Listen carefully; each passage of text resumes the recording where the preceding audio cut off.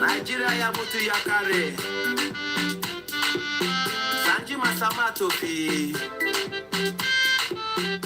To Madala. Na de Kano. Biafra is going home. Ayala go. Oduduwa is going home. Odabo. Janja we de do gra gra. We are going home. No going back. Bye bye bye. Janja we are going home. How about DK long time ago? Yeah.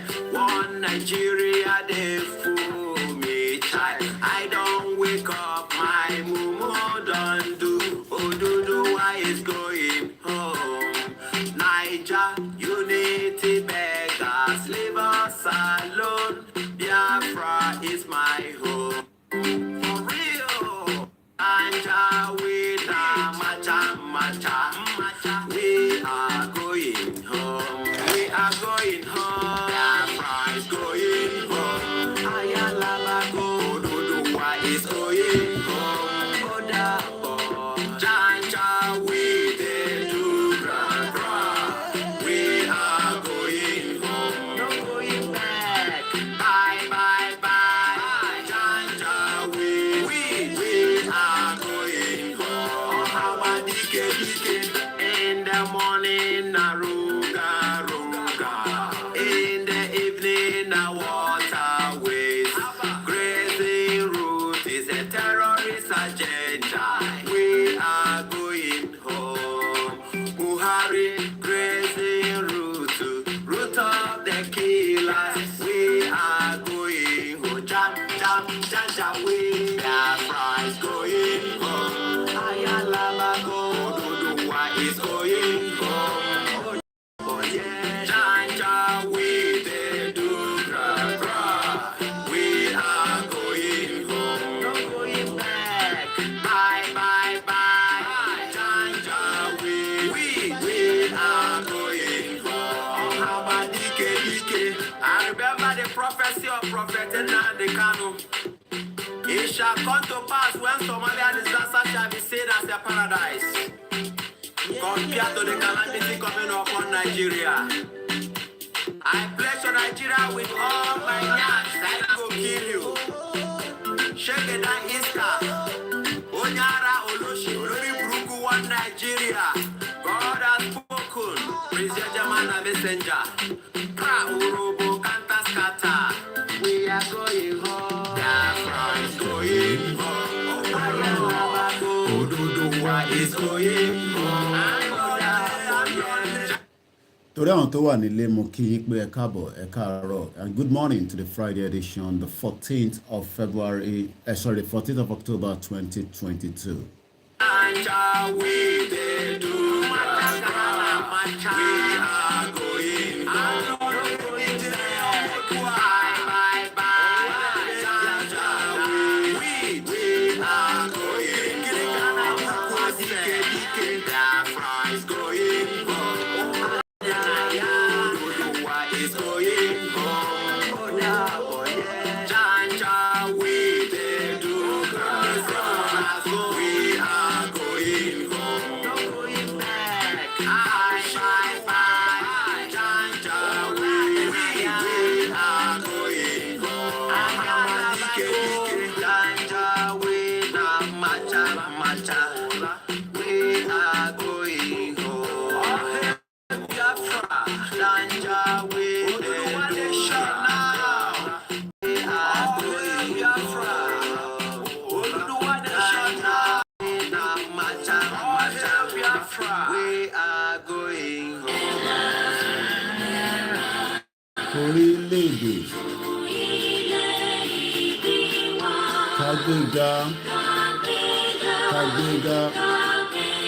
kágbéga ìgbàgbọ́ àti bẹ̀rù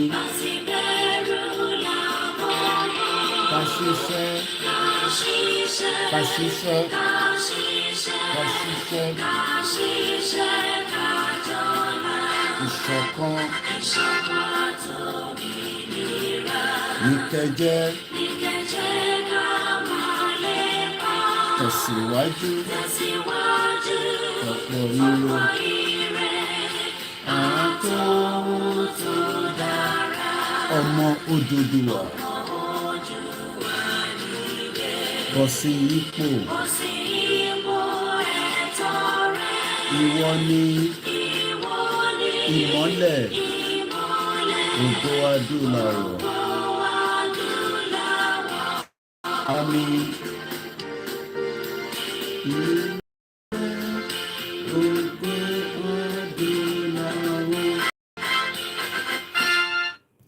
And a very good morning and welcome to the morning breakfast. It's the Friday edition. I might be looking at the two cameras because we're running parallel as from one of my laptop, and I'm using the phone. I can't be bothered to set up the whole system, so you might probably be looking at the background. But when I go to the Star Radio, we normally put that because that is how it works. Mo kí gbogbo alẹ́ nǹkan sí níbikíbi tí ẹ bá ti láǹfààní àti gbọ́ wa, and I hope those of you on Koikimedia can hear me because I'm actually using my external mic. Mo pẹ́ ń gbọ́ mi dáadáa, ẹ jọ̀ọ́ tẹ́ bá ń gbọ́ mi ẹ jẹ́ kí n mọ̀ because I realized that the laptop mic from this one was not picking up very well. So tẹ́ bá ń gbọ́ mi ní orí Koikimedia, not Koikimedia, those that are watching us on Koikimedia, please. Alájà Àyìnkẹ́ ẹ jẹ́ kí n mọ̀ ṣé ń gbọ́ mi dáadáa. Adékúnlé èmi tó mọ̀ ṣé ń gbọ́ mi. Bàbá mi Kárùnwé Abíọ́dún ṣé ń gbọ́ mi. Tẹ́ bá ń gbọ́ mi ẹ jẹ́ kí n mọ̀. Anjorin Noah ṣé ń gbọ́ mi dáadáa. Adékúnlé and the rest of you. Not those of you on this platform because we have multiple platforms we are streaming from. A very good morning to those of you that have joined us on Instagram. We will take your as usual as we did the other day. Tabale and Tofi Bawa Soro lórí Instagram. Send me a request, I will bring you in. There's been some, couple of latest development from the case of Nnamdi Kanu that we were celebrating yesterday. It seems the government, is always, as usual, hell-bent. So we're going to be discussing that. There's also update láti àwọn ọmọ wa tí sójà dá dúró ní ọjà Ọ̀dàn. I was just getting a report just about, okay, loud and clear. Eshegon Babami Simon at DBC, loud and clear, you said so. I can see the comment coming through. Alaja ni bẹ́ẹ̀ ni, assalamu alaikum alaja, bẹ́ẹ̀ ni mo lọ bẹ́ẹ̀ mo kí gbogbo ẹ̀yin alaja àti alaji pé a kú ọlá Jímọ̀ tèmi aṣọ́pọ̀lọpọ̀. Ó máa bá wa láyé, ó máa fi wá sáyé lẹ́nu, Jímọ̀ máa bá wa láyé ni. If anybody is thinking that ìrìn àjò Yorùbá nation àti Biafra àti Arewa pé a ní pín, mo kí n bẹ̀ Alhaji Sikko. If you want to join, you would also have the opportunity to do so. Let's start with Ọjà Ọ̀dàn. I got a report. I'm going to speak in English and Yoruba, so bear with us because I might have a couple of our people think Tabanafe saw English. Those on YouTube, I know you can hear me very well. It's not a YouTube. I'm even more concerned. I was concerned more about this one that is streaming from the laptop. Lámilékan Zobo sọ pé òun gbọ́ mi dáadáa. Ẹ ṣé gan ni Alájà. Ọlọ́run bá dúró ti gbogbo wa, á wà pẹ̀lú wa. Ẹ jẹ́ ká má bẹ̀rù. The whole tactics now that the government is going to use is what they call a bully tactics. Wọ́n máa fẹ́ bully wa. Ẹ lọ delete video yẹn. Ẹ jẹ́ má bínú. Ní ṣerú ẹ̀ mọ́. Ẹ bá lọ delete video yẹn. Ẹ má sọ bẹ́ẹ̀. Ẹ má, they will come up with all kind of different in tó ń fọ́ wọn lórí náà lélẹ̀ ìtọ́ fi ní káwọn ọmọ wa máa yọ sticker yọ kíní kúrò lára mọ́tò. Couple of development. Apparently nígbà tí mo ṣe program lálẹ́ àná, ìkan náà ọmọ wa tó rìkọ́dì Ọjà Ọ̀dàn yẹn ó ń try láti pè wọlé but kò ráyè wọlé sínú program. So eventually ó fi voice note lẹ̀ fún mi. I wake up at random. Ẹ má bínú, like I said, I have two cameras, so I might be looking here and looking there. But there's one camera there and there's one here, so bear with me. Ó pè mí, ó ní òun wọ́n pè òun ìyẹn bí ọba Ọjà Ọ̀dàn, something like that, and the military we call a take down video tí wọ́n ṣe ní Ọjà Ọ̀dàn yẹn. When I got that message, apparently, as usual, we know that's normally what they would do. They want to bully the people at home and tell you, ẹ má ṣe bẹ́ẹ̀ o, àwọn sójà yẹn ti bẹ̀bẹ̀, wọ́n ti ṣe kinní kan. Ọ̀rọ̀ tó wà nílẹ̀ yìí ò ń ṣọ̀rọ̀ ẹ̀bẹ̀. Ọ̀rọ̀ tó wà nílẹ̀ yìí is pé àwa Yorùbá náà fẹ́ lọ. Kò sí tó kàn wá pẹ́ lọ bá àti náà ààbò àwọn ọba mọ́, wọ́n ti ní ká fà wọ́n ba sílẹ̀, wọ́n ti ní ká fi baálẹ̀ sílẹ̀.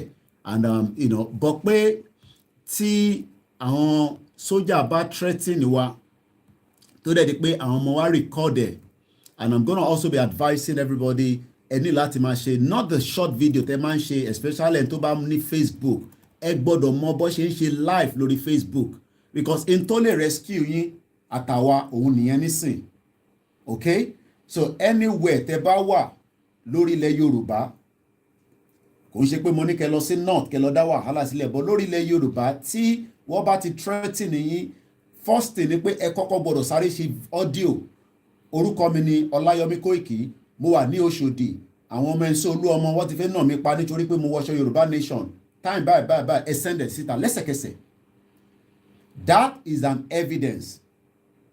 So in case tó bá tẹ gba phone kúrò lọ́wọ́ yín, ẹ ti share audio síta, èèyàn lè record. You are all smart nílé, ẹ lè record without ọmọ tẹ̀mọ̀ pé ń record. Ẹ kọ́ lọ sínú gúrùpù kan àbí náà ọ̀rìyàn contact kan, ẹ kọ́ tẹ record button, ẹ sáré sọ̀rọ̀, ẹ dẹ̀ send it lẹ́sẹ̀kẹsẹ̀. And I think I have the first request coming from Instagram. Let's see if we can get that person, Olayinka Omolara, on Instagram. If you want to join me on Instagram, send me a request and I'll bring you in. So, nígbà tí message yẹn dọ́dọ̀ mi, I was not surprised. That is the tactics and the bully that they've done to our people for a very long time. But in tí wọ́n mọ̀ nísìn ni pé a ti kúrò ní era kí ni mo fẹ́ pè? Hello? I think we have somebody on Instagram, but as usual, it could be from location 9. The video might not be coming up, and the audio might be very bad, but I can't hear the person is there. Hello, Shaw, I'm there on Instagram. Okay, hopefully when the person comes up properly. If not, continue. Update on the clash. Let me update that. It's actually clash because we didn't look at that. It's clash, not cash. Clash between soldiers and Yoruba Nation at Ojaodon. The soldier cohort, member of Ogun State House of Assembly, and the member of Ogun State House of Assembly àti Ọba of Ojaodon. Kábíyèsí mo kí yín o. Pàdépẹ́ lórí. The leader of our team were invited. Ìyẹn àwọn ọmọ tí wọ́n lọ sí Ojaodon yẹn. And our team were there in the convoy. They appealed to our men. Ìyẹn wọ́n sọ fún àwọn tí wọ́n lọ sí Ojaodon pé kọ́ lọ pé àwọn apologize. Ìyẹn àwọn sójà náà àwọn apologize. Sójà sọ pé àwọn apologize. Ẹ má bínú mò ń bọ̀, I'm just doing some editing here. Àwọn apologize fún àwọn ọmọ yẹn pé kọ́ lọ delete video tí wọ́n record yẹn. Ìyẹn ọlọ́jà of Ọjà Ọ̀dàn and the House of Assembly man wọ́n náà wà present. Ẹ bá mi sọ fún àti ọba ọlọ́jà of Ọjà Ọ̀dàn àti House of member yẹn pé number one ó ti late. The video mo ti download the video yẹn mo dẹ̀ ti repost ẹ̀ ó ti wà lórí Koikimedia officially kò sí níbẹ̀ tẹ́lẹ̀. Ẹ jẹ́ lọ sórí Instagram ká bá ìkànnì àwọn ọ̀dọ́ wa tó wà lórí Instagram sọ̀rọ̀. Hello caller láti orí Instagram à ń gbọ́ yín.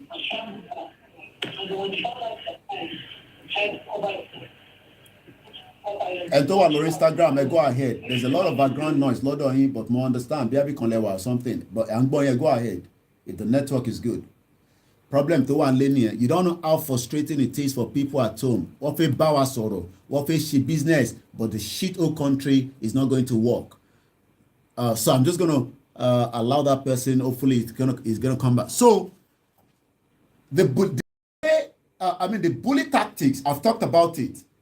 Ẹ̀yin tẹ́ wà ní lẹ́rí dọ́ọ̀nà ẹni yẹn náà ti delete video lọ́dọ̀ tiẹ̀ o. Ìyẹn ọmọ tó record yẹn.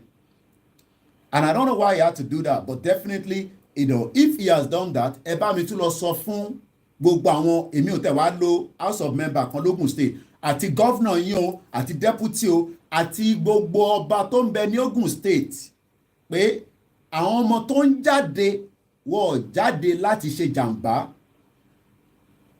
and that goes to every state nílẹ̀ Yorùbá.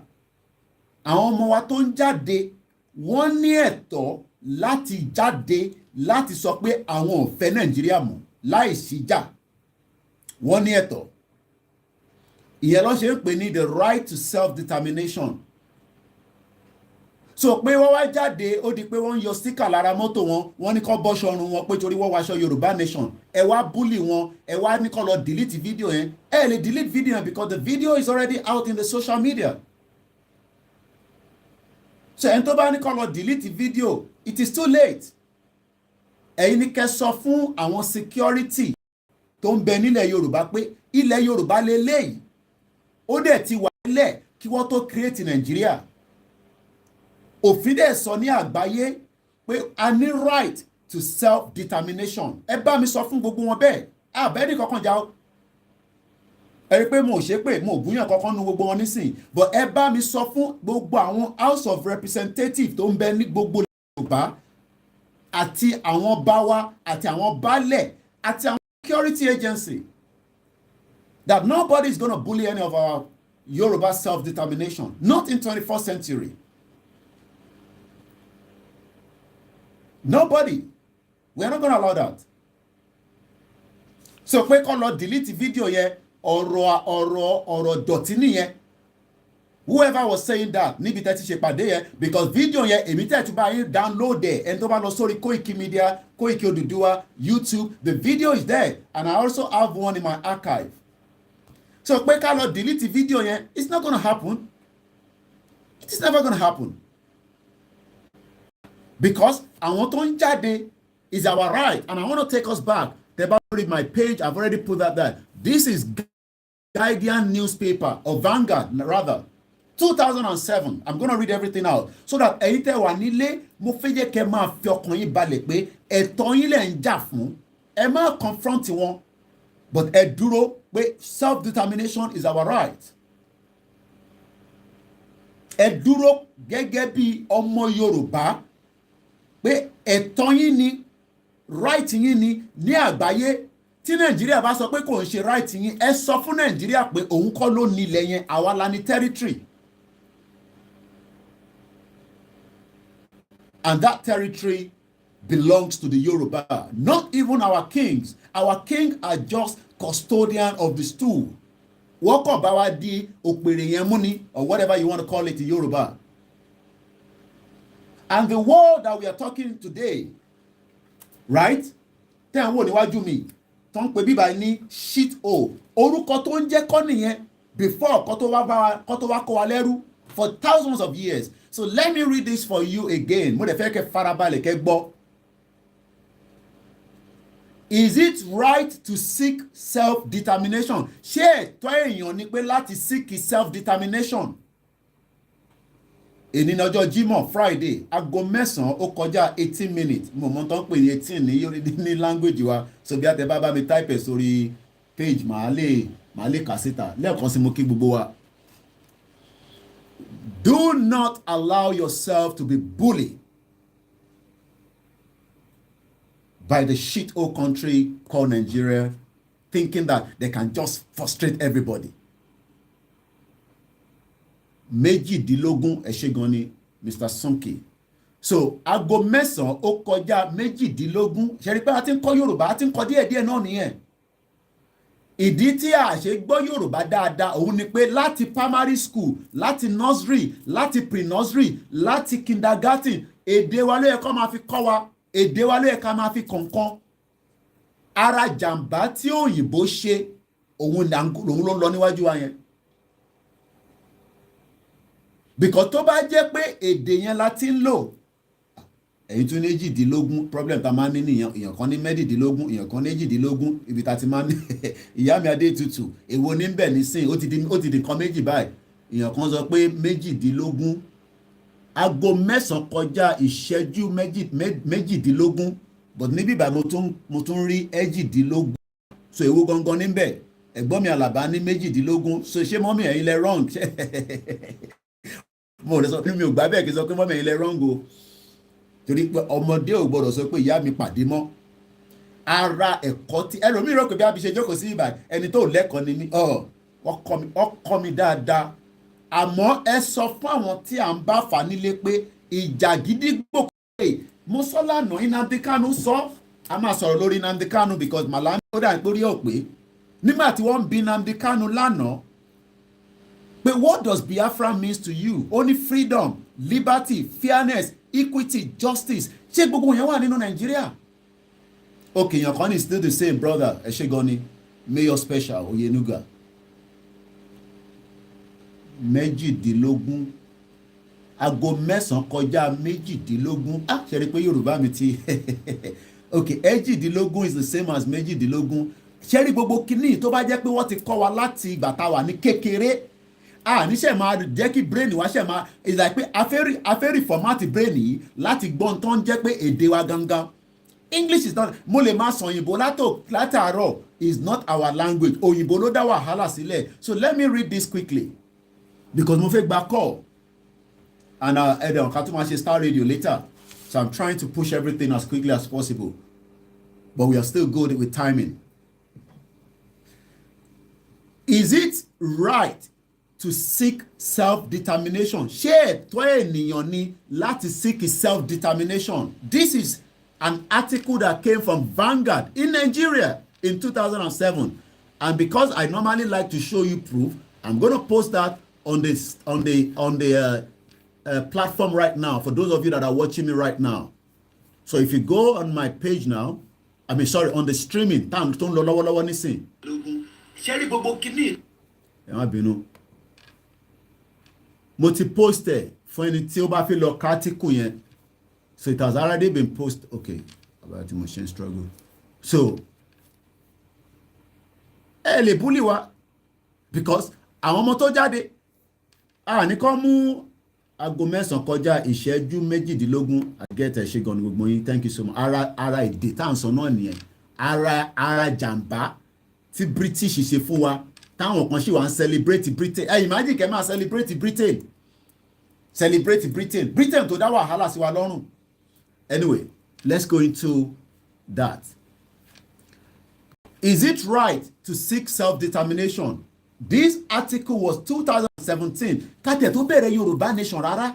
Because gbogbo ọ̀rọ̀ ìrìnàjò Yorùbá nation yàtọ̀ sáwọn Victor Taiwo, George Akínọlá àtàwọn bẹ́ẹ̀ lọ àtàwọn tó fi Yorùbá tó fi ń ṣe jàǹbá tó náà wọ́n máa bá wa gba restructure títí di wákàtí àìtí rí restructure gbà lọ́wọ́ government. Títí di bá ṣe ń sọ̀rọ̀ nísìn gbogbo àwọn tó náà máa bá wa gba restructure imagine wọ́n fẹ́ gba restructure lọ federal government, but federal government refused to give them restructure. But rather than them to stand their feet, wọ́n fi síbí wọ́n fi sọ́hùn, gbogbo yín ti mọ̀ wọ́n ká má darúkọ. Kàkà kí wọ́n dúró pé òkè tẹ́ ẹ̀ bá fún wa ní restructure kólúkálukú máa lọ nínú ẹ̀, wọ́n wá ń fi síbí wọ́n fi sọ́hùn, wọ́n fi síbí wọ́n fi sọ́hùn, wọ́n ò dúró dáadáa. Ìyẹn ló kó bá gbogbo ọmọ Yorùbá. Ṣé rò pé mi ni mo kó bá Yorùbá? Èmi kọ́ mo kó bá Yorùbá. Àwọn tí wọ́n ń bá wa tò ètò yẹn látòkèdè lẹ̀ pé a máa lọ but ẹ fún wa ní restructure, they refuse to give us restructure, and the same people now wọ́n fi síbí wọ́n fi sọ́hùn. Ká má dárúkọ wọn, ẹ̀yin lè ṣe nínú comment, èmi ò ní dárúkọ wọn torí ìgbà tèmi lọ́ máa mú nísìn wọn náà ọmọ yẹn ò lẹ́kọ̀ọ́. Ẹni ẹ fẹ́ gba restructure lọ́wọ́ ìjọba mùjẹ̀mùjẹ̀ kò dá yín lóhùn. Ẹni ẹ fẹ́ gba restructure lọ́wọ́ ìjọba tó kíá nípa ìran Yorùbá ẹ̀ẹ́dẹ̀ fi pé àṣemọ́. Ṣé dandan ni pé ká wà together ni? Kò ń ṣe dandan náà. It's not by force that we have to live together. And I don't understand why people are still thinking that we must live together in that unity called Nigeria. There's no unity and there can never be peace. And that is why we are saying that the time is now for us to fight self-determination. Ẹni ẹ̀ ń jà fún Yorùbá, ẹni kọ́ restructure kọ́ padà sí Western region. The government since 1999, more than 20 years now, refuse to listen to you, and yet ẹ ṣì ń stick sórí yẹn. Àwa wá dé nísìn pẹ̀lú àwọn tó ti ń gbègbèsẹ̀ pé ká lọ gangan ni o, torí pé kò ń ṣe gbogbo àwọn tó wà nílé ni wọ́n sọ pé kí Yorùbá kó má dá dúró. There are so many people that are fighting this cause tí àtẹ ẹ̀mọ̀ rárá tẹ́lẹ̀, and there are so many people that have fight and die on this cause. Kótà ètò nípa wa gbé. The reason why we have been able to do it like this is because we are now using what they call, the advanced technology. So Ọba àti House of Rep tó ní ká lọ delete video, ó dà ń pé ẹ mọ̀ pé ti wà backwards. Ká lọ delete video tẹ́mi ti àárọ̀ yìí nísìn mo láti download video lẹ́sẹ̀kẹsẹ̀. Mo ti lọ crop ẹ̀ níbò míì. The full video is not on the Koikimedia. This is how we are saying that these people are analog. Nígbà tí Ọba ilẹ̀ Yorùbá àti House of Rep bá ní pé kó lọ delete video, wọ́n lè delete àwọn tó ń ṣe recording yẹn, but àwa tá ti download ẹ̀ nǹkan ṣe máa pe Koiki náà kó wá delete ẹ̀ ni. Ẹ máa try gan. And this is why we are telling people at home that ẹ̀yin ni kẹ́ dúró tó gẹ́gẹ́ bí èèyàn, ẹ̀yin jẹ́ kó bully yín. They know that you are right. Tẹ́ ẹ bá right ni, why is the soldier that stopped you in Ọjà Ọ̀dàn àti àwọn member House of Rep tọ́nú wà níbẹ̀ tó Ogun State àti Ọba Ọjà Ọ̀dàn, kí ló dé tó ṣe ń pè yín sí ìpàdé pé kẹ́ lọ delete video yẹn pé àwọn sójà yẹn náà àwọn apologize? So orí sójà yẹn ò pé nígbà tó ń yọ sticker kúrò lára mọ́tò. Let's go back and talk about self-determination. Is the right to self-determination independent or self-governing, legitimate or illegal, or illegitimate rather? Ìbéèrè tí wọ́n ń béèrè nínú article yìí ni pé ṣé láti béèrè fún self-determination, fún independent, kò ń ṣe pé a fẹ́ dá dúró gí àwọn kan ṣe ń sọ pé ká ṣe western region kan tẹ́lẹ̀, western region tẹ́ẹ̀rí ṣe tí wọ́n ti gbà tó ti destroy, ẹ wá ń sọ pé ẹ fẹ́ dúró lórí western region yẹn, ṣé government wọn á listen sí yín láti 20 years? In other words, in other words, ní ìdàkejì, is it right or wrong for an ethnic like the Yoruba, like the Biafra, like the Arewa, like the Middle Belt, like all the 371 ethnic groups that the British brought together and then name it Nigeria? Is it right or wrong, or sociological group to demand independence from an existing nation? It's a question that is being asked.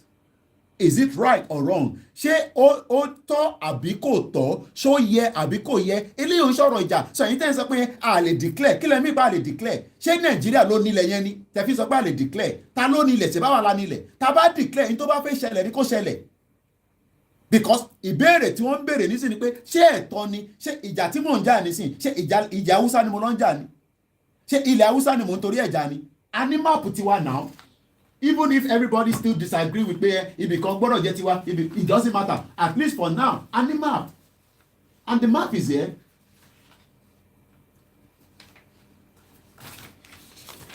Àbínú power journalist báyìí. Ǹdẹ̀ máa ń tọ́jú eléyìí ni. A ní map tiwa. Map wa dẹ̀ ti sọ bí tí ó jẹ́ ilẹ̀ wa. Ìtọ́ba dẹ̀ fẹ́ tẹ̀lé wa níbẹ̀ kọ́ lọ dá nation tí wọ́n sílẹ̀, àìmọye nation tó kìíní kankan ebó lélẹ̀.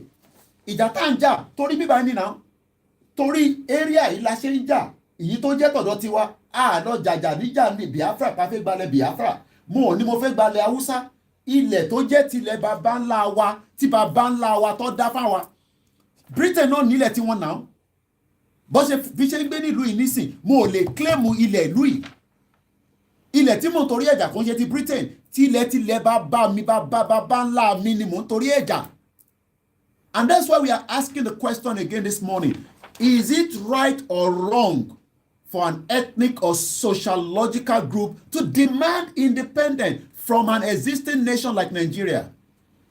Ṣé ẹ̀tọ́ wa ni pé ká béèrè pé a fẹ́ dá dúró láti ara ìlú kan tá ti wà? Ìyẹn lọ bẹ́ẹ̀. To form a sovereign state. Ní àwọn tó ń bèrè restructure wọn ò ní fún yín náà, ẹ̀yin náà mọ̀ yẹn. So kí lẹ wá ń jókòó lórí restructure tí ẹ ti wà lórí ẹ̀ for 30 years, tí ẹ wá ń fúlù gbogbo ọmọ Yorùbá, tí ẹ ń kó wa lọ sórí ìrìn àjò kan, àwọn á ní pé ká yọra wa kúrò nísìn, kí gbogbo wa ká wà lójú kan. There will be reconciliation. àwọn kan lè máa agree pẹ̀lú wa lóòótọ́ but ṣé ilé táwa ń sọ yìí àti ìtẹ̀yìn sọ yìí èwo ló ní weight ṣé eléyìí táwa ń sọ nísìnyí pé kíran Yorùbá kó dá dúró èwo ló ní weight ju èyí tẹ̀yìn ti ń sọ lọ for more than 30 years tí gbogbo ilẹ̀ Yorùbá ẹ wo Ṣakí yẹn bó ṣe beautiful tó ẹ wá wo bó ṣe rí jágajàga ẹ imagine tí irú Ṣakí yẹn náà bá ní airport tiẹ̀ ní gbogbo Ṣakí kọ̀ọ̀kan ni mò ń sọ tí òyìnbó lè dé tí gbogbo àwọn àgbáyé lè dé àgbáyé ò ní wá sí Nàìjíríà because kò kí ń ṣe ìlú tó ò ní òfin wọn ò ní set up business ìdí tẹ ṣe ń wọ ọ̀kadà kiri káàkiri ni pé kò sí production wọn ò produce nǹkan kan ní Nàìjíríà ṣẹ́rí kìíní tẹ̀ ń wò níwájú mi company kan ló ń produce ẹ̀ bó ṣe kéré mọ́tò yìí and they might be producing millions of that but àwọn òun ló ń ṣe ìdí tẹ̀yìn ṣe ń wọ ọ̀kadà káàkiri gbogbo ilẹ̀ Yorùbá ni pé kò sí production company tó tóbi tí wọ́n ti ń produce nǹkan kan ẹ kàn ń consume ni ẹ produce ẹ wọ́n expect pé tí Nàìjíríà máa push yín forward o bá lọ kàwé kó ka PhD kó ka masters o ní company ní Nàìjíríà ìyẹn ni gbogbo yín ṣe fẹ́ ṣiṣẹ́ nínú government kan ló máa ń provide iṣẹ́ fún aráàlú government máa ń set up policy government máa ń set up institution débi pé tí bá wá set up business ní Ogun State nísìn tí ẹni tó ń bá mi ṣiṣẹ́ tó bá ṣubú ó ní ẹ̀tọ́ láti sue mi sí court ìtàn pè ní government nìyẹn institution nìyẹn so reason tẹ ṣe ń wọ ọ̀kadà káàkiri tí ẹ ṣe lè níṣẹ́ gidi ni pé kò sí production kankan tó ń lọ nílẹ̀ Yorùbá kò sí production kankan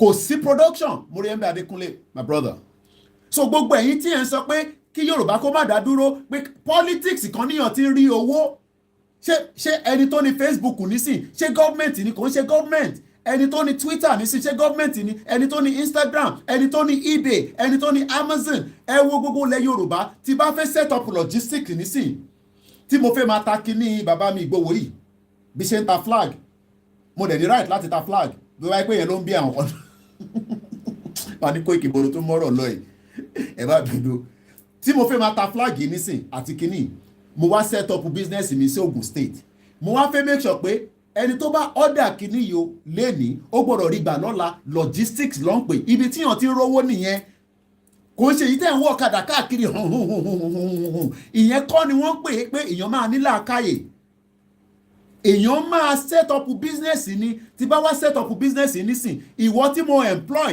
ó gbọ́dọ̀ jà mí lólè èmi náà dẹ̀ gbọ́dọ̀ jà ẹ́ lólè in tó ń pè ní gọ́ọ̀mẹ̀ntì nìyẹn bọ́ gbogbo yín ní wọ́n ṣe politics tí politics yẹn inú politics kan ló ti ń rí owó politics àwọn politicians máa ń set up. I want to join okay let's bring you in quickly ẹni tó bá fẹ́ join ẹ gbọ́dọ̀ notify mi lórí Instagram pé fẹ́ join. So I'm just going back to the right to self-determination again this morning. So this is why we are asking those of you that are still thinking that we are playing. We are not playing. Eléyìí ti kọjá ọ̀rẹ́ rí. Àwọn kì í ṣe àwọn tí wọ́n ń jàjà pé àwọn máa bá wa gba restructure lọ́wọ́ Fúlàní government tó ń disagree pẹ̀lú the latest news coming out that Malami is saying to that Nnamdi Kanu will not be released. Nigeria máa blow kò sọ́gbọ́n ẹ̀ ó kọ̀ kù díẹ̀ ni. Nigeria is on the keg of gunpowder. Hello, ẹ tó wà lórí Instagram. Hello, Mr. Koiki, ẹ káàárọ̀. Ẹ káàárọ̀, à ń gbọ́ yín. Ẹ kú iṣẹ́ takuntakun. Àwa nìyẹn. Ọ̀rọ̀ tọ́jà ọjọ́ yẹn, òun ni mo fẹ́ mẹ́nu bà. À ń gbọ́ yín. No, it's okay. It's okay. Mo wà live lọ́jọ́ yẹn báwọn ọmọ yẹn ṣe ń àwọn boys ṣe máa ń ṣiṣẹ́ yẹn. Mo ń fún wọn ní follow up. Ibùdó èmi gan mo share program yẹn lẹ́sẹ̀kẹsẹ̀ sí àwọn groups tí mo wà. Ẹ̀rí inú mi dùn gan. Àwọn ọmọ yẹn ọmọ ọkọ ni wọ́n kì í ṣọmọ àlè. Wọ́n ṣe di pé wọ́n ń ṣí síkà tí wọ́n gba aṣọ Yorùbá nation lọ́rùn wọn. Wọ́n dẹ̀ gbéra, wọ́n dẹ̀ lọ bá wọn sójà yẹn. Wọ́n dẹ̀ tún fèsì wọn pé yes, this is our fatherland, ilẹ̀ bàbá wa ni. Ẹ ní right kankan láti ṣe kíni láti ṣí síkà lára àwọn mọ́tò wa àbí láti dá ọmọ Yorùbá nation dúró. But the funniest part nǹkan tó dùn mí gan bẹ̀ ojú pé these soldier people tí wọ́n dá ọmọ wọn yẹn dúró Fúlàní Haúsá ni gbogbo wọn. Báwo ni Fúlàní Haúsá ṣe máa wá láti odindi bóyá Yóòbí àbí bóyá ìlú wọn lọ́hùn fẹ́ máa wá bí láti máa wá disturb àwọn ọmọ tiwa tó ń ṣe Yorùbá nation. Àwọn ojú ọmọ gbogbo wọn kàǹpé kiri Oṣòdì gbogbo wọn ṣe oríṣiríṣi tó ń ṣe kò sí ọmọ Yorùbá nation ọkọ tó lọ àtàkì wọn tó dá wọn dúró. So báwo ni àwọn ọba wa ṣe máa wá jáde àbáwọn house of rep wọ́n ṣe máa wá jáde wípé kí wọ́n lọ kọ́ lọ delete fídíò for what reason wọ́n fi máa sọ bẹ́ẹ̀. Torí àwọn ọmọ lèmi kọ̀ fẹ́ mú wá because mo ń gbọ́ program náà lóríṣiríṣi báyẹn tí mò ń follow. Wọ́n máa ń ní àwọn ọba kan pé wọn ò lè sọ̀rọ̀ síta ni wọ́n wà pẹ̀lú Yorùbá nation. Ẹ jọ̀ọ́ torí Ọlọ́run ẹ bá wa bẹ àwọn tó ń ṣe Yorùbá nation yìí pé kó jọ̀ọ́ kó má jẹ́ kí ọba kankan kó sí gbàbọ̀dé fún wa lẹ́lẹ́kejì. Because tí bàbá wa olóyè Sunday Igboho mo kẹ́kọ̀ọ́ kan nínú ẹ̀. Because ó ní àwọn ọba kan tí bàbá wa gbójúlé nígbà yẹn ó jẹ́ pé àwọn náà fún bàbá wa ní go ahead pé okay àwọn wà lẹ́yìn wọn. Just at the end of the day àwọn náà ni wọ́n padà gbàbọ̀dé. Àwọn náà ni wọ́n padà gbàbọ̀dé. Irú mi kàn wá dùn yìí pé because wọ́n sọ ní ìpè kan táwọlẹ̀ iṣẹ́ ńgbà kan kìíní kan bàbá wo lóye Sunday Igboho sì wà láyé wà láàyè wọ́n dẹ̀ sọ ọ̀rọ̀ kan ní ìgbà yẹn tí gbogbo rálì yẹn tó ń lọ ńgbà yẹn wípé ẹni ọba àbẹnikẹ́ni tó bá sọ wípé a ò ní gba Yorùbá nation yìí lójú òun bí ẹ̀yìn ẹ̀ láti máa gbà. Inú mi wá dùn pé àwọn ọba ọ̀dàlẹ̀ tó yẹ pé wọ́n kọ̀ ṣe bẹ́ẹ̀ nípa àwọn sọ̀pọ̀tì tó ọ̀ sọ̀pọ̀tì gbogbo ọlọ́run ti ń lọ lẹ́yọ kọ̀ọ̀kan náà gbogbo ọlọ́run ti ń lọ lẹ́yọ kọ̀ọ̀kan so gbogbo àwọn ọba tí wọn ò bá lọ́wọ́ sí àbólóyè ni àbí àwọn house of rep kan I don't know ṣé báwọn ń gbádùn àmọ́ lára wọn bá lẹ́wà Yorùbá bíbá ìkọ́ ní ọkọ̀ ẹ́stéètì ìmọ̀fóònù òfẹ́ dárúkọ wọn ọlọ́kọ̀ ẹ́stéètì láti Àkúrẹ́ síbì kan tó sọ ní wọ́n lè mú ẹ̀ lórúkọ wọn ṣé iṣẹ́ wọn ìlóyún fáráàdì tó ń gbà kọ́ fi kọ́ ẹ́stéètì tó gbà yẹn nílẹ̀ Yorùbá yóò tó pàwọn ń jẹ nínú location náà yìí wọ́n ń wa góòdì wọ́n ń wa gbogbo ẹ̀ ó ní commission tó ń padà ó ní report tó ń padà sọ́dọ̀ títí wọn. Wọ́n ò lè ever support ẹ má lè jẹ́ kí wọ́n dí àwa lọ́wọ́ ipe kan wọ́n ń búlì àwọn ọmọ pépé yàtọ̀ lọ ẹ̀rẹ̀ múùfù fídíò kan kúrò lórí kinní kan èmi fún ara mi personally mo download fídíò yẹn ó wà lọ́wọ́ mi. So immediately táwọn boys bẹ̀rẹ̀ ṣe ń ṣiṣẹ́ ń dọ̀ yẹn lèmi náà mo ń ṣíà mo bá wọn ṣíà ìlẹ́sẹ̀kẹsẹ̀ sí gbogbo groups tí mo wà. So ẹ jọ nítorí Ọlọ́run ẹ bá wa bí àwọn ọmọ wọn yẹn kọ́ má jẹ́ kí wọ́n dẹ́rù bà wọ́n ìdẹ́rùbà lásán ni gbogbo ọmọ Yorùbá ti ṣe tán gbogbo wa ti rẹ́dì kò sí declaration everybody wa là ń dúró dè super rally wa là ń dúró dè pé kó ṣẹlẹ̀ everybody jáde síta kò sí nǹkan tó máa ṣẹlẹ̀ àwọn àgbà máa ń kó ìgbà pé kò sí kú tó máa pa àgbà tí wọn ò ní bá kó lórí ẹ̀ mẹ́. ẹ ṣe gan-an ẹ̀gbọ́n mi. kò sí tó máa ṣẹlẹ̀ kò sí kú kankan tó máa pa everybody nínú wa wọ́n kó bọ̀ wọn kọ́ kó sójà wọn kọ́ kó jáde. Because inú mi dùn bẹ́ẹ̀ pé bọ́ì tó ń ṣe ìkọ́dì yẹn wọ́n fèsì sójà yẹn pé ó ní kó ṣùtì gàn yẹn ó ní kó yin ìbọn yẹn pé bọ́ẹ̀ gbọ̀ngàn ni pé tí ò bá yin ìbọn yẹn ọmọ àlè ni. So ibi táwọn ọgbọ́n ti máa mọ̀ nìyẹn pé àwa Yorùbá àti rẹ́dì eléyìí ò fi ń ṣe ṣeréṣeré no going back ni. ẹ ṣe gan-an thank you.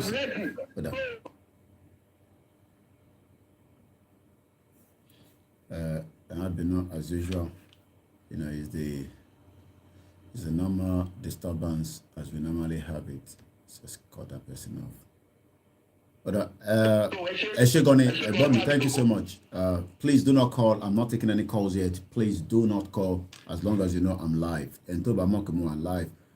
You know, when I'm using the phone, people say, Mr. Koike, ma disturb me. No. Number E, I cannot afford not to have it, you know, on. So, and I'm using it for Instagram. If I'm not using my software, I'm using a mobile phone, and that means I need as many phones, you know, to use for the broadcast. Let me quickly go back and read that article without any more interruption on it. Is it the right to self-determination, independent or self-governing, legitimate or illegitimate, with a question mark? In other words, is it right or wrong for an ethnic or sociological group to demand independence from an existing nation, to form a sovereign state with its own constitution drawn to suit its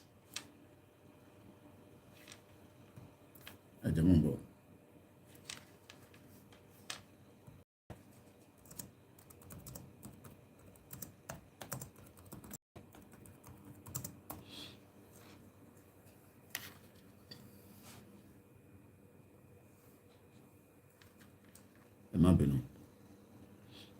Àwọn tó ń pín ẹni mo send message sí lórí WhatsApp látòrí laptop.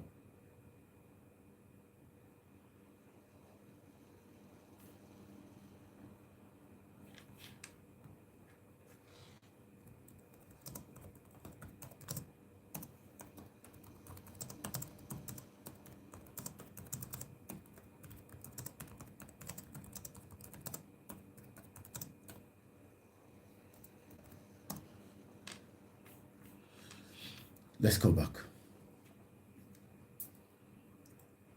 Is it right or wrong for an ethnic or sociological group to demand independence from an existing nation to form a sovereign state with its own constitution, drawn to suit its peculiarity and aspect? To start with, every reader should know that nature itself has taught that the right to self-determination is basic, legitimate, and inherent in life. That is why a child, when he or she becomes of full adult age or matures, moves out of the family, marries, and settles somewhere, he or she begins to take decisions, feed himself, herself, run his or her business without reference to or directive from the parent. And the right to do so is protected by law, and no one have ever queried this. Similarly, no schoolmasters continue to hold a student bound after graduation, but he departs and enters the theater of life. The lessons obtained here: people cannot be geopolitically bound forever after decades of political nurturing and cooperation. And I hope Tibako's analysis is very dear. What the writer is saying is, being a bad dagba, to ti to be, to wà pẹ̀lú àwọn parent ẹ̀, tó bá tó gbà kan, wà á ní ó fẹ́ dá dúró, wà á ní ó fẹ́ lọ marry, ó fẹ́ lọ bẹ̀rẹ̀ iṣẹ́ tiẹ̀, ó fẹ́ lọ bẹ̀rẹ̀ ìgbésí ayé tọ̀dọ̀ tiẹ̀. Ọmọ tó bá lọ sí school, lecturer ò ní láti dìmú forever tó bá ti graduate. Furthermore, experience as well as history has taught that over the years in Nigeria, countries, districts, provinces, and regions were created in the First Republic. In subsequent republics and regimes, we have also witnessed new political clans, wards, local government, state, and even ministry created. And we are all believe this action is necessary for development, and the exercise is subject to periodical review. For instance, General Gowon moved Nigeria from 8 to 12 states. Late General Murtala Muhammad further moved the nation from 12 states to 19 states. General Ibrahim Babangida, that killed Delegiwa, the Maradona, created additional 11 states, making it 30 states. So the creation of states were done by individuals. They were just breaking it. Oh, that's exactly what they've done in the last 62 years of the madness you call Nigeria. Let's continue. Abacha raised the number to the present 36 states. Abacha that stole $5 billion US. Only knows how much the family stole from the coffer of Nigeria. While millions of you are waking up every day, you cannot even understand who you are. And we are now saying that we should restrict our steps. There's been a lot of mistake. Let's restrict our steps. Let's ask for self-determination. Compare with 2023. People comparing us with 2023 are so stupid. Because there's nothing called Nigeria. So tabati your English ikuro. Your English ikuro. Kolukaluku maso idea. And let's see if we can live side by side. Who created English? Is it not the colony masters after all the slave trade for more than 1,000 years? Is that not the reason why we are saying we should stay on our own? Where we can respect our language, we can respect who we are. Are you respected? Do you have peace? Or let me put it this way, according to Nnamdi Kanu, do you have freedom in Nigeria today? Do you think that after 2023, you would ever gain freedom? You would never gain freedom.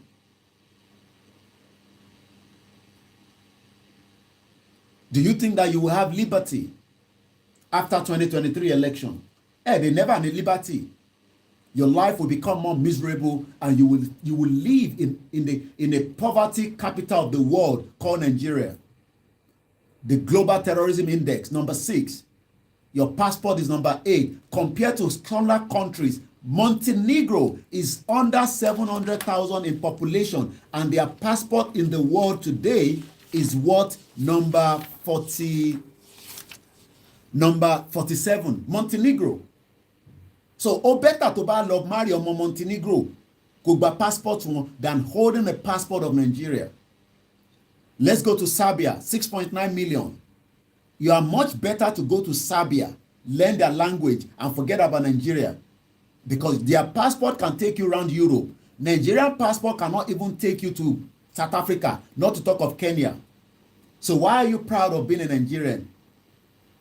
East Timor, number 56, their value of their passport. Their passport allowed them to get to UK for 188 days without getting a visa from their country. Your passport does not even allow you to travel around Africa because it's a shit-hole passport. Palua, 18,000. Their passport is number 49. Slovakia, 5.4 million. They had a velvet divorce, a non-violent separation. Their passport is also at the Slovakia. But I can do that now. Once again, a very good morning and welcome to the live transmission. My name is Olayemi Koiki. Slovakia. Passport ranking. Passport ranking. Let's go and look at Slovakia. Passport ranking in the world. Slovakia passport is ranked number. As a result, the Slovakia passport ranks number 10. Really? Wow, she passport one or that way. Oh God. I can't Giasha. Nigeria. Information writer. Slovakia passport ranking. Wow. Interesting. Number 10. Kabesi alone. Slovakia, 5.4 million. Passport was number 10, like by you. Number 10. Ugao. Serbia, 6.9. Passport ranking number 35. Let's go back to the article that we were reading earlier. In just about 13 minutes, I'll open the phone line officially, but please do not attempt to call my broadcast and disturb it. Abacha added one more. Took it to 36 states, including the shit-hole FCT. And even now, there is still clamor and agitation for more states. Do you think that by getting more states will solve our problem? That cannot solve our problem. Even if you have 200 states in that shito country and the center is still in Abuja, where the Fulani controls me, controls your governor, controls your king, controls everybody. Nigerian passport ranking is number 84. Shito. Now, if all these geographical and political entities can be created, is it not logical that new nation can also be created out of the existing one? Ìbéèrè tí wọ́n béèrè ni pé tí ẹ bá lè create state, tẹ́ lè create this, why tí a lè create nation? Kí ló máa ṣẹlẹ̀ sí owó mi? Owó tó wà ń bẹ̀ tẹ́lẹ̀ ṣe bá àná níyàn kan pé wà lórí show tán ni wọ́n ń disburse owó láti inú báǹkì méjì kan tán ọmọ ẹni tó ń disburse owó. Àwọn èèyàn kan ń gbà láti ni. Nigeria is too big to take care of you.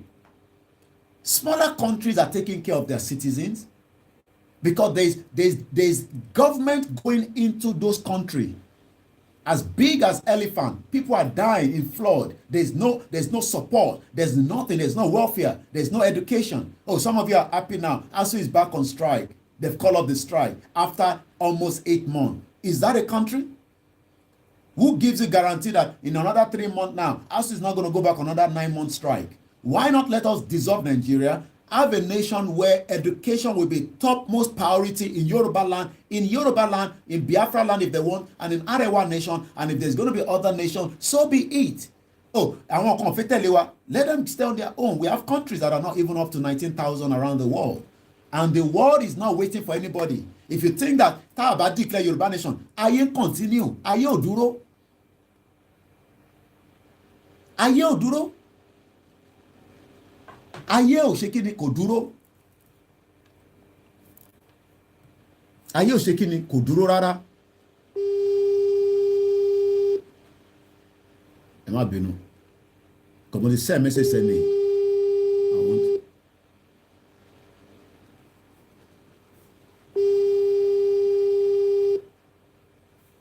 Ẹni tó ń pè Ìlọrí Ìṣọ̀lá, I've sent a message.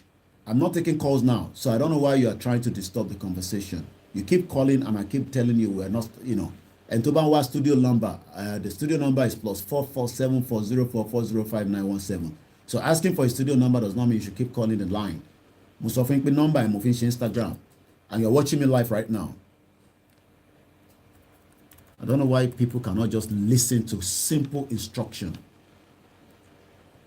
And I think what I'm going to be doing is púpọ̀ náà ìtẹ́ ní nọ́mbà tẹ́ máa fi ń disturb tí bá ti ṣe program yìí máa block nọ́mbà yẹn ẹni nísìnyí máa block ẹ̀ because you are not listening, so tí bá ti block yìí nísìnyí èmi torí pé nọ́mbà yẹn rí ni ẹ̀dẹ́ lọ́wọ́ náà the other number mi tẹ́ máa fi pè mí sí, so I block that number already. So ẹ lọ video number nísìnyí ẹ má worry mo ti block ẹ nìyẹn. Simple instruction you cannot listen to. If we can create state, why is it difficult that we cannot create a nation? Ta ló sọ fún mi pé a lè create a nation?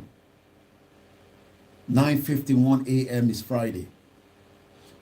I've talked much about that. I want to go quickly to Nnamdi Kanu, what Malami is saying. We will keep Nnamdi Kanu in custody despite appeal court ruling.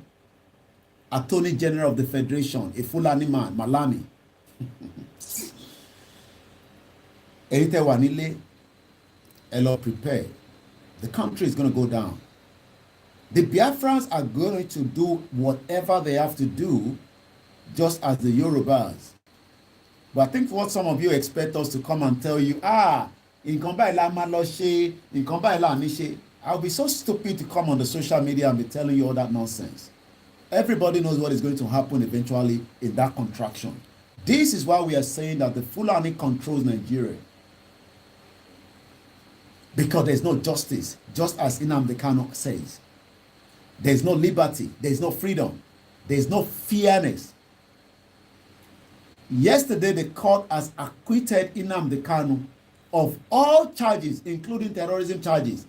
But the Attorney General, a Fulani man, ó wá ń sọ nísìn pé àwọn ò ní release Nnamdi Kanu kúrò nínú custody, á sì wà lọ́dọ̀ àwọn. Can you imagine? Do you see the reason why he says, what does Biafra mean to you? Freedom, liberty, fairness, equity, justice. Do we have that? We don't have that. Everybody's just living in denial. Àwọn tó jẹ́ elite yín tó ń ṣiṣẹ́ ní iṣẹ́ gbùdùgbùdù tó ń ṣe ní Nàìjíríà tọ́lọ̀ pé àwọn big boy. Kọ́lọ̀ ń bá wa fọ̀run kẹ́ Rico tó kú ní ìjẹta kọ́lọ́nà àbáànà kọ́ ló kú Rico. Bọ̀bọ̀ tó ń ṣe Rico Suave, the former big brother. Ẹ lọ́wọ́, the last day of his life, there was no dignity for him. The video is on my status. For those of you that have got my number, Motivisori status me. I cannot share that, and please don't even tell me to share that. But you can watch it on my status, on my WhatsApp. His last day of life, the negligence of the people surrounding him, even you would tell that the country is completely gone. But yet, there are millions of Nigerians thinking it's about the leadership, it's about APC, it's about PDP, it's about Labour Party. We are talking about the unity of the country is being decided by one particular ethnic group, a minority, not even a majority. Because when we look at Nigeria today, Fulani are not they are not the majority. Everybody knows that. Kò sẹ́ni tí kò mọ̀ pé Fulani kọ́ ni majority. But look at it now. A court says that we acquit and discharge. Acquitted and they discharge Nnamdi Kanu. But Malami jáde nísìn, ó nípa àwọn máa keep person in custody. and you think that you have a country in your face, and you expect international community to come and set up a business where you do not value human lives, where you do not have dignity for respect to law, liberty, fairness, equity. I expect kí Samsung kó wá set up ẹ̀kárọ̀ àràlé, kó wá set up business, kó set up manufacturing sí Ṣakí níbi tí kò sí security. O expect kí àwọn tó ń ṣe iPhone kó wá supply organization tó máa run production. O expect kí Amazon kó wá establish a company fún logistics. These and so many reasons why Nigeria can never be a country. The reason why you don't have a job, I'll tell you. No businesses around the world trust your government. A country where a company set up and the governor will do whatever he likes to do. Governor lè ní kó lọ wó BT company yẹn kó kọ́lé sí. Wọ́n lè ní kó lọ wó dànù. Kò sí equity, kò sí justice, kò sí fairness. Ìlú tí ẹ lè sue governor yín lórí ìjókòó. The Attorney General falsely claimed that the yesterday appeal court ruling was only about the illegality of Mr. Kano's forced removal from Kenya and transfer to Nigeria. Fulanis are making the decision using the puppet kings in Yoruba land. Puppet kings. I'm sure you know them. I don't have to mention their names. Using, the politicians. Kò ń ṣe yẹn ni chairman ní Ṣakí máa sọ pé wọ́n lè gbé rálì gbáwájú ọ̀dọ̀ òun tá lóhun ó kù díẹ̀ ni. And I got his details was sent to me yesterday. Ìyẹn chairman ní Ṣakí yẹn. And his name is engineer tó lè ṣe títì. Ṣé títì yóò tẹ̀ títì Ṣakí yẹn kò yẹ kó tójú tiẹ̀ ìwọ tó pèrè ní engineer Omírìndé Ṣàràfádé. Mad people all over the place. Òun ló ní wọ́n lè gbàbí kan kọjá. Wọ́n wá ń lò wọ́ ìwọ náà ṣe ọmọ ọ̀tá. Tẹ́wá gbàgbé àkọjá máa fọ́gọ̀ mọ́ yín lórí ni. A máa pa yín dànù ni. Ọ̀dẹ̀. Mumu. And you think that is a country. And you expect irú àwàká wa gbé nínú society yẹn. Èmi tèmi ti gbé níbi tí mo mọ̀ pé tíyàn kan bá kọnu mọ́tò mi nísìn. Àmọ́ tó yẹ kájọ bára wa ṣe láì gbà wa ní blow. Irú yẹn ló wá fẹ́ kí wọ́n gbé o fẹ́ káwọn ìyá kan kúrò labroad kọ́ wá gbé nílùú tí kò hospital ẹ lọ orí kò bọ́ ṣe wọ́n tẹ̀ fún ní dignity towards the end of his life in this world. I think he's 29 years old. Kọ́lọ̀ bá wà fún lókè kó wà pẹ̀lú àwọn ẹbí ẹ̀. Where a chairman of motor park own threatening and you expect businesses to come and set up in your own local government. And that's why everybody wants to be involved in politics. Because what people, politics lówó wà. So what we are saying again today, for those of you at home, do not be bullied by anybody at home because your right to self-determination is guaranteed. And as long as you know that, there will not be any reason for you to be scared or worried. They might try to threaten you. They might try everything to give you the impression that ìtẹ̀gbẹ́dá ni yo, criminality ni yo, Buhari máa pa gbogbo ni yo. Buhari fún ara ẹ̀ gan ṣáṣìmọ̀ bí ó wà láyé àbó ti kú. Dead or alive, iṣẹ́ ọ̀nà ń ṣe. All useless system that you have in that contraction.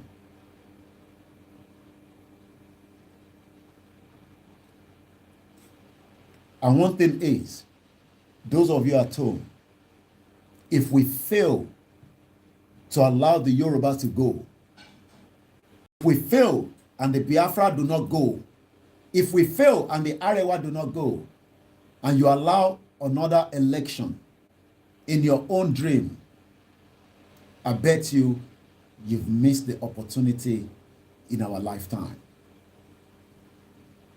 And the only way that can be stopped is a declaration must be made this year to stop all these shenanigans that is going on where human life is not valued.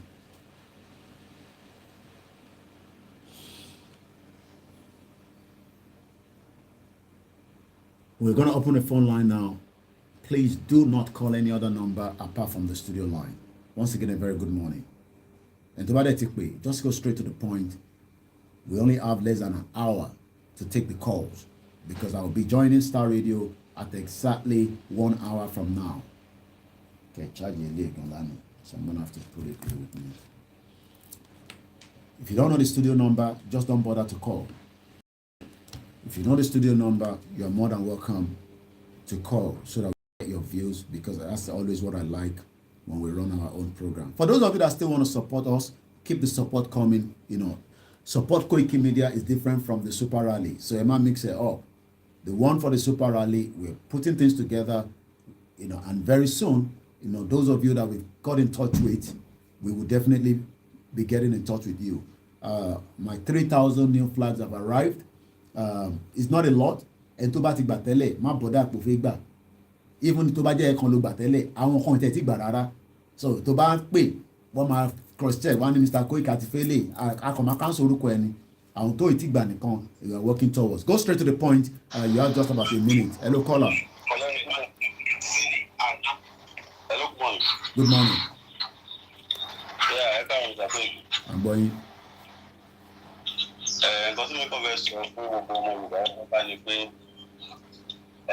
tí wọ́n bá fẹ́ lọ ṣe rálì nìkan tí olóṣèlú kan bá sọ pé tó bá ń sọ pé òun fẹ́ lo àwọn tọ́ọ̀gì tó fẹ́ lò yẹn ó yẹ káwọn náà lè mọ̀ pé irú ẹni yẹn kò fẹ́ kúrò ní ìyẹn ni ipò òṣèlú tó fi ń ká tẹ́tẹ́ náírà fún wọn pé kọ́ máa lọ dàbí kan orúkọ máa lọ ṣe nǹkan kan yẹn so kò fẹ́ kúrò nípò yẹn ni lẹ́yìn káwọn tọ́ọ̀gì náà máa wò pé ṣé táwọn náà fẹ́ máa ṣe lólé ayé wọn lọ nìyẹn ṣé àwọn ọmọ tiwọn ṣé ibi tí àwọn ọmọ olóṣèlú yìí wà ṣé ibẹ̀ ni àwọn ọmọ tiẹ̀ wà àbí tí wọ́n ṣe ń jí àwọn aráàlú pé tó bẹ́ẹ̀ náà ṣe ń jí ọmọ tiwọn pé so kí owó wa ká lè rún dáadáa ká mọ̀ pé orílẹ̀-èdè Yorùbá ní kíákíá mi pọ̀. Eshegoni, thank you so much once again. Only the studio line. It doesn't matter wherever you are. Nigbe number me to batin say studio line. Even if you have my second number, I'm not going to pick it up because that is going to be disturbing us. Hello, caller. Egbon Soke láti South Africa. Ẹ kú iṣẹ́ o. Olúwa ràn yín lọ́wọ́. Àmín. Ohun tí mo fẹ́ sọ ni wípé lórí àwọn tó jáde níjọ́ òní náà tí wọ́n fèsì sójà yẹn, ẹ máa rí wípé gbogbo àwọn ọmọ Yorùbá wọ́n ti dúró tán. Àwọn tó fèsì sójà yẹn nísìn báyìí ẹ ti ń sọ fún wa láti jọ yìí pé ká lọ mọ jàmàlà ká lọ jẹwédú. Àwọn yẹn jáde pẹ̀lú confidence pé ọmọ ọkọ ni wọ́n ṣẹ̀. Tí wọ́n fi ìyàwó àtọmọ́lẹ̀ sílé, ẹlòmíì fi business ẹ̀ sílé wọ́n lọ fèsì àwọn sójà yẹn. Wọ́n dẹ̀ gba oríyìn bọ̀bẹ̀. Ní tí mo wá fẹ́ sọ ni wípé bàbá ló ń dí wa lọ́wọ́ báyìí, ìyẹn bàbá Akíntóyè. Àwọn ló ń dí wa lọ́wọ́. Wọ́n sì ń hùwà bíi coward. Torí wípé bá ṣe dí wọ́n di Ìgbòho lọ́wọ́ mú. Wọ́n fi orúkọ bàbá wọn fi di Ìgbòho lọ́wọ́ mú. Wọ́n fi orúkọ bàbá wọn fi di Ìgbòho lẹ́sẹ̀ mú. Tó bá tún yá nìsín bàbá tó sọ wípé ó kù iṣẹ́ kékeré kan tó yẹ káwa Yorùbá tá a fẹ́ ṣe kò tí ì parí ó kù díẹ̀. Ṣùgbọ́n mo fẹ́ pass message sí bàbá direct. Tí bàbá bá ṣe mistake tí wọn ò jẹ́ kí Ìgbòho jáde lásìkò tó yẹ kó jáde, kí bàbá ó lọ kọ́ sílẹ̀. Ọmọ Yorùbá fúnra wọn ló máa pa bàbá mọ́bi tí bàbá wà fúnra wọn. Kìí ṣe Yíbò ló máa pa wọn, kìí ṣe Haúsá. Torí àwọn èèyàn ti dúró tán, bàbá dẹ̀ ń hùwà bíi káwọ̀dù bíi tán wà yẹn. Wọ́n sì ń fà wá sílẹ̀, wọ́n ń tún wa síwájú. Wọ́n fẹ́ wá sọ wá di bọ́ọ̀lù aláfẹsẹ̀gbá àbí kí bàbá ó múra sí o. Ẹ sọ bẹ́ẹ̀ fún wọn, wọ́n ń gbọ́ o, wọ́n sọ bẹ́ẹ̀ fún wọn pé kán múra sí. Tán bá ṣe mistake tí Yorùbá ò bá lọ dá dúró, kán mọ̀ rántí pé Yorùbá fúnra wọn ló máa pa wọ́n mọ́bi tán wà. Ìdẹ́mi fẹ́ sọ fún yín òjò báyẹn lọ, ẹ bá wa pàṣẹ sí wọn. Eshegoni, once again, I'm getting a live report from Ilorin. Police fire live ammunition at protesters in Ilorin. I don't know what is going on. And tó bá wà ní Ilorin, tí ẹ bá lè fún wa ní more information. Gbogbo ẹni tẹ́ ń pè tó ń ṣe studio number, and I know you are watching me right now. You are not calling the studio number, and you are actually aware that this is not a studio number because number tá à ń pè jáde ó yàtọ̀ sí number tẹ́ ń try láti pè. And I can see mo ń rí lórí laptop. So the least I will probably just do is I'm a block number yẹn. A jẹ́ pé studio number gangan lẹ máa wá ní lọ́wọ́ ẹ ní láti ní kò ṣe dandan ní kẹ́ ní number méjèèjì lọ́wọ́. It's not compulsory. And I'm sure I've been very, very fair by giving out my number and leaving myself for people to call. Kò ṣe gbogbo àwọn mídíà lẹ́rìí bá sọ̀rọ̀. Gbogbo bẹ́ẹ̀ ṣe ń rí Koiki bá sọ̀rọ̀ tí mo reply yín. Kò ṣe gbogbo mídíà lẹ́rìí bá sọ̀rọ̀. Gbogbo ẹni mo lè fi sọ. Kò ṣe gbogbo mídíà lẹ́n communicate tó máa ní time máa send voice yín tó máa send message. So ẹ má abuse ẹ̀. Tá a bá ní studio line ni àmọ́ tá à ń sọ. So tẹ́ bá náà pé nọ́mbà kan tí à ń ṣe tó ń studio line. Tá a bá block yín lórí nọ́mbà yẹn ẹ wá lọ wá studio line gangan. Ẹ má abuse ẹ̀. Mo nọ́mbà mi tẹ́lẹ̀ kò mí pé anything ṣe gbogbo mídíà tó ń ṣe Yorùbá Nation lẹ́ ń rí bá sọ̀rọ̀ ni wà lẹ́ ń rí bá sọ̀rọ̀ ṣèbẹ́yìn náà mọ̀ tẹ́ bá pè wọ́n ṣèbẹ́yìn náà máa ń sọ fún mi Mr. mọ́mí mi ẹni sùúrù grandma ṣèbẹ́yìn náà máa ń sọ fún mi pé Mr. Koiki àti pé mídíà kan kò dá wa lóhùn wọ́n máa dá yín lóhùn nígbà tó ráyè èmi fira mi lẹ̀ pé ká lè rí kẹ́lẹ̀ rí wa bá sọ̀rọ̀ la ṣe ń ṣe yẹn ẹ dẹ̀ máa abuse ẹ̀ tá a bá ní studio line ni àmọ́ tá à ń sọ ẹgbọ́n sókè grandma. Hello bàbá mi Koiki. mo gbọ́ ìmọ̀. Ṣé dáadáa ni ẹ kú iṣẹ́ o? Ọlọ́run á túbọ̀ máa fún ẹ lágbára. Àmín Jésù. Mo dárun mọ́jú nísìnyí láti wá sọ̀rọ̀. Mo ti jí lóru ìtẹ́lẹ̀. Because àwọn ọ̀rọ̀ ta fẹ́ sọ ọ̀rọ̀ tó important méjèèjì ni. Ṣé ti Nnamdi Kanu wà important and jubilate lánàá lórí burúkú Fúlàní tún sọ̀rọ̀ mí nísìn. Ṣé kò yẹ kẹ́yìn gbọ́? Àwọn tọ̀jà ọ̀dọ̀ nísìn. Òru ni mo bá ọmọ yẹn sọ̀rọ̀. As at 2 o'clock lórí mo ṣì wà awake tí mo bá ọmọ yẹn sọ̀rọ̀. Mo tún jí nísìn. So ta bá ní pé kẹ́ pe studio line, ó ní ìdí táyé fẹ́ kẹ́ pe studio line.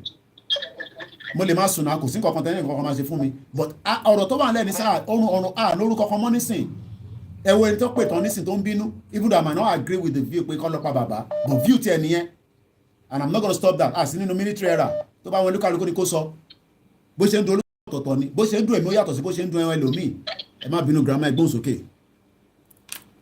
Ẹ ṣé bàbá mi kú iṣẹ́. Ọlọ́run á máa fún ẹ lágbára ojú òní tiẹ̀. Àmín Jésù Kristi. Lórí ọ̀rọ̀ táwa àwa Yorùbá a ní láti máa ní sùúrù. Ẹ tó sọ̀rọ̀ tán ló jẹ́ kí n pè èmi mi iṣẹ́ tó máa ń pè mo máa ń láìkí máa gbọ́rọ̀. Ó yé mi. Àwa wà bẹ́ẹ̀ a máa gbọ́rọ̀. Bẹ̀tẹ̀ tó pè sí i àwọn èèyàn máa ní sùúrù. Ọlọ́run tó pe bàbá yẹn tó fún lọ́gbọ́n tó fi bẹ̀rẹ̀ iṣẹ́ yìí. Kọ́ kéèké yìí sì. Wọ́n mọ iṣẹ́ tí bàbá yẹn ṣe lábẹ́rẹ̀ ni. Ìkọ́ náà pé lánàá tó bẹ̀rẹ̀ sí ní sọ̀rọ̀ bàbá kó pọ̀ fẹ́ kó jọ káìkọ́ àgbàlagbà ni wọ́n. I'm sure wọ́n gbọ́ yín láti South Africa ẹ̀ tó pè yẹn. Okay, ẹ ṣe gbọ́dọ̀. Wọ́n ní láti máa ń sọ̀rọ̀ àgbàlagbà yìí pé wọ́n fi wọ́n ní ìdẹ̀ kó jẹ́ ká fọ kó ṣe gbogbo nǹkan tó ń ṣe. Gbogbo bá ṣe ń sọ̀rọ̀ yìí wọ́n máa fi wá ṣe yẹ̀yẹ́ ní pé kí ló dé ẹlòmíì òkè ń ronú ọ̀hún lánàá wọ́n dẹ̀ máa sọ̀rọ̀. It's not done. Okay, ẹ ṣe gbọ́dọ̀. Wọ́n jọ kọ́ ní wọ́n ní láti gba bú bàbá yẹn àti wọ́n máa blame ẹ̀.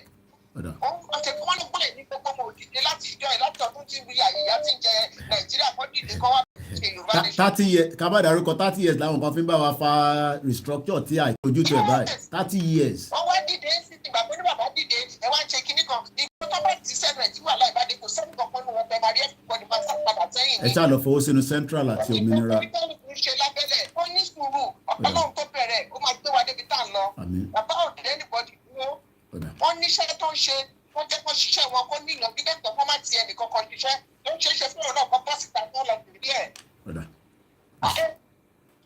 Ẹ ṣé gan ni, thank you so much. Again, ọ̀tọ̀lẹ́ni tó máa sọ̀rọ̀ ẹ̀tọ́ ní àwọn tó mọ̀rọ̀ gbọ́ grandma wa mọ̀rọ̀ gbọ́ dáadáa ẹ ṣé gan ni grandma, thank you so much. Ẹ ṣé gan ni grandma, thank you so much. I have to wake those as well. Ẹ ti ní nọ́mbà yẹn tẹ́lẹ̀ kílẹ̀ ẹ wá ń disturb mi lórí the other number many what mo tẹ̀ ti block yín lórí the other number yẹn tí bá dẹ̀ ṣe tán màá tún unblock ẹ̀ I normally unblock it back anyway. Hello, ẹgbọ́n sókè yà wá à ń gbọ́ yín mọ̀. Hello, kò connect. Okay, ó yá ẹgbọ́n sókè mo rò pé kò connect ní àti fẹ́ yọ kúrò. Àmọ́ kó jò ń rọ̀ nílẹ̀ Yorùbá tó pọ̀ so there might be a problem with people calling from back home so ó yá ẹgbọ́n sókè. +44 74 04 4059. I'm going to let you go, Yawa, so that Ketu try again. Let's take the next caller. 1 minute. Now, look at Lukuni. After a minute, I'm going to disconnect you. 1 minute. Let me go straight to the point. I'm going. Sherry, ọ̀rọ̀ tí Bọ́lá ẹ̀kan yẹn sọ ọkùnrin tó pè last yẹn. I'm going. Máa yẹn right o pẹ̀lú ọ̀rọ̀ bàbá. Okay. Another view to you here, but go ahead. Ìdí tí bàbá tí máa yẹn fi right pẹ̀lú ọ̀rọ̀ bàbá ni pé bàbá yẹ kí bàbá wà ní neutral láàrin everybody ní complete neutral game ni. Okay. But bàbá ti wà one-sided. The reason is this. ọmọ Yorùbá kọ́ ló yan world media ó ṣe wá ń jẹ́ decision world media ni bàbá ń tẹ̀lé in the view that nígbà tí àwọn world media tó jáde wọ́n bẹ̀ sí ń lay allegation against Madam Onitiri bàbá ò ever come wọn ò ever jáde kan caution wọn publicly but nígbà tí Madam Onitiri náà wá respond bàbá jáde wọ́n caution Madam Onitiri so definitely bàbá ti ń wà bias. I think ibiti the last caller was a bit not is because any other but I call up baba I know those kind of conversation a lot of people don't want to hear something like that. That is definitely anger but again it's when it's an open mic a lot of things will just pop up. Even if I wanted to stop it, it is already because if you want to want the mind of Lukaku, into what the mind of Lukaku so go ahead. So go ahead, Mumbai. In a simple way ni pé bàbá àwa kan pọ́n o èmi gẹ́gẹ́ bí ẹnìkan mo ti rí bàbá ní rí pé one sided fún bàbá ń sìn because the reason ni pé and àwọn people yìí they are not the side of people we can trust in this agitation because at relapses wọn a lot so because they are the kind of people tó ẹ pé wọ́n wà ń bẹ̀ yẹn gbogbo nǹkan tó ń ṣe kó tó máa ṣe program mẹ́ta ẹ̀ àwọn èèyàn àwa tó ń ṣe program fún wa máa condemn ẹgbẹ́ kan tó ń ṣe òdá bí wọn try àti amend ẹ̀. These are the kind of people tó ń dictate fún bàbá tí bàbá dẹ̀ ń tẹ̀lé wọn because ìyẹn ti jẹ́ kó wà lẹ́rìn pé bàbá wà on their side because bàbá tó ń lé allegation against Madam Onitiri rẹ̀ kí bàbá náà jáde public. I think all right. You said it more than enough. I'm going to let you go. Like I say, we have to manage the time because of my time. So anything over 2 minutes, I think you should be able to have concluded. Me, mama, what time for you? Number 81, Anita. Thank you so much. Bashiru. Yes, I mean, we are all angry, and we have to also be able to control our anger. Eric, even as much as I am very, very bitter and angry, Eric, they should not confront the military. Not even knowing pé ọba ọjà àdàn kan máa tún jáde àti house of rep kan pé kọ́ lọ delete video yẹn èmi ti bá yín repost ó wà lórí Koikimedia ó wà lórí YouTube mi ó dẹ̀ wà lórí gbogbo platforms mi and I'm not taking it down. Not even anybody can tell me to take it down. Anybody's out there still thinking otherwise ẹ lọ sọ fún wọn pé àwa ọmọ Yorùbá a ní ẹ̀tọ́. The super rally will be called. We don't know when, but we have been told it's going to happen. And it's going to happen very, very soon. Ẹja lọ sí Turkey níbi tí ẹ tó ń pè wá. Mo kí ara Turkey ẹ káàbọ̀. Yorùbá nation no. Yeah. Mo ní kí n contribute sí orí ètò náà ni. Ẹ ti wà lórí ẹ̀. A kí àwọn ọmọ ojúlówó ọkọ ilẹ̀ Yorùbá tí wọ́n lọ sí ìlú Ṣakí tí wọ́n lọ ṣe protest. Because ẹgbẹ́ ìlú tèmi nìyẹn Ìṣẹ́yìn lọ́dọ̀ ti wà. So lórí pé wọ́n wá lọ bá àwọn sójà yẹn inú wa dùn púpọ̀ fún iṣẹ́ takuntakun tí gbogbo wọn ṣe ojúlówó ọmọ akọni ọmọ Yorùbá ni wọ́n ṣe ń gbá láyé mi. So mo fẹ́ kí àwọn èèyàn mo kàn fẹ́ pe àwọn ọmọ Yorùbá wa sí àkíyèsí kan náà torí àwọn àmì tí wọ́n lọ bá yẹn àwọn àmì yẹn gangan ni Boko Haram tó máa lọ àtàkì àwọn èèyàn wa lálẹ́ because kò ní jẹ́ pé àwọn Fúlàní lọ kọjá táwọn àmì yẹn ní kan bọ́ uniform láéláyé kàkà bí wọn bẹ́ sígbó ni wọ́n wá jẹ́ pé àwọn ọmọ Yorùbá ni wọ́n lè máa bọ́ aṣọ Yorùbá àwọn òfẹ́ tó jẹ́ Yorùbá nation àwọn òfẹ́ rí kọ́ máa wọ aṣọ báyìí àbí Biafra ibo ni ìyẹn ti ń ṣẹlẹ̀ ṣé à ń gbá láyé mi sà so nǹkan tí mo fẹ́ clear nìyẹn then the other one ẹ wúrú bọ́ọ̀ì tó kú accident ní Nàìjíríà ní àwọn ẹ̀sẹ̀ ọmọ Rico pààkì yẹn tó l'accident yẹn ẹ ti rí pé kò support anything wọn Nàìjíríà ni gbogbo wà fún àti gbogbo family ẹ not until ìgbà tí Nàìjíríà tó ṣẹlẹ̀ sí àfihàn wọn ṣùgbọ́n a máa ń sọ fún so many of them even most of àwọn ọ̀rẹ́ mi ní Nàìjíríà tí bá bá wọn sọ̀rọ̀ ńkọ́ wọn kàn máa tọrọ owó lọ́wọ́ yín náà ní nǹkan kò síṣẹ́ nǹkan kan lọ tẹ bá sọ fún wọn gba Yorùbá nation wọn ní kí ló jẹ́ Yorùbá nation wo ìlú yẹn kíníkan because wọn ò ní fẹ́ gbọ́ tẹ bá ń sọ fún wọn ọ̀nà ọ̀tàn ti gbà tí Nàìjíríà bá tó ṣẹlẹ̀ sí wọn àfi yọ ẹnikẹ́ni gbogbo wa náà láti pẹ̀lú yẹn rí láti fẹ́ Nàìjíríà nígbà tí Nàìjíríà ṣe ń dùn bọ̀ lọ́wọ́ yìí Nàìjíríà ò dùn mọ́ kò sádùn ọkọ̀ ń bì a kàn ń pè iye ayé ìnira ni gbèsè ayé ìnira là ń gbé orílẹ̀-èdè burúkú yẹn a kàn ń ṣe ẹrú olóṣèlú ni àwọn yóò yóò nífẹ̀ẹ́ wa wọn ò nífẹ̀ẹ́ ìran wa wọn ò nífẹ̀ẹ́ ní ẹni ó kẹ́ wo Ọọ̀ni of Ifẹ̀ ń sìn bàbá ló tún lọ gbà wọ́ọ̀dù lọ́wọ́ kínní tó bá yá sí wọn náà sọ̀rọ̀ sọ́ba báwo lọ ṣe ní sọ̀rọ̀ sọ́ba àwọn ọmọ ojúlówó akọni ọmọ Yorùbá kí Ọọ̀ni of Ifẹ̀ ní palace bàbá ò yọjú sí wọn but ìgbà tí Fúlàní pè wọ́n lọ́wọ́ kan lọ dé Àbújá ọwọ́ kan ní Ọọ̀ni of Ifẹ̀ sáré lọ sí Àbújá tó yẹ kó rí bẹ́ẹ̀ wa olórí aládé nílẹ̀ Yorùbá kọ́ máa sáré máa lọ sí Àbújá ní gbére the former of Ọọ̀ni of Ifẹ̀ tí president bá fẹ́ rí ó máa wá sí Ifẹ̀ ni ṣó yẹ kó rí bẹ́ẹ̀ wọ́n ti forí adé ara wọn wọ́lẹ̀ tí ó dẹ̀ yẹ kó rí bẹ́ẹ̀ so that's my own little way of contributing. Thank you so much.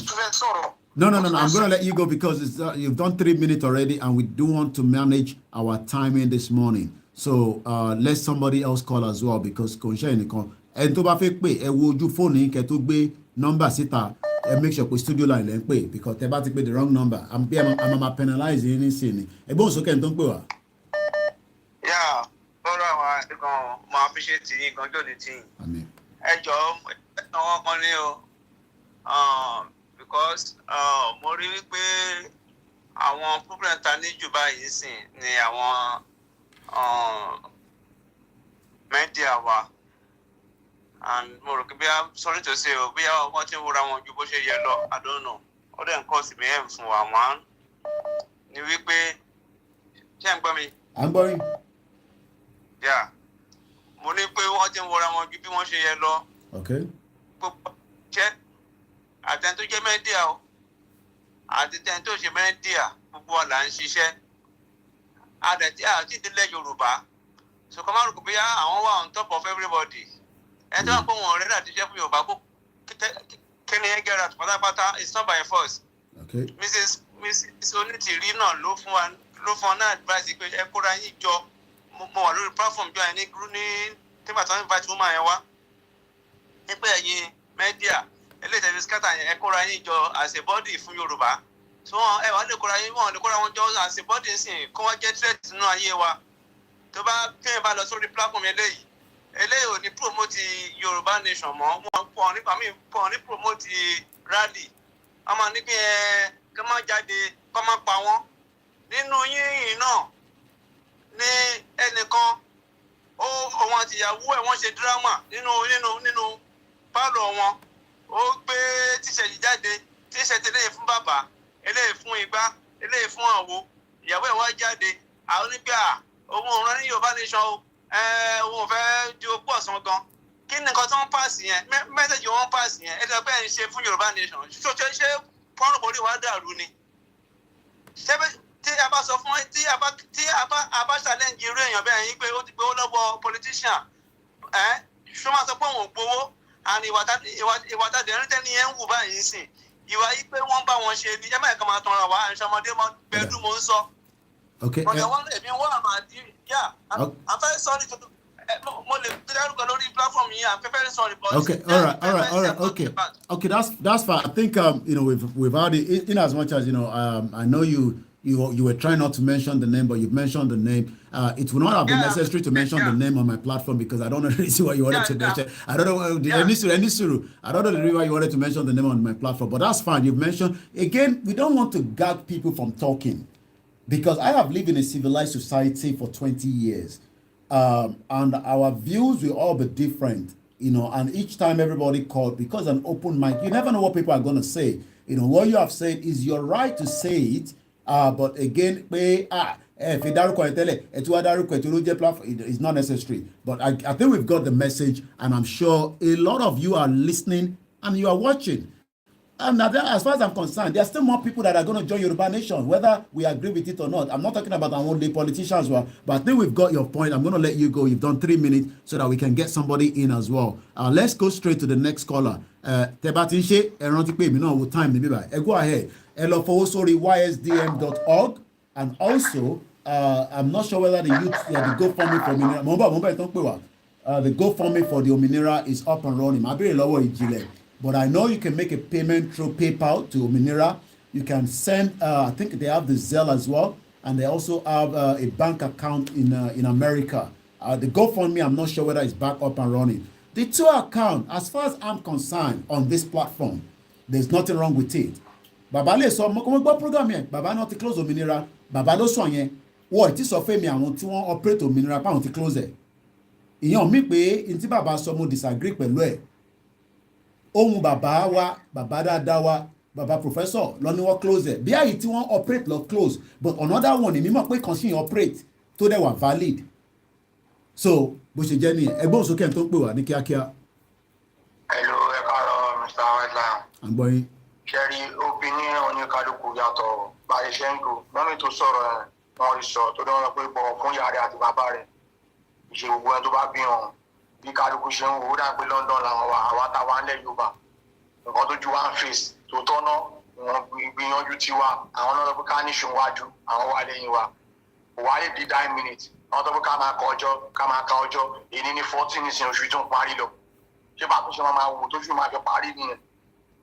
Bó ṣe wà yẹn wọ́n ní ìrètí pípẹ́ ó máa ń ṣọ̀kan lára ẹni gbogbo àwọn táwa náà ti kàn bí sinsin bó ṣe wà tó ti gba tiwa níjọ́ wo ni ṣé wọ́n ní lọ́jọ́ olóṣèlú tó lóṣèlú bá fún wọn lówó ni wọ́n máa lọ́jọ́ olóṣèlú náà níjọ́ wo ni afẹ́fẹ́ pinlẹ̀ wèrè tó bá mọ̀ pé kò tí ì yá kò ní ìdíkan sọ pé ká máa ka ọjọ́ tó bá gbọ́dún tó ń bọ̀ náà rẹ̀ fi ṣe mi ò bẹ́ lọ́n kó jọ lọ́dún tó ń bọ̀ kọ́ máa gbòǹgbé ọkàn wa sókè owó la fi ra dátà ẹ̀yin tẹ́ ń Mo kí ìyá mi ọmọlára mo rí kọ́mẹ́ǹtì yín ẹ káàbọ̀. ìgbìyànjú ni wọ́n sọ ọjọ́ tó bá máa dìgírí ẹ̀ ká mọ nǹkan tá a fèsì tá a bá mú pé a lè fèsì Ìyá mi ọkàn ọmọlára ìyàbọ̀ àjàrà. ká máa jìyà wa lọ tó tọ́ ni náà. Okay. Oda. Eshegoni, thank you so much again. As Irewesi, a lot of people are trying to say that Kama Kurewesi Siwalara. Let's go back again and hopefully maybe this time around the line will be better. Hello, caller. Hello, Mr. Koike Karosa. I'm going ma. Karo. Ẹ kú iṣẹ́ sà. Yes sir. Ẹ jọ̀ọ́, mo kọ́kọ́ fẹ́ bẹ̀ àwọn èèyàn wa ni. Tí anybody bá wá sọ̀rọ̀ gẹ́gẹ́ bí ẹ ṣe sọ, anybody wá entitled sí opinion ẹ̀. Kéèyàn kankan máa wá sórí platform láti wá máa sọ pé àwọn kan ń lanu gbàgà wọ́n ń sọ̀rọ̀. Ẹni tó bá fẹ́ sọ títí ẹ̀ kó sọ títí ẹ̀ kó má bú èèyàn kankan. Torí pé gbogbo wa ni ọmọ Yorùbá, gbogbo wa ládẹ̀ ní ẹ̀tọ́ ní ilẹ̀ Yorùbá. Nísìnyí kò dẹ̀ sí anybody tó lè di anybody máa sọ̀rọ̀ ni. Èmi tí mo fẹ́ sọ̀rọ̀ yìí kẹ́nìbọ̀dì kankan má wàá kọ̀ kó sọ pé kí ni o ìyá ni èmi gan ìyá ẹni bàbá ni mí ìyá ni mí kì í ṣe ti ọjọ́ orí mo dẹ̀ ń sọ pẹ̀lú gbogbo ẹnu ni Elédùmarè ló fi mí sípò bẹ́ẹ̀ so màá sọ̀rọ̀ sí ẹni bàbá kankan àti ẹni ìyá kankan tó bá nídìí kí n sọ̀rọ̀ sí kẹ́yọ̀ kankan má wàá sọ wípé wọ́n sọ̀rọ̀ ságbàlagbà mo fẹ́ àwọn ọmọ Yorùbá mi mọ nǹkan tó máa ń ṣe wá especially àwọn tó wà lábúrò wọ́n ti live in civilized society nígbà how old ni Trump ní America nígbà tí Trump jẹ́ president àtọmọdé àtàgbà ló ń sọ̀rọ̀ sí wọ́n sọ pé àwa Yorùbá nǹkan tó gbé wa débi tá a wà lẹ́nìí nìyẹn wọ́n máa sọ wípé àgbàlagbà wọ́n á ní káwọn èèyàn máa sọ̀rọ̀ ṣé bàbá Akíntóyè nígbà tí gbogbo èèyàn tiẹ̀ máa wá jáde sí tán máa ní bàbá àgbàlagbà tí wọ́n jáde tí wọ́n gbéra wọn sílẹ̀ ṣé bàbá Akíntóyè ṣẹ̀ṣẹ̀ dé ilẹ̀ Yorùbá ni ṣọ́ṣẹ̀ṣẹ̀ bí bàbá Akíntóyè ni tó fi jẹ́ pé 80 something làwọn gan ṣẹ̀ṣẹ̀ jáde nígbà táyé ilẹ̀ Yorùbá ti bàjẹ́ tán ẹni àgbàlagbà kọ́kọ́ tó bá wà nínú movement Yorùbá nísìnyìí wọ́n ti ẹ̀gbúdọ̀ máa dúró ojú gan ṣé ni torí wípé àwọn ni wọ́n bá yé ilẹ̀ Yorùbá jẹ́ níbi táyé ilẹ̀ Yorùbá wà yìí ṣé wọ́n ṣẹ̀ṣẹ̀ bí wọn ni ṣé wọ́n ṣẹ̀ṣẹ̀ jí ni torí àwọn èèyàn máa wá dé sí wọn ní bàbá àgbàlagbà tó dìde ẹ máa respect ẹ sọ pé bàbá àgbàlagbà káwọn kan lọ gbé bàbá tiwọn wá ẹni tó bá tún sọ bẹ́ẹ̀ máa gégùn fún ni káwọn gan náà gbé bàbá tiwọn tí bàbá Akíntóyè ṣẹ̀ṣẹ̀ dáyé ni wọ́n ṣẹ̀ṣẹ̀ bí bàbá Akíntóyè ni tó fi jẹ́ pé nísìn ni wọ́n ṣẹ̀ṣẹ̀ wá ń fi ẹni àgbàlagbà tí ò bá ti kẹ́hùn sọ̀rọ̀ ó máa kẹtàn sáré ni so nǹkan tí wọ́n máa ṣe gan náà ni wọ́n máa ṣẹ̀ṣẹ̀ máa ẹni tó bá bí ọmọ ẹ̀ tó jẹ́ àgbàlagbà tó jẹ́ ọkùnrin tó tọ́ ọmọ ẹ̀ ọgọ́ tó bá ti dàgbà tí ọmọ yẹn ò bá ti lè ṣe nǹkan kan ìwọ náà ló máa gbé ẹ̀kan sáré kiri láti máa sẹ́ẹ̀fù ọmọ yẹn so nǹkan tó ń ṣẹlẹ̀ nísìn nìyẹn kẹ́nìbọ̀dì wọ́n wá sọ any stupid nonsense kankan àti wípé káwọn èèyàn tó dẹ̀ wọ́n tó wá sọ̀rọ̀ kó tún lọ gbọ́ sétí dáadáa bàbá Akíntóyè is not special in any way in this movement ọmọ Yorùbá ni bàbá Akíntóyè ọmọ Yorùbá ni gbogbo wa orí làwa fi dé ilẹ̀ Yorùbá kò kì í ṣe ẹsẹ̀ bàbá Akíntóyè is only privilege gbà fún wọn ní opportunity láti jẹ́ leader wa tí bàbá Akíntóyè ò bá dẹ̀ ti ṣe nǹkan tó tẹ́ wa lọ́rùn a máa jáde a máa sọ fún wọn pé kò tẹ́ wa lọ́rùn in my own opinion bàbá Akíntóyè is not listening to us again. I don't want to use a too strong word. He's not listening to us. If we have given him the opportunity to lead us and he is serving the Yoruba people, when we talk, he should listen to anybody tó bá wà ní position nísìnyí. Tá a bá ti ń sọ̀rọ̀ kí wọ́n jẹ́ kí etí wọn kó máa gbọ́ nǹkan tí àwọn ọmọ Yorùbá ń sọ ni. What we want is what we want. Baba Akintoye is becoming a problem in this movement, and I will not miss words in saying it. Irú gbogbo rògbòdìyàn tó ń lọ lọ́wọ́lọ́wọ́ nísìnyí tó bá yẹ pé bàbá ti jáde tí wọ́n dẹ́kun gbogbo rògbòdìyàn yẹn wọ́n sọ̀rọ̀ àkáǹtì kan ní kíníkan ẹ̀wọ́n ní kì í ṣe tọmọ Yorùbá nínú gbogbo ẹ̀. Nǹkan tẹ̀mí rí pẹ̀lú most of these leaders tó wà ń bẹ̀ sí ni wípé wọ́n ní selfish interest. Ẹni tí kò bá ní selfish interest nínú nǹkan kò kí mind. Anyway, tí nǹkan bá fi máa move forward, tí nǹkan bá fi máa wà successful, it will just take that route. But in the case tó jẹ́ pé tension wà, strife wà, anywhere there is tension and strife, there is selfish interest.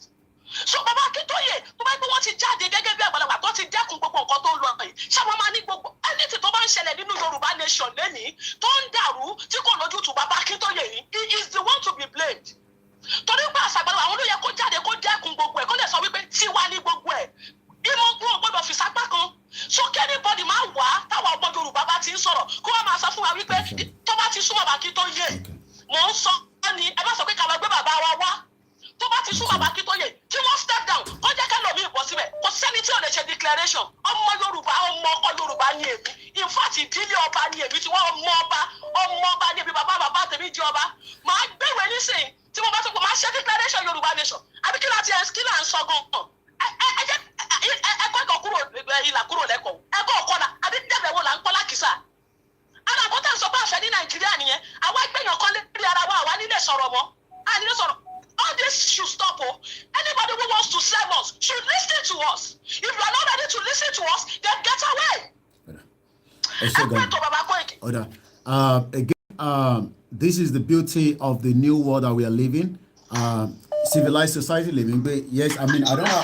Hold on, we are not going to be here and say, oh, we are happy that people are threatening Baba. That's not the issue. But what people have the right is ibi tẹ why àwọn ọmọ mi gan máa ń question me daddy why so àṣewálẹ̀ sọ pé àfi question we have to be able to question ẹni tó bá dé agree ẹni sùúrù ebi mo ti ní kẹ́ ní sùúrù ẹni tó bá wá dẹ̀ lè jẹ́ kí wọ́n question the àti ní problem nìyẹn ebi àwọn èèyàn question èmi náà and abá question ibi tá a bá fẹ́ fèsì tá a bá fẹ́ down wá down ibi tá a bá ní Koiki má down fi sílẹ̀ bẹ́ẹ̀. So ẹgbọ́n sókè tó ń pè wá ẹ̀yẹ́ ká gbọ́ sọ̀rọ̀ tí náà kíkìlẹ̀.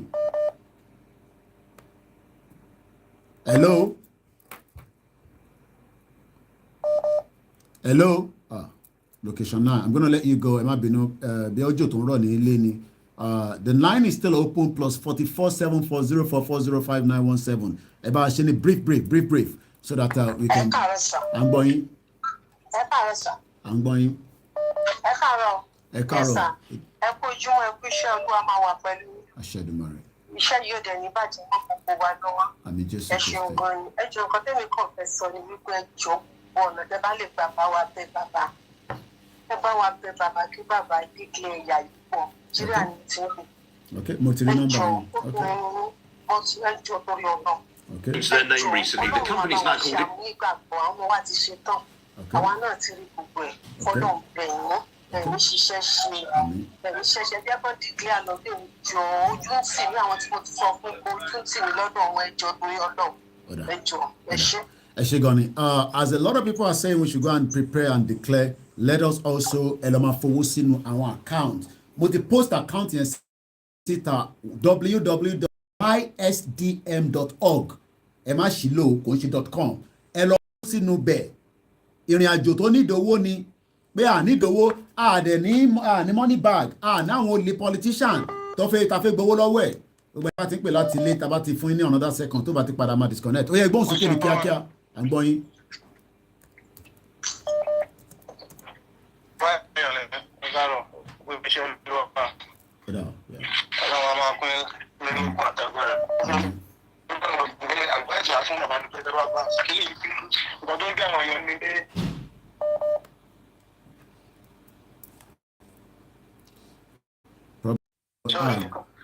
Gbọ́n kankan rárá so kò ń ṣe fọ́ọ̀tì yín o Nàìjíríà ni bó ṣe rí ni o so kò ń ṣe fọ́ọ̀tì ẹni tó ń pè o Nàìjíríà ni gbogbo ẹni tẹ́ ń sẹ́ mẹ́sì pé ṣé nọ́mbà kan ní kẹ́ pé tẹ́ ẹ bá ti mọ studio line then it's not a very good one. Hello caller ẹ bá a ṣe ní kíákíá. Hello Mr. Ojoojúmọ́ là ń fi studio line síta. By now everybody should know the studio. Ẹni tó ń pè láti Dubai yẹn 971. I'm sure your life that is not a studio line. By now everybody should know my studio line. So tẹ́ bá ti mọ studio ẹni tó bá ti ń pè tó bá ń disturb ẹ̀ máa notice ẹ̀ à block yín kúrò lórí mẹ́ à block yín kúrò lórí main number mi. Kò ṣe gbogbo media lẹ́rìn bá sọ̀rọ̀. So ẹ abuse ẹ nìyẹn ẹgbẹ́ òsókè tó ń pè wá. Ẹ ṣeun gan ni, thanks for this privilege given to me. Ẹ jọ gbogbo àwọn tí wọ́n ń pè tí wọ́n sọ wípé kí Koiki kó bá wa sọ fún bàbá, ẹ jọ ẹ má instigate Koiki sí bàbá mọ́. Ẹ jọ nítorí tọ́lọ́ àbí ẹ ti gbàgbé wípé bàbá gan fúnra wọ́n ti pè Koiki ní UK tí wọ́n sọ wípé òun náà fẹ́ declare lọ́jọ́ kan. Ẹ jọ ẹ má instigate Koiki sí bàbá mọ́. Bàbá náà ń gbọ́ etí bàbá òdì, bàbá ò kì í ṣọmọwọ́, wọn kì í ṣọmọ kékeré. Ẹ jọ nítorí tọ́lọ́ and Koiki he has even done enough, more than enough. Flag tó ń ṣe anybody nínú wa ṣó fún lówó. Ṣé báwọn tó nífẹ̀ẹ́ personally òun ni wọ́n support. Ẹ jọ nítorí tọ́lọ́ everybody come take time wọn. And then mo fẹ́ pass message yìí gbogbo àwọn tó ń kóra wọn jọ tó ń fọ́ọ̀mù group òṣì ní abroad tó ń jókòó sí abroad tó ń fọ́ọ̀mù group òṣì fẹ́ pé group wọn kò wà useful, kò dé the right source ní ilẹ̀ Yorùbá débi pé máa help àwọn èèyàn táwọn èèyàn tó máa pave way fáwọn èèyàn láti mọ nǹkan tó ń really ṣẹlẹ̀ then tó máa help struggle yìí. Ó ṣe pé àwọn kankan máa jókòó sí abroad wọ́n máa kóra wọn jọ wọ́n máa sọ pé kán máa sọ̀rọ̀ ságbàlagbà kankan. Ẹni ọmọ tó bá ti over 18 years òun náà is àgbàlagbà tí ò bá fẹ́ kí wọ́n confront òun tí ò fẹ́ kán challenge òun should step aside. Àfẹ́ gbogbo rubbish yẹn mọ́. Ẹ jọ nítorí tọ́lọ́. Ẹ ṣé gan ni. Ẹ jọ nítorí lọ èmi ò ní sọ jù báyẹn lọ. Ẹ tó bá fẹ́ bá bàbá sọ̀rọ̀ ó pe bàbá directly. Ẹ má instigate Koiki sí ẹni bàbá mọ́. Bẹ́ẹ̀ni ẹ ṣé gan ni and the caller is right ó ti di ẹ̀ẹ̀mejì ọ̀tọ̀ọ̀tọ̀ tí bàbá Akíntóyè ti pè mí lórí ọ̀rọ̀ declaration. He called once when we wanted to wọ́n ní ká lọ ṣe ìdúpẹ́ kan àwọn group kan wá ní ká lọ sí Central London ká lọ fi ṣe ìdúpẹ́ yẹn and baba called me on a Friday tí baba pè mò ń bọ̀ grandma ẹ fún mi ní 1 minute ẹ bá mi mute background ẹ ti wà live ẹ mute background màá fún yín ní access pẹ̀ wọlé nísìnyí. Baba pè mí pé ọmọ mi àyìnbá ti pè báyìí máa ní baba 2 minutes ni mo fún yín ẹ mọ̀ pé busy àwọn ọmọ mi mo ní kí kò sí bàbá wọ́n ní ẹ pé àwọn gbọ́ pé ọ̀la ẹ máa declare Yorùbá nation ní London mo ní àwọn olóńsàn yẹn fún yín bàbá mo dáa máa declare Yorùbá nation kò ń ṣe London láti máa declare ilẹ̀ Yorùbá láti máa fi àṣẹ yẹn sílẹ̀ mo ní kò sí ọkàn tó jọ bẹ́ẹ̀ and the other time he has already called me so many times pé my utterance on my broadcast pé can slow it down I can say that but mo understand pé there is a lot of pressure táwọn kan máa ń gbọ́ broadcast mi àgbébi ṣe máa ń sọ̀rọ̀ bí akí British government máa wá gbé mi nǹkan kan I understand and tẹ́ tó bá follow mi nígbà tí mo kọ́ bẹ̀rẹ̀ nígbà tí mo lọ́lé tí ma fi dé I have actually calmed down I am now doing what I call more education ojoojúmọ́ ni ìyàwó mi máa ń sọ pé o ní láti pariwo mọ́ o ti ṣiṣẹ́ débi pé àlàyé ni kó máa ṣe fáwọn èèyàn nísìn ìyàwó mi máa ń sọ lójoojúmọ́ gbogbo ariwo tó ń pa yẹn kò necessary mọ́ jẹ́ káwọn èèyàn máa farabalẹ̀ gbọ́ analysis ẹ̀ nísìn because nígbà tí mo ń bínú nígbà yẹn mo rántí nígbà tí mo ní mo máa lọ jó Nigerian embassy and I wanted to do so kò ń ṣe pé mo fi parọ́ bàbá ló pè mí pẹ̀lú Tajudeen ẹ̀gbọ́n mi àwọn méjèèjì ló pè mí tábẹ̀rẹ̀ tí bàbá bẹ̀rẹ̀ sí bẹ́ mi lórí fóònù pé kí n má ṣe bẹ́ẹ̀ o nǹkan kan bẹ́ẹ̀ yẹn o mo dẹ̀ sọ pé bàbá ok nígbà tí bá mi sọ̀rọ̀ pàwọ́ lá níbẹ̀ I won't do so but n tí mo kàn sọ fáwọn èèyàn ni pé I know we are under a lot of stress the timing is getting closer well October fẹ́ tán kò mátà a sì ní títí di December èmi kọ́ mọ̀ pé tá a bá ti miss slot pé a declare Yorùbá nation by December nobody mo sọ ti live ni mo sọ ẹ wọ́n ti bíyàn kankan dá tó máa sọ pé Koiki wà responsible for that ẹgbọ́n sókè grandma. ẹ káàárọ̀ ọmọdé tí gbogbo ọmọ Yorùbá ṣẹ́ni ó dà pé adé stage kan tó yẹ pé a ò ní sùúrù mọ́ kò dẹ̀ yẹ kó rí bẹ́ẹ̀ we have actually run out of our cool. A gbọ́dọ̀ ní sùúrù. Number one, bí èmi ṣe ní èròǹgbà ọkàn mi o, I don't know other people's opinion. Because báwọn èèyàn wá ṣe is so terrible. because lánàá irú ìlú náà wáyé lórí platform tó ń yẹ kó bẹ́ẹ̀ ló di yànyàn. So ká máa abuse bàbá all the time ní òrùkó fear on that old man. Torí pé kì í ṣe àwa la lọ sọ fún bàbá pé bàbá wá jáde kó máa agitate fún Yorùbá nation. Bàbá yẹn rí i pé it's the right thing to do. We should respect him for that. 2, bí bàbá ò bá put the nǹkan into place tí yáwárá wà gbogbo wa yìí náà la máa jáde ta máa bú bàbá tètè bí bàbá yẹn mọ̀ kó yẹ kó jẹ́ BCDY. Torí pé lẹ́yìn ìtàn tí bàbá kọ lẹ́tà sí Buhari tí ò respond from your platform ni mo ti gbọ́ pé bàbá kọ lẹ́tà sí UN kọ lẹ́tà sí OAU ECOWAS láti sọ pé Buhari ò respond yìí o. This was last week. What can't we be? Ibi tá ń lọ òdì lọ́wọ́. Ẹ má jẹ́ ká máa bára wa jà ká máa bá nǹkan jẹ́. Gbogbo nǹkan tá a dẹ̀ ń sọ yìí, other people can see us. Ẹ jọ̀ọ́ torí Ọlọ́run. A ní ìdí owó bá ṣe ń pariwo yìí, we haven't got enough money. Because most of the people tó ń hálà jù yìí, they are in diaspora. Ló jẹ́ pé they are not going home. Àwọn tó wà nílé ló máa fara kó ilé tó pọ̀ jù lọ. Ká ní sùúrù. Ibùn gan màmá onítìrí sọ ìníṣẹ́lì pé bàbá ti fẹ́ declare àwọn làwọn sọ fún bàbá pé ó yẹ ká ṣe ABCDY. But every blame go to bàbá now. Ẹ jọ̀ọ́ torí Ọlọ́run. Ẹ jẹ́ ká ní sùúrù. I need the funding. I need the sponsorship. Kí la fẹ́ ṣe gbogbo ẹ̀ náà ní ìpalẹ̀mọ́. Àbí wọ́n declare tó ká tó lọ wá trọ́ọ̀kì tá a máa fi broadcast ní East State Capital. Ṣé ìgbà yẹn la ṣẹ̀ṣẹ̀ fẹ́ máa wá kíní kan tá a fẹ́ lò? This is the time to make a declaration.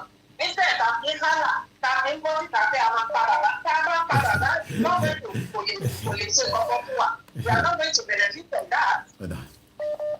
Torí Ọlọ́run ká ní sùúrù ká dẹ̀ máa sọ ọ̀rọ̀ tó jẹ́ pé if we encourage other people out there like that young guy tó pè few days ago ọmọ ìlú ìlú we should encourage and embrace others nípa bá a ṣe ń sọ̀rọ̀ a máa débi tá a ń lọ ẹ jẹ́ ká ṣe sùúrù nítorí Ọlọ́run. Eshegoni, the line is extremely hot, and I'm going to be going to the Star Radio, whether we like it or not, in just about 15 minutes. Eric Motin prepare Star Radio, but I'm still taking the calls. Let's do it briefly, under 1 minute, at least 1 minute 30 seconds should be enough for anybody to put their message across. Go ahead, straight to the point.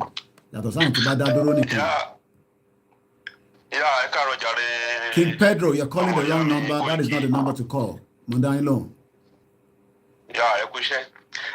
Mo dúpẹ́ pé lórí program ilé ní báyìí at least 90% máa jẹ́ ọmọ Yorùbá inú mi dẹ̀ dùn sí yẹn ọmọ Yorùbá ni mo fẹ́ bá sọ̀rọ̀ mo dẹ̀ fẹ́ sọ̀rọ̀ bàbá Akíntóyè ni mo fẹ́ sọ ẹ̀jọ̀ ẹ má bínú ẹ̀jọ̀ ọ̀rọ̀ bàbá Akíntóyè dàbí ọ̀rọ̀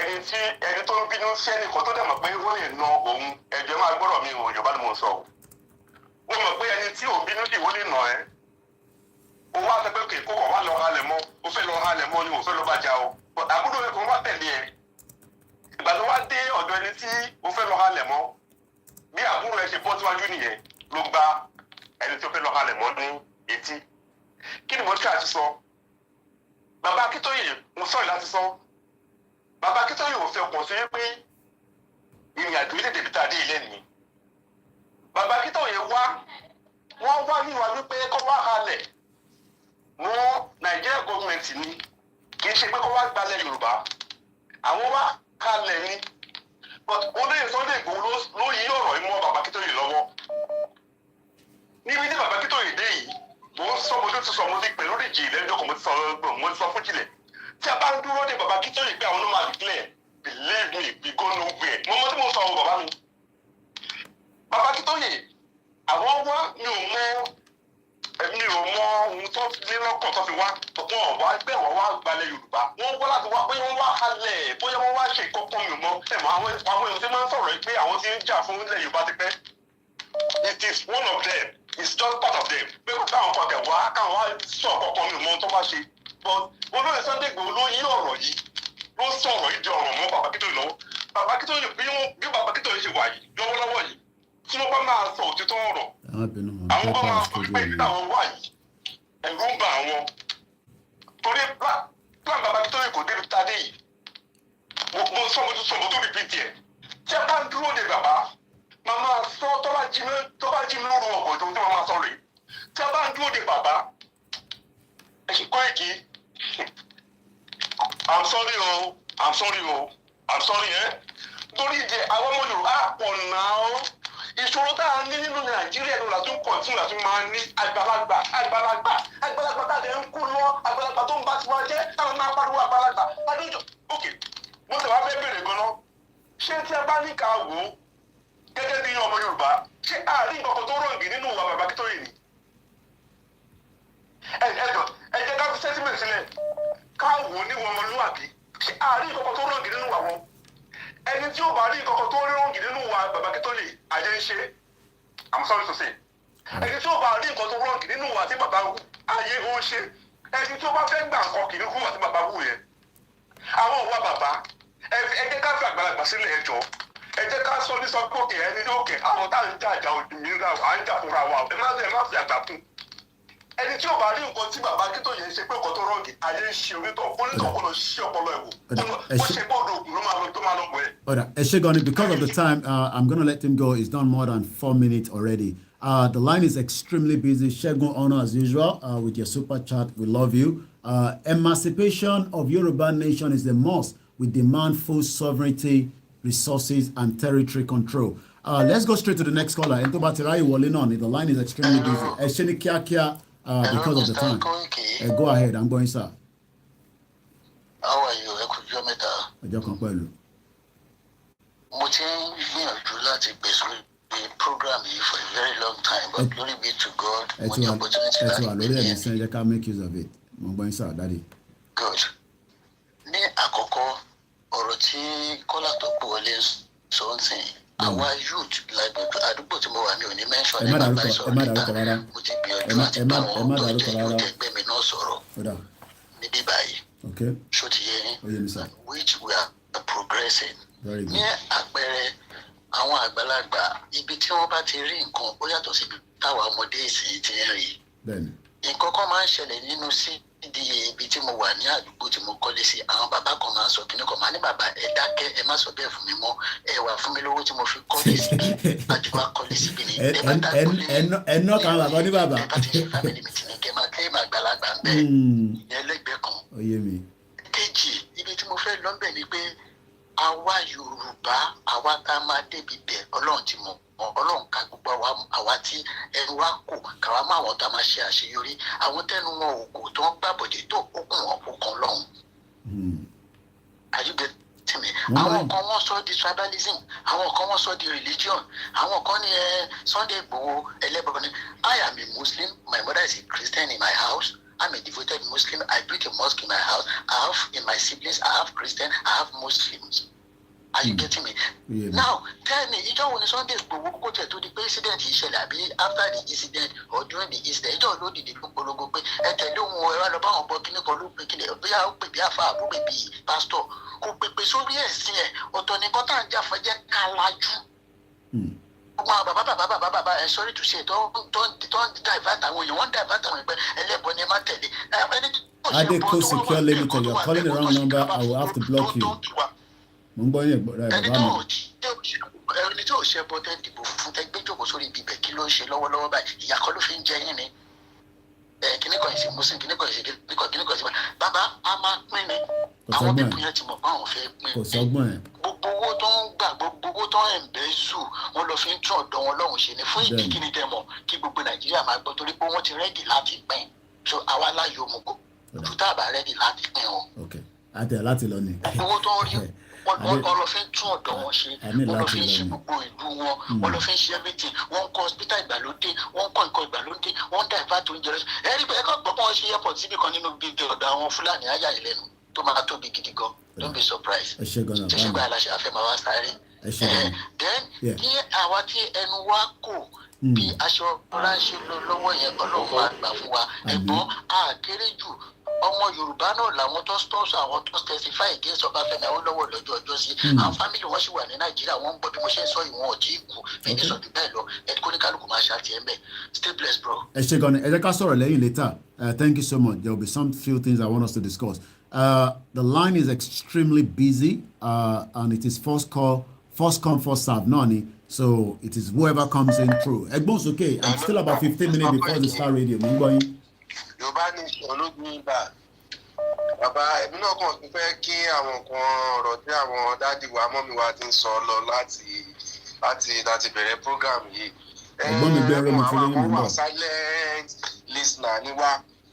Àwọn èèyàn kan náà dẹ̀ wà tó yẹ pé amọ̀wá kan ń wò náà ni pé kí ni àwọn bàbá ẹ̀ lọ́rùn kan tó bẹ́ dádì wa tó ń sọ̀rọ̀ tó ń sè yẹn eléyìí ń sọ̀rọ̀ religion ó ń sọ̀rọ̀ wípé bàbá mọ ẹjọ́ torí Ọlọ́run bàbá yẹn ti kó bá wa ó ti kó bá wa jù màmá ẹ̀ ń kó bá wa àwọn èèyàn ń kó everyday wọ́n ṣe within 1 day 2 day 3 days ẹ̀ declare kan tó bá yẹ pé gbogbo wa la fẹ́ gbogbo òde lè kú báyìí gbogbo àṣeyẹ ṣé Nàìjíríà gọọmẹ̀ntì fẹ́ pa gbogbo dídí Yorùbá rú ni how many days lọ́yọ́ rẹ̀ wọ́n máa dìgbẹ́ lé ni wọ́n máa ṣe kíní kan lọ́la mẹ́gà àdúgbò kíní kan láàmú pàǹpì díẹ̀ náà mọ̀ ẹ jẹ́ ká mọ̀ specific ẹ mọ̀ àwọn èèyàn ń bínú gan ara ń kó àwọn èèyàn ẹgbẹ́ ní síbi tí wàá yìí tí wọ́n kékeré ká sanwó sí YZF ká sanwó sí kíní kan èmi gan sí gladly cash wà lọ́wọ́ mi tẹ̀lé lọ cash tó bá ṣẹlẹ̀ ó dá mo tún fẹ́ nǹkan cash wà lọ́wọ́ mi náà bọ̀ ẹ̀gbọ́n gbogbo nǹkan ó kàn ń ṣe gbàràbàrà lójú àwọn èèyàn ni ṣòwò tá a fẹ́ fi ra mínísítì láàánú ni ẹ jẹ́ ká kó tiẹ̀ ṣẹlẹ̀ kó supply wa lẹ́ni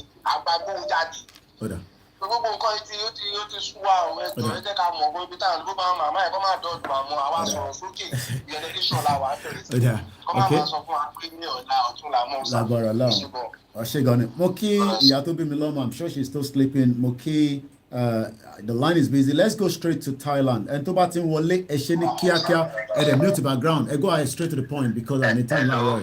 Mr. Koiki káàárọ̀ Ọlọ́run àfún yín ṣẹ̀ṣẹ̀ àwẹ̀ ọ̀rọ̀ tèmi ò pọ̀ òtí kọ́ tèmi kọ̀ fẹ́ kí mi everybody mọ̀ ní pé Adélakùn you're calling the wrong number.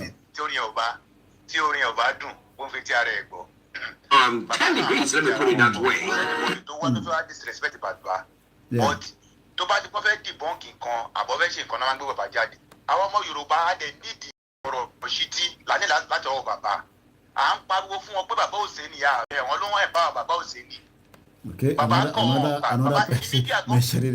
Mídíà gan mọ̀ ẹ mọ bó ṣe ń wọ̀ ẹ̀yin kan fẹ́ kan fi diplomacy sí ni ṣe bẹ́ẹ̀ lè wá lórí platform yìí sì tẹ́ sọ pé ẹ̀yin ò lè ní platform tẹ̀yin ò lè gbé ọ̀rọ̀ òmìnira pa wálẹ̀ kí ni yẹn fáwọn ẹgbẹ̀sì sọ wọ́n ṣe pé Mr. Koiki àwọn máa fowó síbi tẹ́yìn máa fi sùn múlẹ̀ ìyẹn tó wá kọ́ ṣẹ́rí central account yẹn wà láì súnmọ́ bí láì £1 ò ní wọ bẹ̀ ẹ lọ wò ó ṣé kò yẹ kó mọ̀ bàbá kò yẹ kó fojú ara wọn rí ipò wò wọ bẹ̀ ọ̀pọ̀pọ̀ yẹn sọ̀rọ̀ tó ọ̀rọ̀ sí tí la need tí bàbá kò bá máa jáde bàbá kò máa sọ̀rọ̀ straight ni rally lòun fẹ́ ṣe bàbá ò ever jáde central world war àtúkí náà pé kíní committee àwọn tó ń sọ bàbá ò ever instigate of people ẹgbẹ́ kọ́ polówó mega rally wọn ò sọ.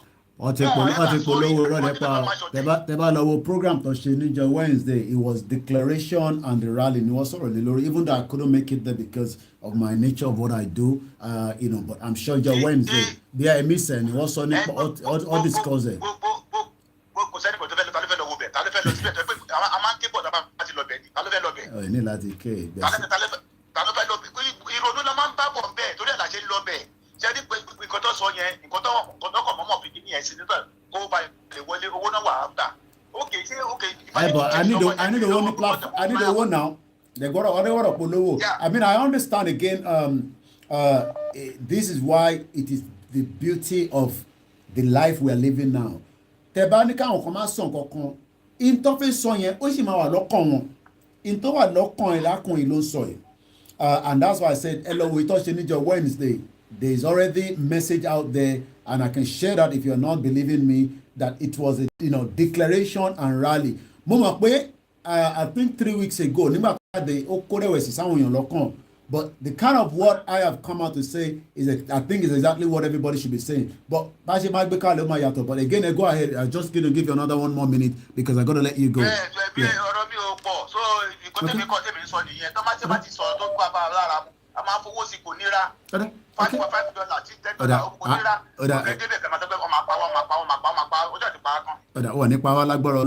Let's take the next call again quickly. A very, very busy day. Let's take, make use of it. Gbogbo ọmọ Yorùbá ló ń sọ̀rọ̀, kò ń ṣe Koiki ló ń sọ̀rọ̀ mọ́ nísìn. Ó yá, ṣe ní kíá 1 minute 30 seconds. Yes, sir. Ètò nìyẹn. Ẹ jọ ó tí woman tó sọ̀rọ̀ lẹ́ẹ̀kan tó ń sọ yẹn wípé bóyá àbúrò sí bàbá bí bóyá bàbá wọ́n pẹ́ kó tó di pé àmì ṣé kí ni wọ́n ń wò láti gbà yẹn ẹgbẹ́ mọ́jẹ̀ ká fojú fún torí tọ́lọ́run kọ́ mọ́jẹ̀ ká fojú yẹn wo ọ̀rọ̀ tó wà ńlẹ̀ yìí ìgbà tí àkókò bá tó náà ni èèyàn máa ń ṣe nǹkan kí mo fẹ́ fàyọ náà ni kí bàbá náà ṣe nǹkan fún wa kí wọ́n gbìyànjú láti máa àdírẹ́sì wa tàbí ká tiẹ̀ mọ bí nǹkan bá tiẹ̀ mọ gbogbo ẹ̀ ká mọ bí nǹkan ṣe ń lọ wọ́n dẹ̀ má jẹ́ kó pẹ́ ìyà yìí ti pọ̀ jù ẹjọ́ nítorí Ọlọ́run ìyà yìí ti pọ̀ jù ẹjọ́ nítorí Ọlọ́run ohun tí mo fẹ́ sọ nìyẹn adínà lórúkọ mi. Adéníran ọ̀dà ẹ̀ṣẹ̀ gan ni mo kí gbogbo ọmọ Yorùbá àtàwọn tó ń gbọ́ silently àwọn silent listener àwọn yẹn take note ní sí gbogbo tó ti sọ lórí ti Koiki yìí. This is a platform that will give room for everything to be discussed. But ní fún ilé kí ẹ bá kẹnu sáwọn tí a jọ ń ṣe program, that I'm not going to give room. But you can mention names, but you are not going. Adelakun Lekan David, stop calling the number you're calling.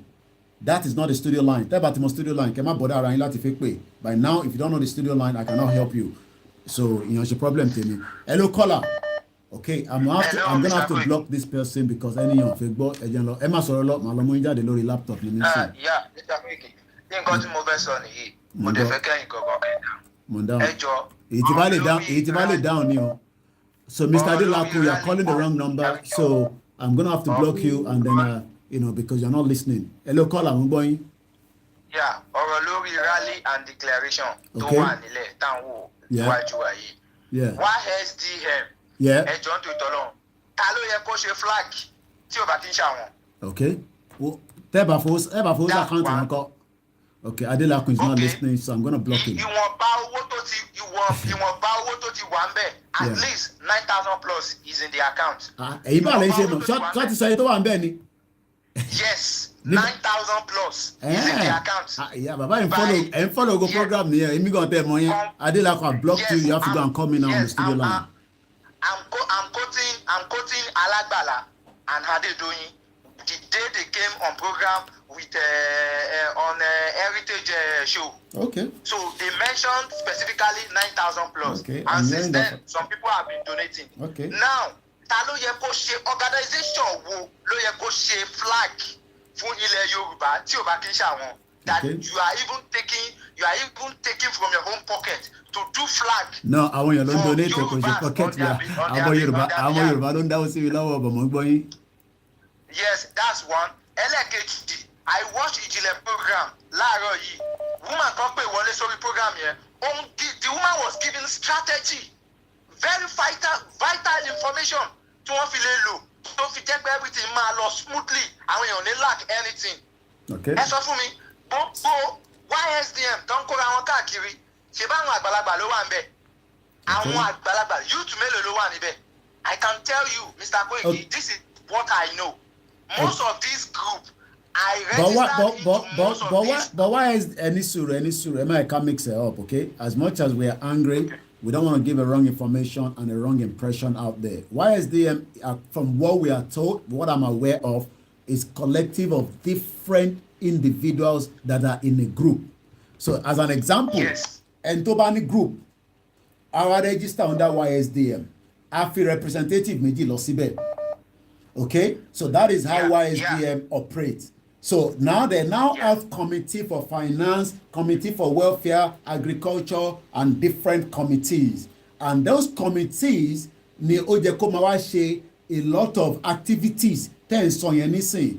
Bóyá irú àwọn ọmọ wa ṣèṣe nísìn, àwọn ọmọ wa need the lawyer, nǹkan kan, wọ́n need the this and that. Committee yẹn ló máa wá ṣe gbogbo àwọn, but the process is ẹ máa láti go process, only process. And I think because they were here with us as well, but the impression that there is not going to be youth there, I think that it might probably not be as true, because if we have groups that are youth, I'm sure probably maybe 1 or 2 will be there. But they go ahead, Mongoy, just so that we are not giving us wrong information out there. Yeah, Mongoy. Yes, you are very correct. Collective nominees from different groups. Àfi tá bá wá lé àwọn tó jẹ́ group tó bá wá sọ fẹ́ mi nísìnyí pé ní sùúrù pé Mr. Koiki, I disagree pẹ̀lú yín. I register pẹ̀lú YSDM. I now fẹ́ di part of committee kan gẹ́gẹ́ bí ọ̀dọ́ wọ̀ gbà yín wọlé. Ẹ jẹ́ kí n mọ̀. I will come out and I'll talk about it. So if a group tó ní ọ̀dọ́ nínú tó pọ̀, ẹ wá lọ register, ẹ send representative méjì lọ, ẹ wá náà ẹ fẹ́ di member committee bíi welfare ni tí wọ́n dẹ̀ access yín tẹ̀dẹ̀ fípẹ́ yín náà ní right ẹ dẹ̀ wà capable tó ọba fún yín ní access yẹn ibi tẹ̀ máa tó wá sọ fún àwa nìyẹn àwa media and we will come out and ask the question kí ló dé tí àwọn group báyìí but again I go ahead because of the timing. I'm only 5 minutes away to studio and I think I'm going to let you go because I think we got your message very, very clear, my brother, and I do appreciate. Not everybody will be able to get through. There's no doubt about it in my mind. So until I get through, you are just lucky to have done so. There's about almost 500 people that have tried to call. I only have about 5 minutes to join the Star Radio. Yeah, I got Mr. Koiki. Nobody. Ẹ̀bẹ̀ tí mi kàn fẹ́ bẹ̀ yín ni pé èmi ò bá ní pé kẹ́ ṣe kinní kan fún wa ẹ jọ̀ọ́ mi ò kò dídán kí bàbá lọ sí orí World Media kan tó bá wa sọ̀rọ̀ mo bẹ̀ yín ní ẹjọ́ ẹ̀yẹ̀dẹ̀ bá bàbá sọ̀rọ̀ wá sórí péjì yín kí bàbá wa bá wa sọ̀rọ̀ tútù kán bá kán sọ àlà wọn so gbogbo àwọn tó máa ń sọ̀rọ̀ sí bàbá lórí péjì tán sọ̀rọ̀ tán kọ̀ yìí so ọkàn wa lè balẹ̀ tí ẹjọ́ dọwọ́ dámìnì tó kí bàbá tiẹ̀ wà bá wa sọ lórí péjì yín ni o. Ẹ mọ̀ nǹkan tó bí ẹlòmíì nínú ni wípé bàbá òkín lọ sórí péjì ẹlòmíì lọ sọ̀rọ̀ àfọwọ́ media wọ́n mọ̀ pé àwọn tó wà àwọn àwa tá à ń fọ́lọ̀ yín àwa tá à ń fọ́lọ̀ are for the people tó wà nílẹ̀ kọ́tà pé 90% ọmọ Yorùbá ló ń fọ́lọ̀ yín so ẹ jọ̀ọ́ so that tá má tẹ̀ ti gbọ́ látọ̀dọ̀ yín ọkàn wa balẹ̀ ẹ jọ̀ọ́ ẹ bá try láti gbé bàbá wa sórí péjì yín lọ́wọ́ bóyá ọ̀la ni ọ̀túnla ni kàn tẹ̀ wá bá a sọ̀rọ̀ so that ọkàn àwọn tó ń dá àwọn dání. But, all right, Atiboye, because of the time, we don't need to drag that. I will work on that and I'll see how that is going to happen. 1 minute, after 1 minute, I'm going to disconnect it. I go illustrate because 3 minutes. Hello, Ati Meta, listen. Mo fẹ́ sọ̀rọ̀ lórí declaration yẹn. Èmi kọ́ fẹ́ kí gbogbo àwọn ọmọ ìyá wa mo fẹ́ ká ṣe sùúrù títí di ending oṣù tó ń bọ̀. Okay, Mongo. Ìyẹn àkọ́kọ́. Ẹlẹ́ẹ̀kejì. Bàbá nìkan ò lè dá declare. Bàbá nìkan wọn ò lè dá declare. Okay. Nítorí pé èmi rí nígbà tí wọ́n declare bí báyìí, àwọn South Sudan tó lọ. Wọ́n mú ẹni tó jẹ́ Christian tó ráwọn náà lóríṣiríṣi ẹ̀sìn. Okay. Wọ́n mú ẹni tó jẹ́ Christian tó jẹ́ olórí àwọn Christian. Okay. Wọ́n mú ẹni tó jẹ́ lórí àwọn abọ́gibọ̀pẹ̀. Okay. Tí a mọ̀ sí pagan. Okay. Wọ́n dẹ̀ mú ẹni tó jẹ́ lórí àwọn àbá tó dúró tì wọ́n. Gbogbo ni wọ́n jọ parapọ̀. Okay. Ni wọ́n jọ declare. Wọ́n mú nínú àwọn tó jẹ́ sí ní pé wọn àti ẹ̀jẹ̀ lẹ́sìn rárá. Okay. Wọ́n wá pè wọ́n ní Lujanul Ila. Okay. That is Committee of Declaration. Irú yẹn náà ló yẹ káwa náà ṣe. Okay. Bàbá nìkan ò lè dá declare because. Okay. Tí bàbá bá dá declare. Yeah. Mongo. Tí bàbá bá dá declare. Okay. Wọ́n máa fi pé àwọn Mùsùlùmí wọn sí lára àwọn tó declare. Okay.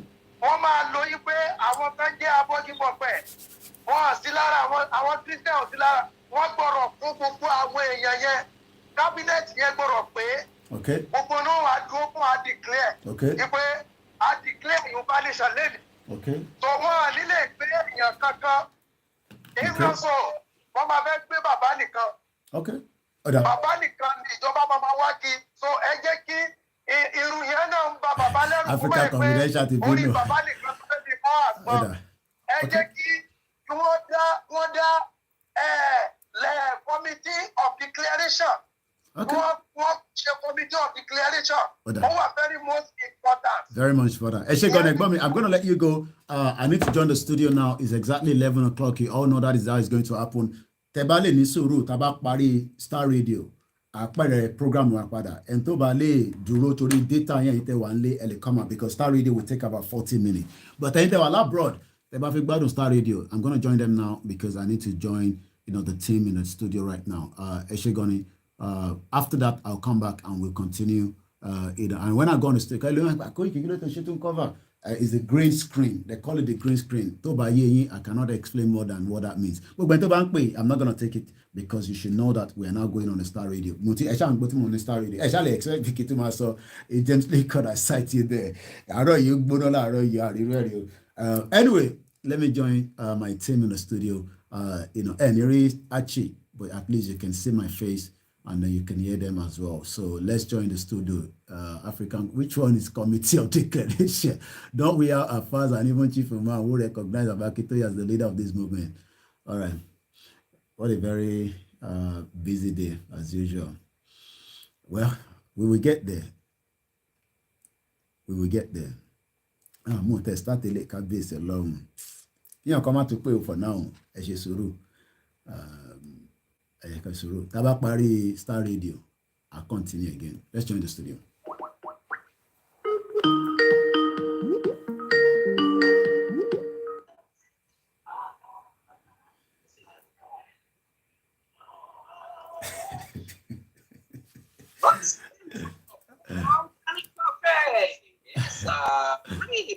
Version of Dancing Mayani can sound. Read. I think Africans we need God to read in our prayers, But an interesting one was how issues are going on there in that part of the world. My goodness, I'm not very sure what exactly that's going on there.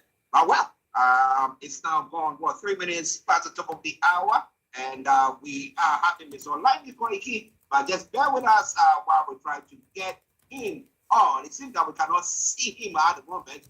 So I know that he knows what to do. The technical team are up there in our North London studio seeing to address it there. Okay. It is All Star Radio UK, your favorite African and Caribbean radio.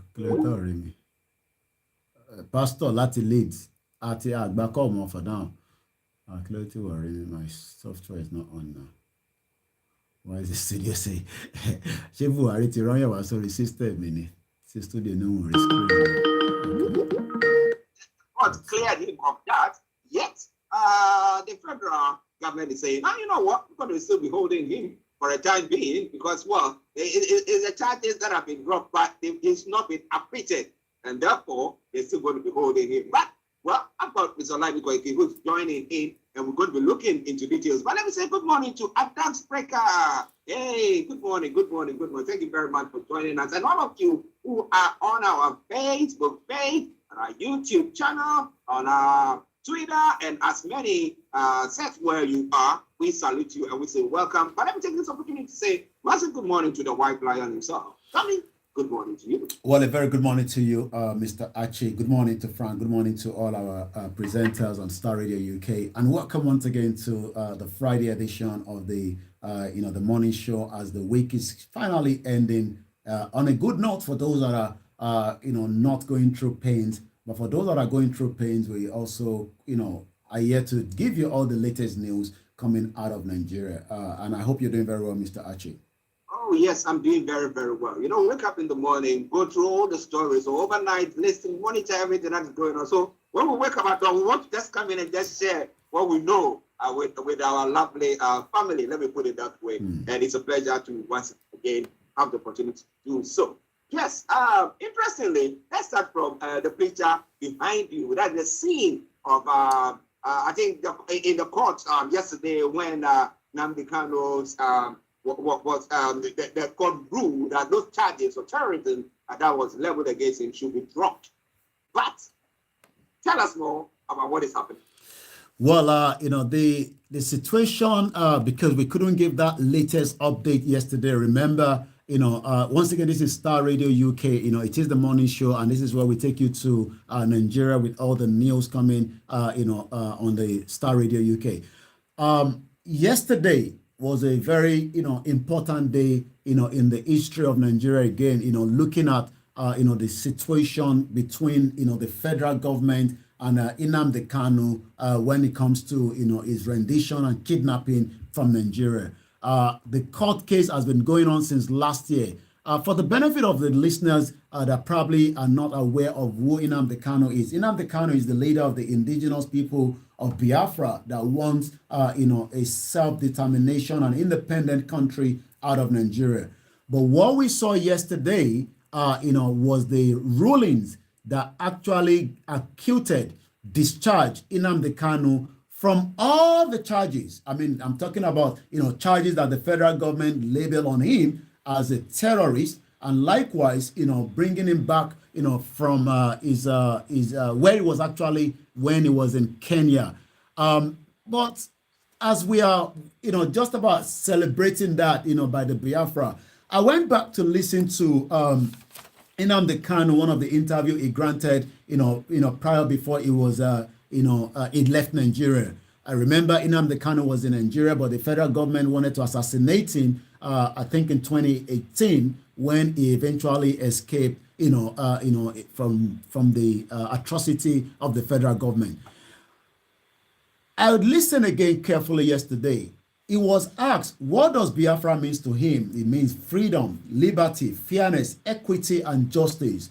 And that was exactly what he got yesterday. But that justice have not been completed, only for another headline coming to say from the Attorney General of the Federation, we will keep Nnamdi Kanu in custody despite appeal court ruling AGF. The Attorney General firstly claimed that yesterday appeal court ruling was only about the illegality of the Nnamdi Kanu forced removal from Kenya.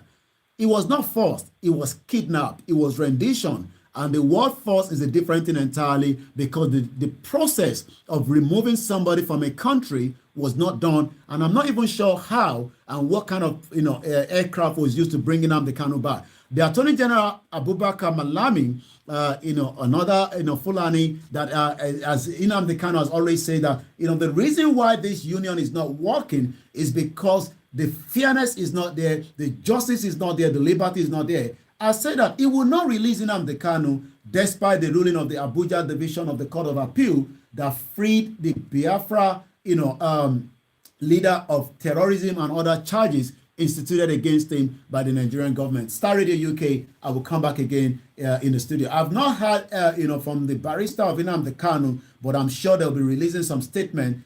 But the question is Nigeria going to hold before 2023? Well, that's the question.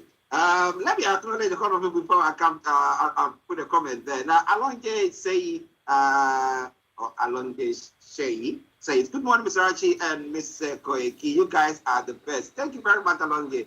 We love you to bits as well. Where you are, says, good morning, everyone in the house. We thank God for the table is turning to the good side. Now, yesterday we did touch on briefly about the new CGN who was sworn in. And I was asking you a question because he made a statement which yesterday, when I was trying to look for that statement, it vanished from the platform. I don't know whether they deliberately took it down. I'm not very sure what happened. But the statement was like, let the politicians leave the judiciary alone for them to do their work. Do you think that this is one of the, the moves by the CJN to say that, look, let justice prevail? Is that what is happening? Do you think? Well, I mean, justice has to be prevail. If you want a stable economy, if you want, foreign investors to come into your country. I mean, if there's no justice, you would not get, foreign investment coming into the country, because if there is an issue and you cannot get the fairness in the justice system in a country, then it will be a lot of problem. The CGN, which is a new CGN, might definitely want the system, the justice to run its course. Whether it's going to be something that the federal government does not like. I mean, yes, they might disagree with the view of Nnamdi Kanu, but one thing is, whatever Nnamdi Kanu and the Biafra are doing is exactly the question that took me back to an article in one of the media in Nigeria in 2017. And it says, is it right to seek self-determination?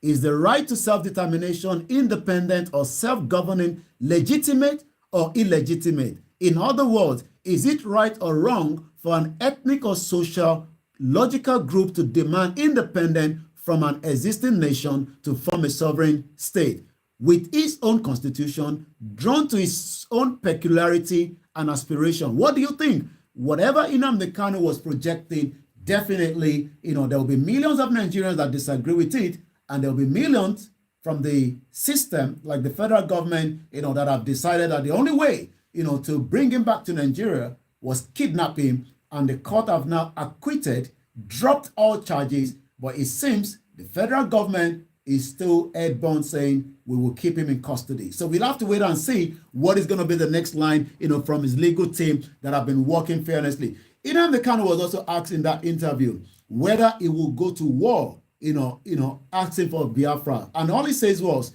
truth is the weapon, war is not the best option. Well, truth is the weapon, war is not the best option.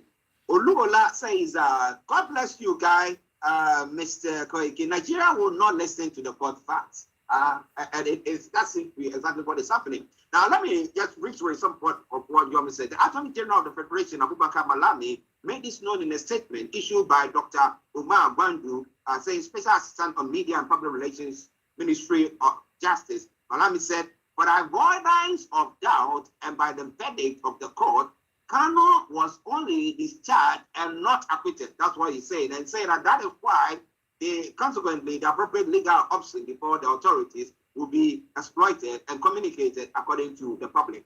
Now, was it early part of this year, I mean, sometime this year as well, we have Sunday Igboho's a court also ruling that Sunday Igboho should be compensated for the losses, the attack on his house and the damage that was caused. And we had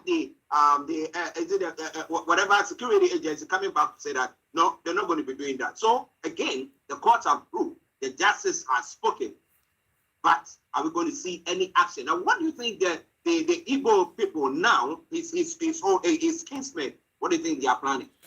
Following, Nnamdi Kanu is actually trending this morning on Twitter at number 5, with almost 125,000 tweets so far. You can tell how important, this individual is.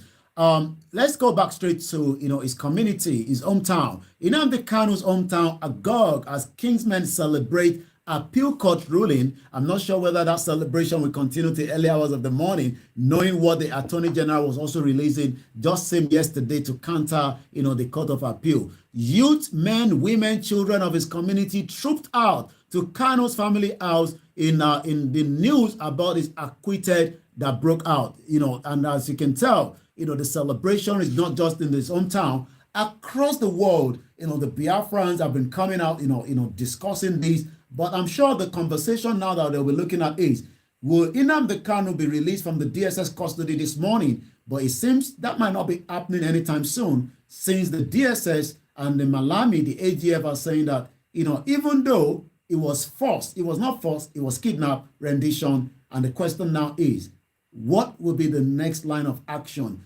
Is this kind of a push, to that same message of the breakup of Nigeria, as a lot of people are saying that the unity of being a country, if the Biafra don't want to be part of Nigeria, why not let them go peacefully rather than keep them in the same system and do not give them the freedom, liberty, fairness, and equity and justice, just as the Yoruba nation are also asking for the same thing as well?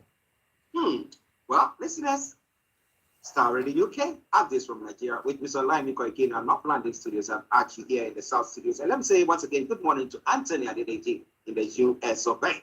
Now, I don't know whether it's the court's ruling again telling the ASU to go back to the lecture to school, and that is what is pushed them to go so that they don't flout or break the court's ruling. Because you know that when you break the court's ruling, you'll be in trouble. But I don't know what exactly is happening there. Before I let you comment on that one, Moyo Wasinika says they only know Sharia law. He said that is what the federal court knows. It's only Sharia law that he believes that they know. So is it the court's ruling that has forced the action to go back, or have they reached a deal? Is it the court's ruling that has forced? Not literally the court rulings. Let us remind you that there was quite a lot of engagement between the federal government, especially not the federal government, the House of Reps, Femi Gbajabiamila, and the ASU, and eventually there was they came together to say that we will pull out, from this 8-month strike. ASU have now, come out officially to suspend the strike after 8 months. According to what we know, the academic, staff union of the university have suspended, its 8 months, authoritatively confirming this. Though the union is yet to make an official pronouncement, but the information that is been coming out from Abuja, after the National Executive Council meeting that we discussed yesterday, that was held at the Secretariat in Abuja. But what we can confirm is, I believe that there's a kind of a peace between ASU, and the mediator, the House of Rep, with the federal government. How long that is going to hold is something that we would have to wait and see. Whether, as election is coming, maybe it's just to die down the doors and allow students to go back, or probably maybe, as a lot of people are speculating, that it seems that the super rally that the Yorubas are about to start is the reason why the House of Rep is doing everything to make sure that all the students are back to school, so that there will not be any student out there joining the super rally. But that's just a speculation. But we've known that this is not the first time that ASU has been going on strike. For the last 20 years, ASU have always been on strike. Even during the military, rule, they have always been on strike. So I won't be surprised that probably in the next couple of weeks or months, ASU might be returning back, because the federal government are always adamant not to give them what they want. Well, we'll see what is going to happen on that front. Whether they will or they wouldn't, it's not coming away from Star Radio UK. Let me read a few of the comments that have come through. Prince.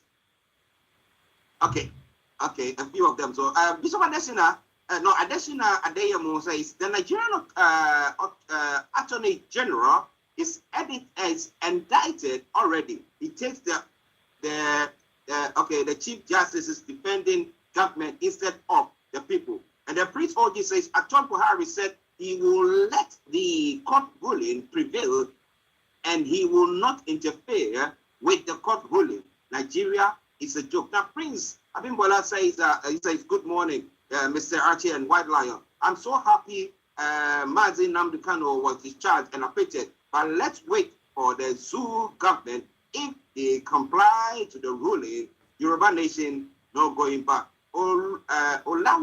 Olawuluwa, okay. So good morning, Star Radio UK, gentlemen, and all Star Radio UK team, Yoruba Nation. Now, no going back. Congrats to IPOP, moving to the next level. All right then. Well, listeners, it is Star Radio UK, your favorite African and Caribbean radio station in London. Well, we promise you one thing for sure. Over the weekend, we're going to be monitoring whatever is going on in the southeast, and then hopefully we'll be coming back to you. We'll try to see whether we can engage the legal team of Nnamdi Kanu, Mazi Nnamdi Kanu, and then bring that your way as well. Okay, Yomi, let's move on to some of the other stories. Well, let's take a look at more headline coming out of Nigeria this morning. Is it not interesting that 80% of Nigerians are enjoying full electricity? I didn't say so. That is the headline coming from the NNPC Group Executive Officer Mele Kairi. Kairi, the NNPC Group Chief Executive, has claimed that 80% of Nigerians have electricity. I'm not sure what part of the world is actually living, because if he say that 80% of Nigerians have electricity, that literally means that Nigeria has become a very better place when it comes to the power sector. We do know that definitely that is not what is happening, because a lot of Nigerians are living in darkness. Offices are not running because there's no electricity. But let's take a look at. It's stated that the oil and gas industry has changed rapidly in a position direction because of the change of attitude by the Nigerians and the industry players. In our country today, we have so much energy. 80% of the population can now boast of electricity. Energy is necessary for our day-to-day dealing. Businesses are changing. Companies are shifting their focus. We must deliver energy and training, and innovative technology must be focused for us in a manner that will help to deliver energy. And this is something that I'm sure so many Nigerians will be asking, where actually is this electricity? But again, this is Nigeria for you, and I can only say that we know that it is not true based on those of us that have relatives back home. I know you want me to come back in the studio, and I'm just going to do so. That's a quick one. Some of the comments that are coming, I mean, Oluola says that is a lie, blatant lie. Additional Adeyemo says it is a lie from the highest order. And he continues, and Nigerian run electricity from generator. Well, Adebanji somewhere, Adesanya says, good morning, White Lion. God bless you, Yoruba Nation. And God bless me, and God bless you. God bless all us all. And in our Nigeria today, no light, no food, no water in the zoo. So what is the 80%? What are they talking about? Well, I mean, it's quite, I like I said, I'm not sure what part of the world, some of these politicians are living. I mean, he definitely have full electricity, but my parents, our parent back home, our loved ones are all sleeping with mosquito biting them all over the place and no proper, electricity. So definitely that is something that is not for us to buy in this part of the world. So let's go back again and take some of the other headlines. 2023, Nigerian census is politics of numbers, says Governor Masari. Well, it has always been game of numbers since the numbers were already, added up, during the time of the independence that we were given in depression, that the northern part of Nigeria has the numbers, and that has always been the same thing. So let's take a look at what Masari, the Governor Aminu Masari, has described census in Nigeria as politics of numbers and call on traditional rulers in Katsina to support the 2023 population and housing census. The governor made a call on Thursday in Katsina during a one-day stakeholder summit on a proposed 2023 population and housing census. He pointed out that since 1963, the census in Nigeria has been politicized. All census are being bedeviled by the politics of numbers, not the quality of number. We hope this time with technology, we will be able to achieve near perfection in terms of knowing how many we are in this country. Lamented the tragedy of what we have done in reducing the issues. Let's take a look at that. I mean, when you look at Nigeria, nobody has a precise number of how many we are in Nigeria. I mean, a country that is so big enough but cannot feed, its average citizen. And I want to go back and look at, what the word clock is talking about when it talks about the numbers, because that is just, the data that we can use this morning. So I'm actually pulling that up quickly. Once again, this is Star Radio UK, your finest African and Caribbean radio station. The reason why Nigeria is the poverty capital of the world, according to the information we have, according to the World Poverty Map, Nigeria has a population of 250,353,968. And out of that total number, as of today, the 14th of October 2022, we have 160, the total number of people living in extreme poverty.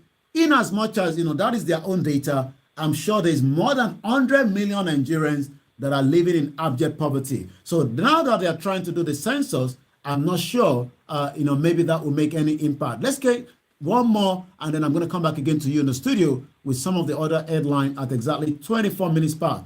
The Lagos State is now probing a nurse that was filming Rico's survey last moment. Again, a very, very sad one. I've seen that video. It's not something that we can show because of the policy and of the social media rules.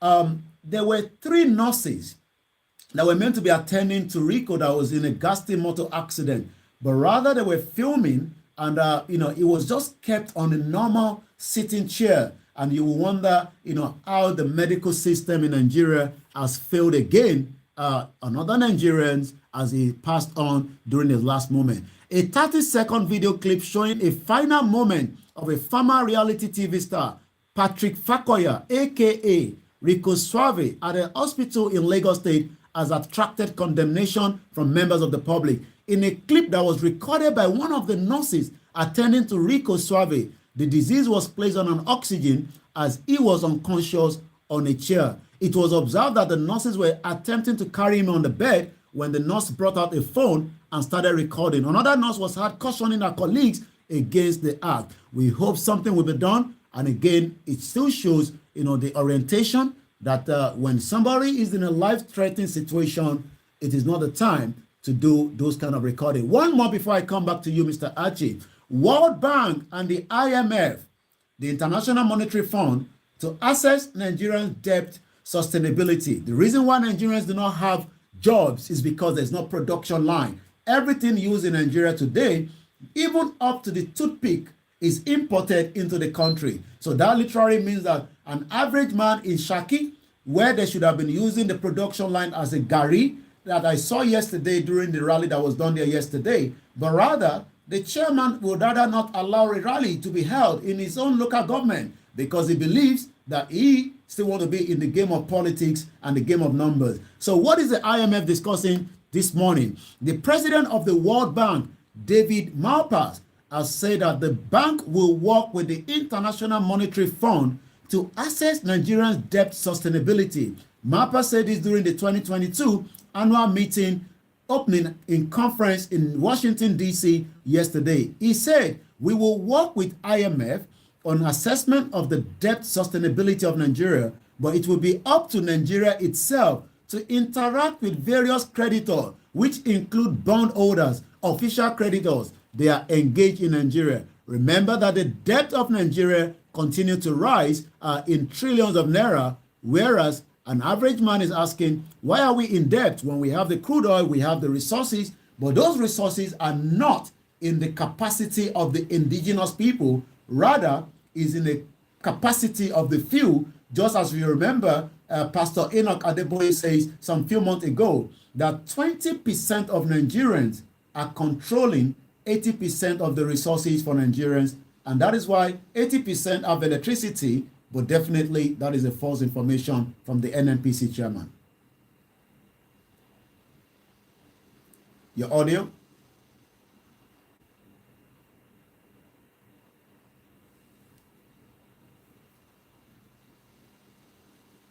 All right, I'm going to come back in and come back out.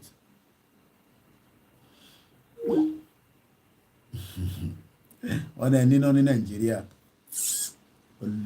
olórí burúkú làwọn tẹ́ kó sí gọ́ọ̀mẹ̀ntì bẹ́ẹ̀. Okay, let me get it. Just bear with me. Back on. We have it back on. Can you hear me now? Loud and clear. Okay, right. I can. Okay, good. All right then. Listeners, Mr. Oladipo is being unlocked at the studios. I'm actually here in the studios. Yes, the technical team working very, very well to make sure that you don't miss out on anything. But let me read a few of the comments that have come through. Now, Oluola says that is a lie. Nobody enjoy life in the zoo. Nigeria, Yoruba need to come out of Nigeria. Nobody gets life in the zoo, Nigeria. Yoruba need to come out of Nigeria now. Yoruba nation. And that's all our Sunday. It says, good morning, Mr. Koike. Now, Oluola says, continues, he said, talking about number, it's not more than the Southwest. But we all knew that British did before what they did before they left to Nigeria. It's true there, because every time I've been asking, do you mean to tell us that the northerners are more than the southerners? Not sure about that, but somehow they managed to get that. And then Adebanji somewhere this and that says, in our Nigeria today, no light, no food, no water in the zoo. Omo Apple TV says, God bless Yoruba nation. Now Ijaya General. So no light, no water, no hospital, no security, no education, no work, no infrastructure, no law, no government, and no leaders. I mean, he's giving up entirely. Now, tell me, says all our all our politicians are thieves and greedy. May God deliver us from them. Well, I think I've got a serious work to do this morning when it comes to what is happening in Nigeria. But you know what I mean? I know with all those things now, I know the presidential campaign seems to be going on. As we know, they're going around with a ruling yesterday with the electricity issue that someone has come out to say that 80% of the country is enjoying electricity, so just 20%. I don't know, maybe here, maybe one of the students have not turned the light on, that's the 20%. So Nigeria, everything is good there. But my question is, what are the presidential candidates saying about this issue that is going on? Because this is a pertinent issue that is affecting the ordinary Nigerian. Sorry, I missed that. Sorry, Mr. Archie, sorry.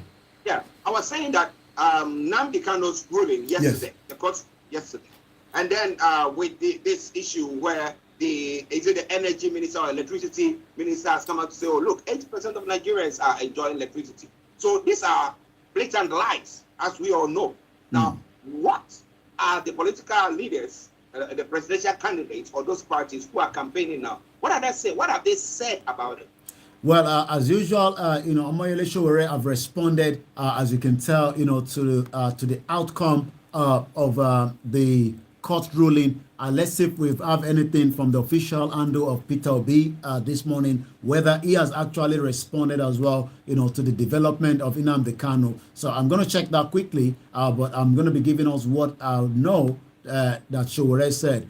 From what I can see so far, the last updated was about 2 days ago, so it seems Peter Obi Andu is not really up to date with what is going on in Nigeria. So probably maybe they're a little bit delayed in updating their Andu of what they have to say. Maybe they have to think about what they have to say before they bring it out because as a presidential candidate for the Labour Party. But in terms of what Sowore said about 16 hours ago, which was yesterday, hashtag free Nnamdi Kanu.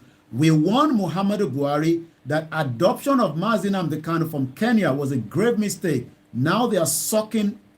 Next, let Mazi Nnamdi Kanu go home tonight. I'm not sure whether Nnamdi Kanu is going home tonight because, it looks like the AGF wants to keep him out there. Also, he says, and I quote, Nnamdi Kanu appeal court judgment, 3-man panel discharge all charges against the IPOB leader. That was what Sowore actually said, yesterday. I'm not sure whether Atiku have said anything on that, but let's have a look at his handle this morning, whether Atiku have responded as well to Nnamdi Kanu. Again, last updated was just about yesterday. Nothing about Nnamdi Kanu, so we'll have to wait and see. But I can tell you later on when we go on this full social media, Nnamdi Kanu is trending at number 5 with about 126,000 tweets. Quite a lot of conversation is going in there. ASU is trending at number 2, but I'm going to come back again. In terms of, we know that the politicians are always trying as much as possible to avoid Nnamdi Kanu, apart from Omoyele Sowore that have stood his ground, in supporting Nnamdi Kanu. We've seen him attending, court cases, and likewise, as he did during the Yoruba Nation, self-determination campaigner that were kidnapped, from Chief Sunday Igboho's house, and some of his, colleagues that were staying overnight, over 12 days. I was actually speaking to one of our, Moremi that was taken away as well during that, one of the only women.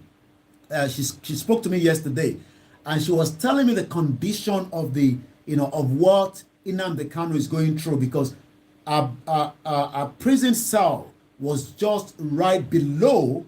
She was below. Nnamdi Kanu is on the top, in the same DSS custody that they were kept in Abuja. And there they have the toilet is inside the same place. The bathroom is there. You have to eat in there. And the hygiene is not there. And, she said, what she faced in that custody for over 3 months, she could think of what Nnamdi Kanu, must have been facing for the last almost a year. Yes, there was a lot of, eye contact between herself and Nnamdi Kanu during the time that she was kept in that custody. But again, we can only pray that Nnamdi Kanu will finally regain his freedom and become a free person that he has always been, because the court have now said Nnamdi Kanu is not a terrorist.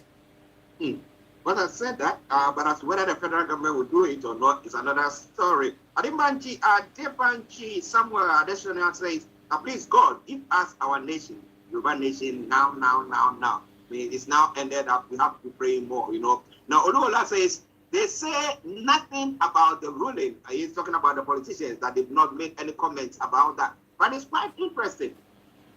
You're listening to us. I just want to post your comments there, because I'm asking the question here. That do you think that it's wise to keep Nnamdi Kanu incarcerated, and we have a sit down at home thing that is going on there, where we know that if he's released, some way, somehow, his people will stop that, and then what commercial activities can go on. The Southeast can generate funds. I mean, funds will come in, especially in a country where we are crying. The IMF are saying that, look, wherever we are, the debt to GDP ratio is, I mean, appalling and stuff like that. Do you think that the best way for the federal government to go is to keep him still behind bars? Let us know what you think. Bishop Adesina says that Kanu's lawyers should stop going to court with Nigerian DSS, a government who has no respect for court, order, or rule of law. It is true that, because, like I said, the ruling that was passed in favor of Sunday Igboho, up to now, what have we heard of it? Nothing.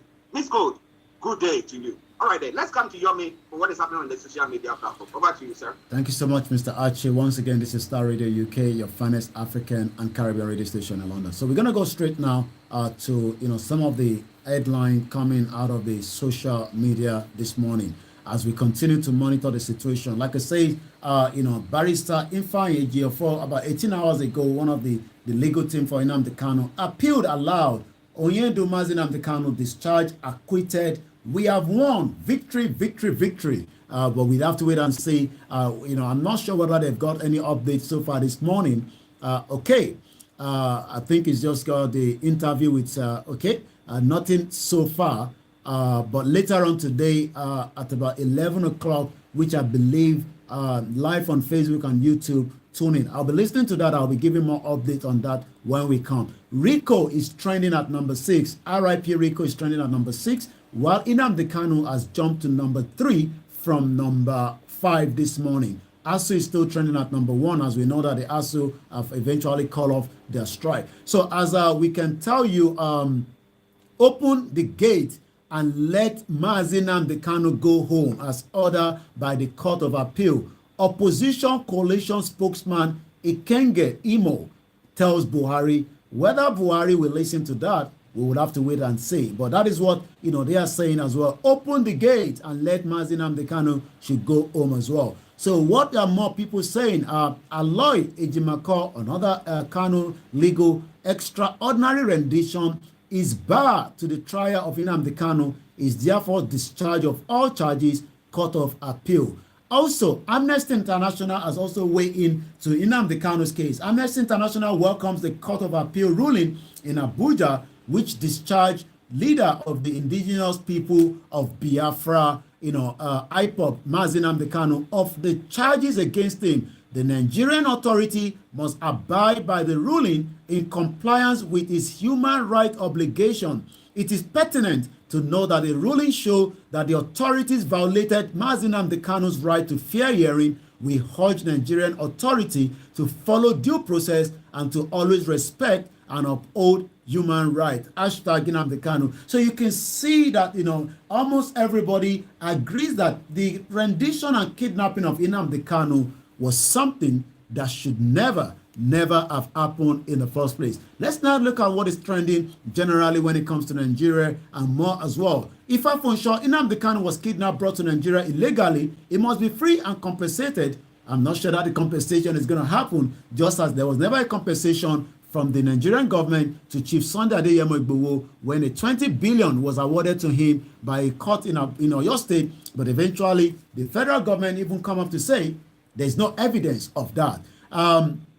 David Odoye, if you are under the age of 35 in Nigeria, take a look at the demographic represented in this image. Calculate the likelihood of his political choice being in your interest. Come out and vote on the election day, or else these are the people that will choose your leadership. Again, that is David Odoye. Let's take a look at more from what I'm getting here when it comes to Nigeria. Tell Buhari that I say he is, we cannot say that, and he cannot jail me. They are not educated enough to jail me. They discharged and acquitted Mazi Nnamdi Kanu. One says, while in Nigeria, called congratulations to Biafrans worldwide. So as we are going into the weekend, in my core, we'll be holding their peaceful rally, just as Shaki did yesterday. For those in Yoruba land, it may call tomorrow from 9 a.m. And all the transmission will be coming from the sister broadcast as well. But before we come back again to you finally, I say once more,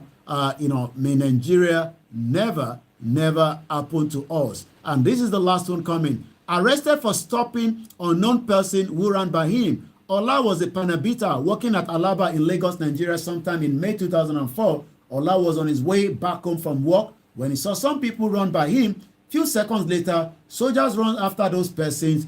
8 years in prison just because he didn't stop being chased by the soldier. Imagine you have spent 8 years in a Nigerian prison for doing nothing.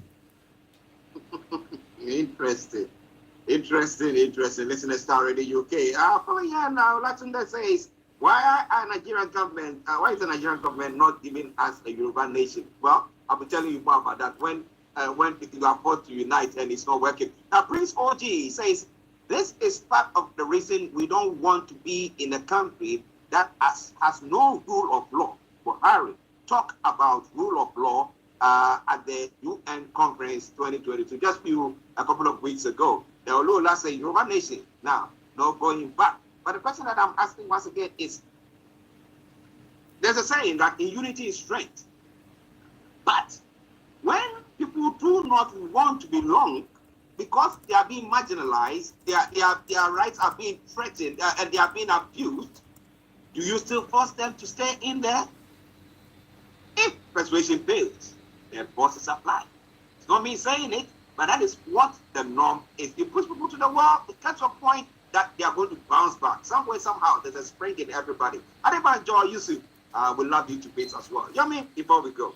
Well, the weekend is on Star Radio UK. Make sure you tune into all the programs over the weekend. And I'll be back again on Monday morning at exactly 11 o'clock where we continue all the latest news and updates. As we are going away for the weekend, may Nigeria not happen to you. Keep safe and remember, it's only one life. Stand with the truth. The truth will stand by you. Thank you very much, Yomi. And we see you on Monday. But we'll catch up later on during the day. Bye for now.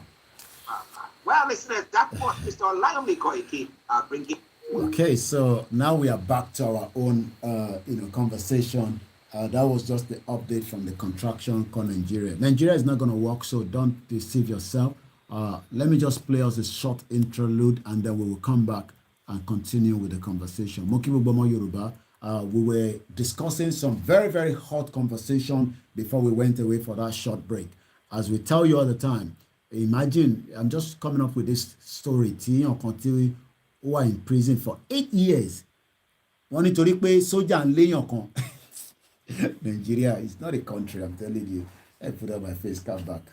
Àbọ̀rọ̀ bòye nísìn. Imagine somebody tí sójà ń lé.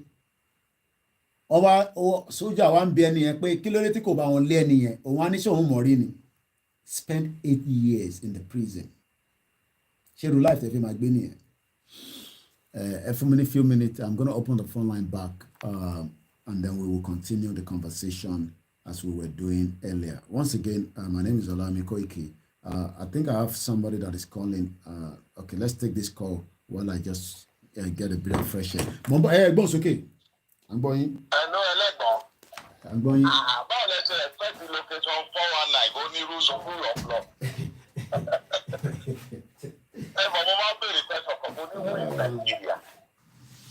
Nígbà tí ò ní ownership báwo nìyẹn ṣe máa ò bẹ́ẹ̀ òfin bẹ̀. Ó yẹ yín ìlú yẹn ò ní ownership ló fà á. Wọ́n ṣe látòrí kò ṣe federal government nìkan o even the state government. Ṣé wọn náà máa ń pè òfin? It's because no ownership ta ló máa mú mi. Olóúnjẹ bẹ́ẹ̀. Ṣẹ́rí Yorùbá ti bẹ̀rẹ̀ fẹ́ gbà yìí. Òun ló máa correct gbogbo nǹkan bẹ́ẹ̀ yẹn. Òun ló máa bí ìgbà wa la ní. Nàìjíríà kan kú wa sí ó ń fa corruption, ó ń fa ẹkún, ó ń fa ìbànújẹ́. Àwa náà fi punish. Ṣẹ́rí Nàìjíríà gangan, àwa àti Igbo gangan náà fi punish. Àgbẹ̀gbọ́dọ̀ kúrò ń bẹ̀ ni. Kábàá kúrò ń bẹ̀ ni ìkúrọ́tọ̀ wa. Ògo wa ò lè tàn mọ́ láíláí. Òun ṣègbè. Ògo wa ò lè tàn mọ́ láíláí. Kò kí n ṣe ètò because tábà kù wá nù Nàìjíríà kù kò lè jẹ́ kí òkú yẹn jáde a gbọ́dọ̀ kúrò bẹ́ẹ̀ ni kò sí ownership olófà tí wọ́n ṣe ó bí òfin ṣẹ́ni kó bá yẹ pé nàìjíríà ó bí òfin wọ́n sọ compensation gbogbo nǹkan tó ń ṣe bóyá ní nàìjíríà lè fi lówó fún budget. But because kò séèyàn tó lè challenge wọn pé wá èmi ni níbí báwo ni òfin ṣe mú ẹ ò dẹ̀ ṣe kò sí àwọn èèyàn bóyá kó challenge wọn ó ní àwọn òyìnbó payé wọn jẹ́ system tá gbogbo reduce wọn punish. Mr. Koiki ẹ̀fẹ́ bẹ̀yìn mo fẹ́ bẹ̀yìn fún kankan bóyá ẹ lè ní knowledge lórí kínní. Nìkan ní National Assembly ní gbogbo National Assembly wọ́n máa ń pè ní mix mo mọ̀ bóyá mo right pẹ̀lú orúkọ yẹn wọ́n máa ń gbé sọ́rùn báyìí kíni yẹn symbolize fún. Tábà fẹ́ bẹ̀rẹ̀ ilẹ̀ Yorùbá tiwa ẹgbẹ́ ọ̀gá máa lo mọ́ọ̀fù tó jẹ́ pé àmọ̀ bẹ̀rẹ̀ àmọ̀ òpin ẹ̀ àkọ́kọ́lé ẹgbẹ́ ká máa lo òṣè Ṣàngó síbẹ̀. Òṣè Ṣàngó la máa gbé síbẹ̀ tó bá fẹ́ sọ̀rọ̀ ìwọ bó bá ti lè ṣe oath pẹ̀lú ìṣẹ̀bálẹ̀ wa okay no problem ṣé pẹ̀lú bible ẹ̀ ṣé pẹ̀lú Quran ẹ̀ but nínú National Assembly instead of ká máa lo maize tá a mọ̀ túmọ̀ ẹ̀ tá a mọ̀ bẹ̀rẹ̀ òyìnbó kàn ní nǹkan kan máa wà ẹ̀ máa gbé dáadé ẹ̀ máa gbé sáàárín ẹ jẹ́ ká máa lo òṣè Ṣàngó wọ́n á gbé sáàárín ẹ sọ̀rọ̀ ní máa lọ. Ẹ ṣé gan. Thank you so much. ẹjọ́ ẹ̀dẹ̀ dárí ẹjọ́ ẹ jẹ́ ká pọ́n bàbá Akíntóyè lé ẹjọ́. Lóòótọ́ ó wù wá kí wọ́n declare lẹ́nìí ó wù wá but ẹ jẹ́ ká fi sùúrù mẹ́tò bàbá ti yọ ọwọ́ wọ́n ti sọ pé Ìgbòho ló máa declare wọ́n ti sọ lọ́dọ̀ yẹn wọ́n dẹ̀ sọ fún wa pé ká lọ gbáradì pé kò ń ṣe protest ọjọ́ kan àwọn náà fẹnu wọn sọ. When it's going to be very, very it's going to be a long one. Yeah. Thank you so much. I'm going to let you go because of I've got to buy more calls. Now the line is back on. Let's take more calls and continue with our program. More questions. Lori Koiki Odiduwa. They are connected. Oh yeah, go so can going Bishop. Yeah, Bishop. Yeah. Conference lórí àwọn nǹkan tó ti sọ síwájú sẹ́yìn then lórí maize yẹn wọ́n kọ́pì ìṣẹ̀dálẹ̀ wa ní ọ̀pá àṣẹ ẹ bá rí àwọn kábíyèsí wọ́n máa ń ní ọ̀pá àṣẹ tó máa ń bá wọn gbé dání is a staff of authority òun làwọn òyìnbó ni wọ́n rọ pẹ̀lú gold tó ń pè ní maize ibi tó ọ̀pá àṣẹ bá wà that is where the state, the authority is. So, ọ̀pá àṣẹ ni ọ̀pá àṣẹ títí wà la máa gbé síbẹ̀. Then lórí ẹni tí ó sọ̀rọ̀ lórí bàbá Akíntóyè the other time, I was thinking you're going to interrupt him anyway, but I know you leave him to say what is in his mind. He is not an insider. When he is talking, you can see the lapses of his ideology from the way he's talking. Baba is not afraid. Baba Akíntóyè is not afraid. And we all knew that àwọn iṣẹ́ kan wà tí wọ́n ń ṣe lábẹ́lẹ̀. Àwọn àdèmọ̀ yẹn ti true. Iṣẹ́ yẹn ti true. Baba himself came out and spoke. Táyà tó bá fẹ́ kí bàbá máa sọ̀rọ̀ all the time. Number one, iṣẹ́ tí Onítìrí ń ṣe nìyẹn. You see Onítìrí coming and speaking all the time. Àwọn èèyàn pariwo. So ẹ ní kí bàbá àgbàlagbà at that stage. Compare his age with your grandfather. But this man is vibrant. He's vibrant. And he told bó ṣe ohun bàbá ó mú láti declare lẹ́ni ẹlẹ́dẹ́ ní kó declare Yorùbá nation. But ó ní procedure yẹn ni wọ́n fẹ́ follow so that kò ní yọlẹ̀ fún ẹnì kankan wá. Wọ́n máa declare kò ní wọ December. wọ́n máa declare wọ́n máa ṣe rally yẹn wọ́n dẹ̀ declare and you Koiki you know now wọ́n máa declare so àwọn tí a dẹ̀ mọ̀ àwọn tí kò sí irọ́ ń bẹ̀ wípé aláwọn bàbá àgbà kan tí tó jẹ́ pé Ọlọ́run máa fìyà jẹ wọ́n bọ̀ tó jẹ́ pé post ni wọ́n máa hijack kiri tó dẹ̀ jẹ́ pé wọ́n wà láyìíká bàbá Akíntóyè fúnra rẹ̀ ó mọ̀ wọ́n And the man is working with diplomacy to work with everybody. So people should stop speaking against that Baba, please. Okay. No matter bí kò bá ṣe ká wa lára tó ẹyọ àwọn bàbá yẹn sílẹ̀. Tẹ́ bá fẹ́ sọ̀rọ̀ báwọn bàbá mi fọ̀rọ̀ báwọn bàbá mi lára bọ́ bàbá Kítóyè. Bàbá Ìgbòho lè fi ṣeré o. Okay. So that's just it. Thank you. All right. Thank you so much. And you've heard again from and it's quite right. Like I said, we are not going to be here to, when especially to buy the open mic. I'm not putting open mic. I don't know what anybody wants to say, but we have to be very careful. The motion of rally on the way and only fine. The rally is going to come on. I've said that so many times. But necessary because I speak on behalf of Igboho. But one thing we need to remain is the preparation from individuals up to the groups, up to the whole organization. And the people watching right now, thinking that rally is not, thinking that rally is not going to come up. And there will not be a declaration. Most often, pé nínú group kan lánàá èèyàn kan challenge audio mi kan tí mo send mo mọ̀ kan tí mo send sínú group yẹn, and I've come out of that group and I told them in that group pé edu group tẹ́ wà yìí because tẹ́ni ẹ bá ń sọ̀rọ̀ ọ̀rọ̀ bẹ́ẹ̀ ó ṣòpẹ́ nìyẹn kò tí ready. Ẹ wo fídíò tó ṣẹlẹ̀ ní ọjà ọ̀dàn tó fi di pé ọba ọjà ọ̀dàn àti wọ́n ní house of rep kan àbí house of assembly lẹ́ ń pè àtàwọn sójà bí àwọn sójà díẹ̀ náà àwọn sójà tó wà níbẹ̀ yẹn bí ẹlòmíì ni o wọ́n wá pe àwọn ọmọ yẹn pé kó lọ take down video yẹn. Kí lẹ́yìn rò pé oríṣìí tó ṣe ní kó lọ take down video yẹn because wọ́n mọ̀ pé ìtàgbé dání under international law ṣẹ́rí gbogbo etí gọ́ọ̀mẹ̀ntì ń ṣe yẹn ó ń díbọ́ ni mo sọ fún yín pé gọ́ọ̀mẹ̀ntì ń díbọ́ ni because there is what they call international law.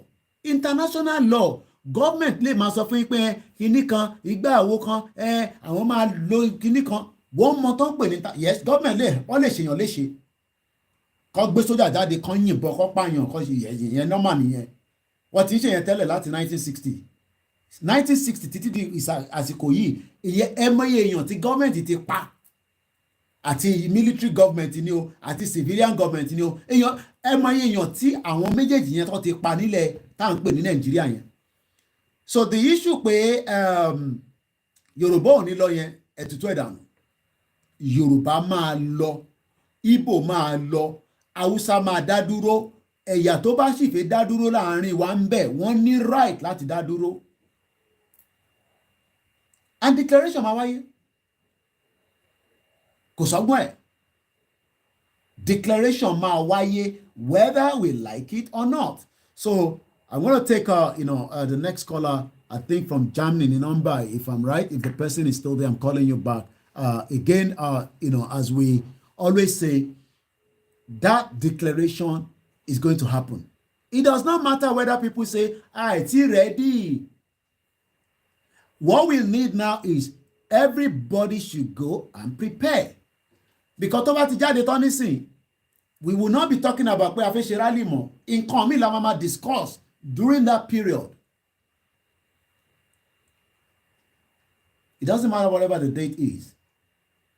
Nígbà tí Soviet Union máa pín, it went down in December.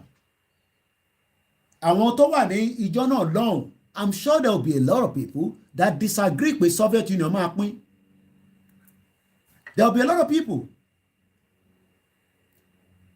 There will be a lot of people tó disagree pé Soviet Union kọ́ ó máa pín ìyẹn ní 1991. So gbogbo ọ̀rọ̀ declaration pé ó ti ń pẹ́ jù yẹn, I understand our feelings, but it will happen. Yes, we can wait till December, kò matter. Tábà di December kò tí late. A declaration will happen between now and the sọ pé yóò ti tàn. So the feelings that people think that the October ti ń tàn o, èyí tẹ́ ní a máa ṣe rally o, a máa declare o, it will happen. Tó bá wá ní happen nígbà yẹn, then we have a problem. Èmi náà ti sọ yẹn, in tó bá ti mú wa declare before the end of the year, that means we have a problem. That means that problem It's not like pé àṣẹmátó wá padà sẹ́yìn all over again and at the stage yẹn lágbára Ọlọ́run. So let us continue, to remain calm, focused. We are all angry with the situation of things. And we are all bitter with the way Nigeria has run for the last 60 years. Ẹ má bínú pé camera mo sọ fún pé camera kan náà tún wà níbẹ̀ tí mo gbọ́dọ̀ máa wò because I'm running two different camera. Àbúrò mi yé nísìn 62 years of the shit old country put us together, force us in a union that has never worked for anybody. Union yóò ṣiṣẹ́ fún yàn kankan rí. Kò ṣiṣẹ́ fọ́mọdé, kò ṣiṣẹ́ fágbàlagbà, kò ṣiṣẹ́ fárúgbó, kò ṣiṣẹ́ fọ́midán. Gbogbo election tẹ́ ti ń ṣe láti 1999, èwo ló ṣe ìwúlò fún yàn kankan bẹ́ẹ̀? Even gan gbogbo ẹ̀yin tẹ́ ń pariwo one Nigeria, one Nigeria. Èèyàn mélòó ló wúlò fún? Everybody mọ̀ pé à ń parọ́ nìyẹn. Tebane said too many messages, different people sending messages from Baba Kitoye. Mélòó ni Baba gan máa kà. So what we are saying is, ẹ jẹ́ ká lọ máa prepare ara wa. Nigeria máa pín. Nigeria gan fúnra rẹ̀ mọ̀ pé òun fẹ́ pín. But the impression ni pé morality jáde, àwọn ní campaign olóṣèlú ti wà níta, Mr. Koiki, àwọn olóṣèlú ṣe campaign. Kò matter, ní tó bá wọn ní ká máa ṣe. Wọ́n disturb wa. Àwa láti mọ̀ pé a fẹ́ lọ, a dẹ̀ máa lọ. Kò dẹ̀ sí nǹkan kan tó lè dá dúró. By fire, by force. Thank you so much, Ṣẹ́gun Ọ̀nà as usual, bringing the world closer. Yorùbá nation máa dá dúró lágbára Ọlọ́run. So pé kò ní dá dúró yẹn, ẹ̀yẹn má worry. Ó ti ń pẹ́ jù now. Yes, we want it to happen like that. And it is getting closer. Getting closer every day. Tá à ń jí, tá à ń sùn. Yorùbá nation is getting closer. Àwọn kan máa ní pé kò lè rí bẹ́ẹ̀. Pé báwo lẹ ṣe fẹ́ ṣe? Kí lẹ máa ṣe pẹ̀lú àwọn gọ́fúnà yín tó wà níbẹ̀? Kí lẹ máa ṣe pẹ̀lú àwọn politicians yín? Ẹ lọ béèrè tó ń pè ní declaration. Tá bá ti declare kò sí government mọ́. The whole government is nullified in Southwest automatically. And àwọn governors yẹn mọ̀. Wọ́n wò wá báyìí nísìn. Wọ́n gbọ́ gbogbo tá à ń sọ. Ẹ rẹ̀ pé wọ́n gbọ́ ni. Wọ́n láwọn àwọn tó ń deliver message fún pé Koiki the same thing ni ọlọ́sùn sọ kò tí mẹ́nu kúrò níbẹ̀ o. Kò rẹ̀ yẹ pé Ìgbòho nìkan gbogbo ara náà fẹ́ jáde. Everybody is saying that we are going. And nothing is going to stop that. They can deceive you, they can deceive you, they can tell you, oh, we are lying, it's not going to happen, how is it going to happen, blah, blah, blah. It doesn't matter. Into bá wọn ní káwọn máa sọ. Bí àwa la nílẹ̀ yẹn ni o, bí a Igbo ló nílẹ̀ yẹn ni o, bí a Kanuri ló nílẹ̀ ni o, we will know. But ẹ̀yin tẹ́ wà nílé, continue, to push, the conversation, just as we are doing right now. There's right to self-determination. And everybody knows that around the world. And nobody, àgbáyé kankan ni wá gbà wá sílẹ̀. Àwa la máa kọ́kọ́ lọ gbára wá sílẹ̀. Kágbáyé tó sọ pé wọ́n á gbà wá sílẹ̀. Àwa, tá a bá ti lọ gbára wá sílẹ̀, we are not going anywhere. We are not going anywhere. Àwa la máa kọ́kọ́ láti lọ gbára wá sílẹ̀. If we fail to gbára wá sílẹ̀, nobody will send them gbà wá sílẹ̀. Àwa la kọ́kọ́ láti lọ gbára wá sílẹ̀. And báwo la ṣe fi gbára wá sílẹ̀ is what we are doing right now. Let's take the next caller. Hello, caller. White Lion. Ẹ káàárọ̀ sà. Ẹ kú iṣẹ́ náà. Lórúkọ Jésù. Network ẹ̀ tó wà nílé ni. Orílẹ̀ ṣe ti rí. Lórí ẹ ti máa bí tá a wà. Mo mọ̀. Orílẹ̀-èdè tá a wà, orílẹ̀-èdè location 9 ni. Kó tó di pé ṣẹ́ẹ̀ṣì ń gbọ́ mi. Loud and clear. Okay. First of all, nípa ọ̀rọ̀ ìjàngbara kò yí ọ̀pọ̀lọpọ̀ tá à ń pè ní ìjàngbara. Nínú ìwé Bíbélì ó fi yá pé ẹrú tó wá fẹ́ kó lọ.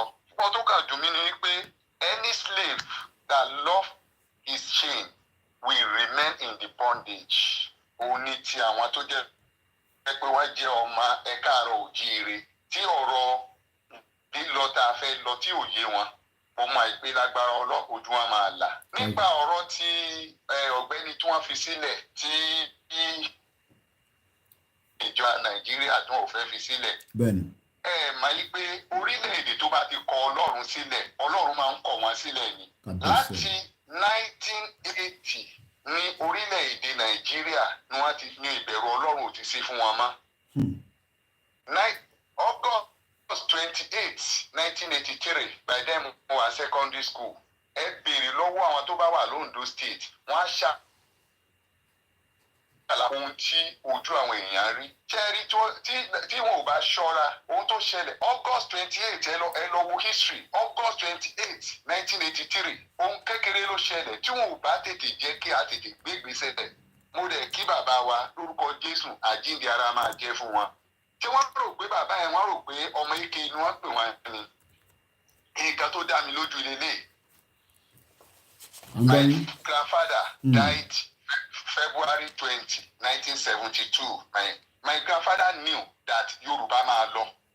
You understand? So kì í ṣe pé ó ṣẹ̀ṣẹ̀ wá.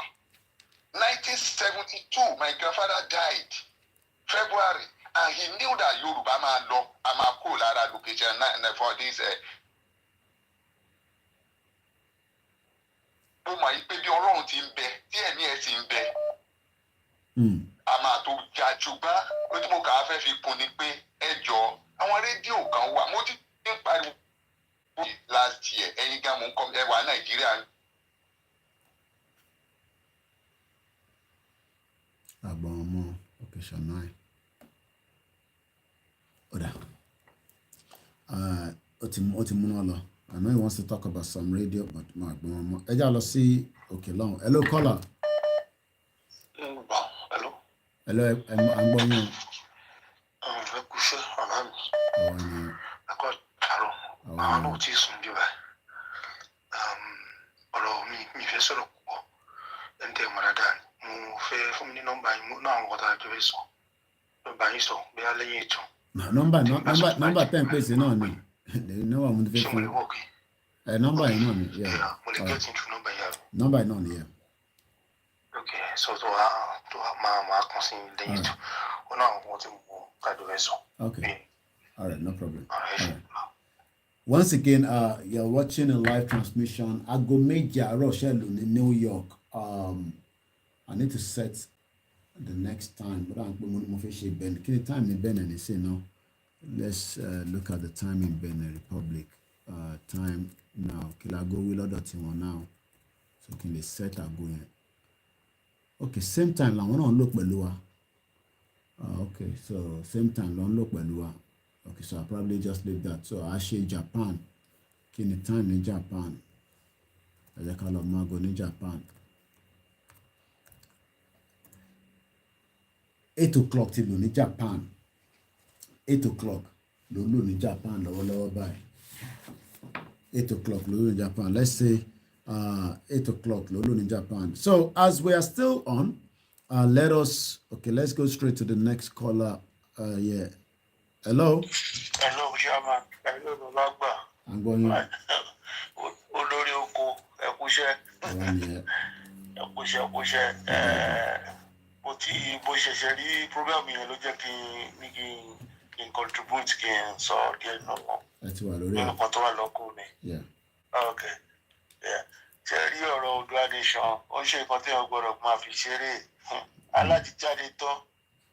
Agbọ́dọ̀ máa kó ṣe ọ̀rọ̀ tá ti sọ ọ̀rọ̀ ti wà nínú dáyárì àti ṣe àwọn ìtọ́ ohun tó yẹ ká ṣe láti ṣe gbogbo ẹ̀. Ohun tó yẹ ká ṣe ń sìn ni pé ká máa release action. Ṣé kọ́mpútà lè ṣe release action? A rí àwọn bọ́ọ̀sì tí àwọn sójà yẹn halẹ̀ mọ́. Gbogbo àwọn kan bẹ́ẹ̀ tó máa ń lọ ọjọ́ mi tó máa ń lọ yẹ kán lọ àwọn expatriate tó máa tẹ̀lé wọn. Àwọn yẹn tó àwọn gúúsùtà ni wọn àwọn yẹn la máa tì wọn síwájú láti lọ provoke wọn. Wọ́n bá provoke wọn àwọn náà fẹ́ ṣe látẹ̀yìn la máa gbà wọlé iṣẹ́ àwọn ilé ọ̀dọ́ Nàìjíríà ọ̀ṣọ́rọ̀ kìíní ọ̀rọ̀ òmìnira Nàìjíríà Oòduà Nation yìí á láti tètè kabẹ̀ sí activate àwọn kankan program mi kan máa jáde ní Sunday agbára máa wà ní shooting floor máa máa yìnbọn lọ́wọ́ àwọn ìbọn ńláńlá ni máa máa yìn lọ́wọ́. Àwọn kan lẹ́yìn tá à ń ṣe lẹ̀ fún donation àtàwọn tá a máa tún ní gbogbo àwọn ọmọ tá a máa tún gbogbo yẹn a tètè mọ bó ṣe ń lọ ilé oúnjẹ ọ̀rẹ́ eré mọ́ àwọn sọ báyìí wọn Nàìjíríà ní take you serious alágídí ni wọ́n take wọn ń gbọ́n ń ṣètò láàárín ara wọn kọ́ tó sọ tó bá ti sọ di wàhálà mọ́ ọlọ́run wọn kì í list rẹ̀ wọ́n náà list. zoo ní Nàìjíríà zoo kì í gbọ́. zoo ni wọn gbọ́rọ̀ ẹranko ni wọ́n jẹ́rí ó rí ìgbà tó máa strike wọn tó bá take over the street ló máa tó rí wọn ojú wọn tó máa là á máa gba gbogbo gbòòrò àwọn máa láyé ní port a máa lé wọn ní airport wa máa lé wọn a máa take over a máa kó àwọn ọmọ Yorùbá síbẹ̀ láti kọ́ máa ṣiṣẹ́ a máa take over the street anybody tó máa kú ló máa kú ẹni tó máa kú ló máa kú ẹ má jà máa bẹ̀rù. ilé ìtẹ̀sán àwọn èèyàn lè máa gbọ́ yẹn. ẹ má jà bẹ̀rù ẹ̀rù dára ló ń bẹ̀rù láṣẹ yẹn ń bẹ̀rù wọn ni. ilé ìtẹ̀sán àwọn èèyàn fẹ́ gbọ́ yẹn. gbogbo àwọn tó bá ń gbọ́ kán jáde kán lọ training kán jáde anything tó lè fi gbára ẹlẹ́ ló fi gbára ẹlẹ́ ọ̀rọ̀ donation ń ṣe ọ̀rọ̀ eré mọ́. torí ibo ti ṣe tí wọ́n jùkú ṣe Kánú Nnamdi Kánú ṣe tiẹ̀ àwọn Boko Haram ti ṣe tí wọ́n Yorùbá ò ní history kankan rí pé àjìjàgbara kan rí ọ̀dẹ̀ inú rẹ̀ ká ní registration ẹ̀ àwọn mẹ́ta ni náà Igbo Hausa Yorùbá dẹ̀ jókòó síbẹ̀ for long time kí ló fà. Ó yẹ ká jáde ó yẹ ká wọn náà ká bring out our own part ó ti pẹ́ you don pay this you don pay for long. ó ti overdue gan àti overdue bẹ́ẹ̀ ni ó yẹ ká ti kó ó yẹ ká ilé ìtaṣẹ ń ṣe nísìnyí ó yẹ ká ti ìbá pé gbogbo àwọn tí akọ̀fẹ́ máa dárúkọ gba àwọn báyìí àwọn tó wà ní wọ́n ń ṣe restructure wọ́n kàn fi gbogbo yẹn delay system yẹn ni wọ́n mọ̀ fully well pé Nàìjíríà ò lè work wọ́n mọ̀ fully well ìnà ó yẹ ká ti lọ ti pẹ́ ilé ìtaṣẹ ń fà táwọn aṣẹ ń fà nísìnyí kò ń ṣe tẹ́ ká ṣe máa fà nísìnyí ìnà ó yẹ ká ti lọ ti pẹ́. Ó yẹ ká ti máa ní warlord gbogbo. So ó kù díẹ̀ náà ni. Ó yẹ ká ti máa ní warlord ó yẹ ká ti máa group bí àwọn Boko Haram ó yẹ ká ti máa group bí àwọn Nnamdi Kanu ó yẹ ká ti máa group ẹ̀. Ká ti máa strike ká ti lọ bí kan ká ti strike kan ti mọ̀ pé Yorùbá ló wà ń di ẹ̀ ká ti lọ bí mí ká ti strike kó mọ̀ pé Yorùbá ló wà ń di ẹ̀. Ǹjẹ́ òun ni Yorùbá máa kọ́ ọ́ pẹ̀yìn tí ojú ọ̀la máa kẹ́ ọ́ pẹ̀yìn tì. Wọ́n sọ pé ọmọ Yorùbá ni wá dákẹ́jà ǹjẹ́ òun la fẹ́ dákẹ́jà jìdì ẹja jáde síta jèrè ká da búlẹ́ẹ̀tì bolẹ̀ jọ. Ìwọ ni ọ máa ń pẹ́ jù ìdọ́rẹ̀ tó tè. Ẹ ṣé gan ni chairman thank you so much. God bless you. Ẹ ṣé thank you sir. Ẹni tó ń pè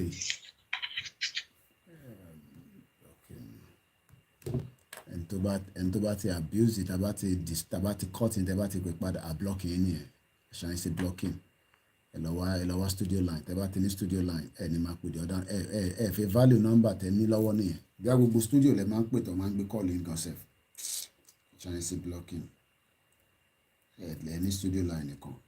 Anyway, let's as we take a call as well. So everybody has the right to be angry, but we should not lose the plot, which is the most important thing. Anyway, everybody has the right, we give you the opportunity to speak, even sometimes what you say might be something that everybody disagree with. It doesn't matter, olukaluku only right láti sọ̀rọ̀. So platform tẹ́ bá dẹ̀ ti fẹ́ sọ̀rọ̀ náà lẹ ti máa sọ̀rọ̀ as long as tẹ́ bá ti ráyè wọlé. Ẹgbọ́n sókè à ń gbọ́ yín ìyàwó tó wà lórí line.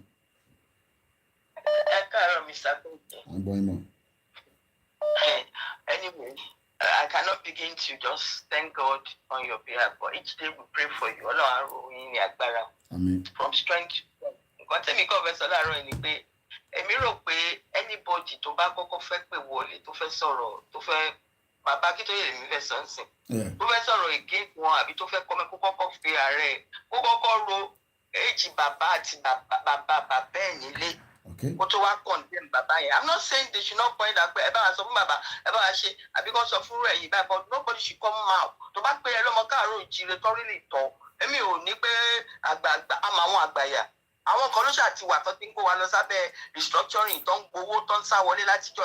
But if somebody comes out or came out láti sọ pé báyìí ni at that age ó yẹ kọ́kọ́ lọ́wọ́ máa sọ fún wa pé láti máa tread carefully láti máa kọ́ máa sọ̀rọ̀ anyhow. We were all angry. Èèyàn kan ló sọ̀rọ̀ 1983 I was a witness. Anybody ló lè ní àga Tinubu bí ẹ lọ pé bọ́n kò jáde. It was nobody led us. A spontaneous reaction. So Tinubu ti bí yín jù. Ẹ̀fẹ́ sáré kọjá nǹkan tí bóyá even tí tàbá tẹ wá end up tó wọ́n tètè down rally. We can come out. Better dem máa bẹ̀rẹ̀ ìgbà tó ń come out ní Èkìtì ní Ondo state níjọ́ ẹ̀ lọ. Ta ló tó kojú wọn? Ọmọ Yorùbá ni náà.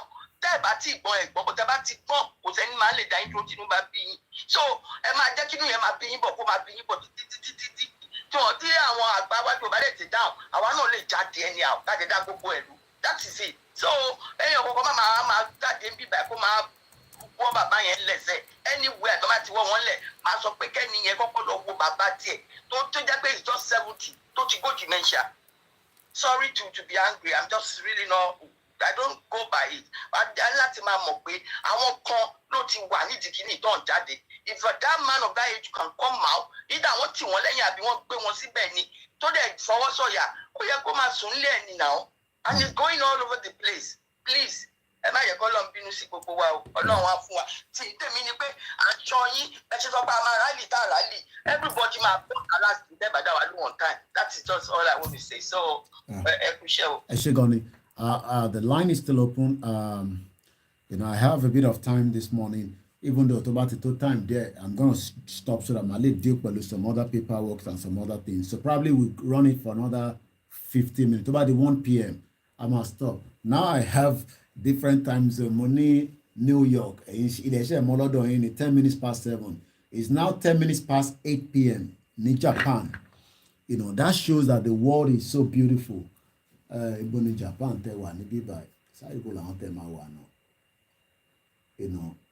bàgbà yìí ṣe tóbi nìyẹn o tẹ́ ẹ bá ti jẹ́ ká kúrò ní Nàìjíríà wọ́n kọ́ máa fi wá sínú Nàìjíríà ni and it's a shit hole country.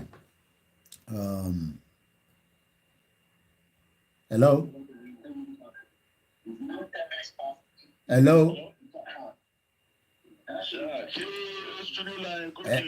má rò kàn ṣe studio line but ẹ ti wọlé sórí ẹ̀ because mo ti ń charge ẹ̀ anyway so but go ahead it's not a studio line but I'm going.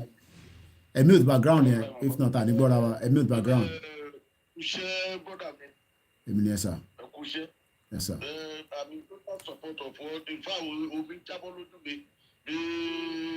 Mama, I want to share sort of say so. Ọlọ́run mọ̀ nǹkan tó máa ń worry àwọn èèyàn wa. I'm 51, but at the end of the day, bó ṣe lè pé àmì ní youth gan. Gẹ́gẹ́ bó ṣe sọ, bàtà jáde ní 1983 láti jà, even gan 1992, 93 Abiola, nobody led us, nobody. Now, Ọlọ́run fẹ́ ṣe kí ni ó gbé bàbá Akíntóyè dìde. Look at the man and his age. In fact, I'm in Pittsburgh, Pennsylvania, by the way. Okay. That's where I am. Àbáwọn èèyàn wa sọ̀rọ̀ ní Yorùbá nation ẹnu bá sọ pé ó pé wọn ní mo ṣépè fún mi ò ṣépè fún anybody. If some of us are putting our hope and everything on this movement, then you come máa sọ pé Ọlọ́run ní jẹ́ kó bọ́ sí ìbádẹ́ sọ fẹ́ pé ẹ máa eléyìí bọ́ sí o Ọlọ́run ní jẹ́ kó rí. Bẹ́ẹ̀ni.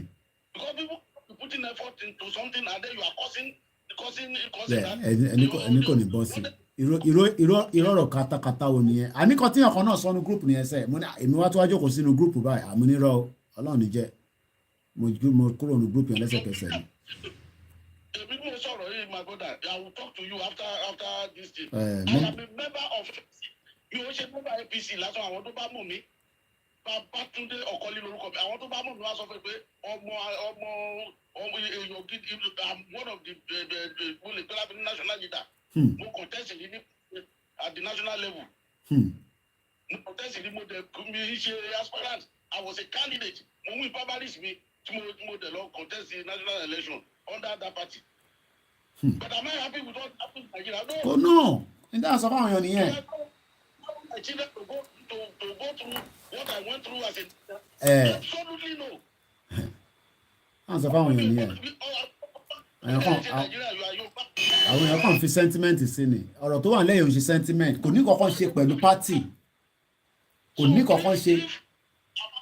We are so lucky àárí àwọn àgbàlagbà tó ń lead wa àwọn ìyá kejì wa tó ń ja ìjà yẹn tó ń ja the same ìjà kí ló jẹ́ kí tí wọ́n rí àgàgà bẹ́ẹ̀ yẹn it is because their elders refuse to even join them, not to talk of leading it. And when that's the one lead, what them who are, good knowledge and everything, and wisdom one of it,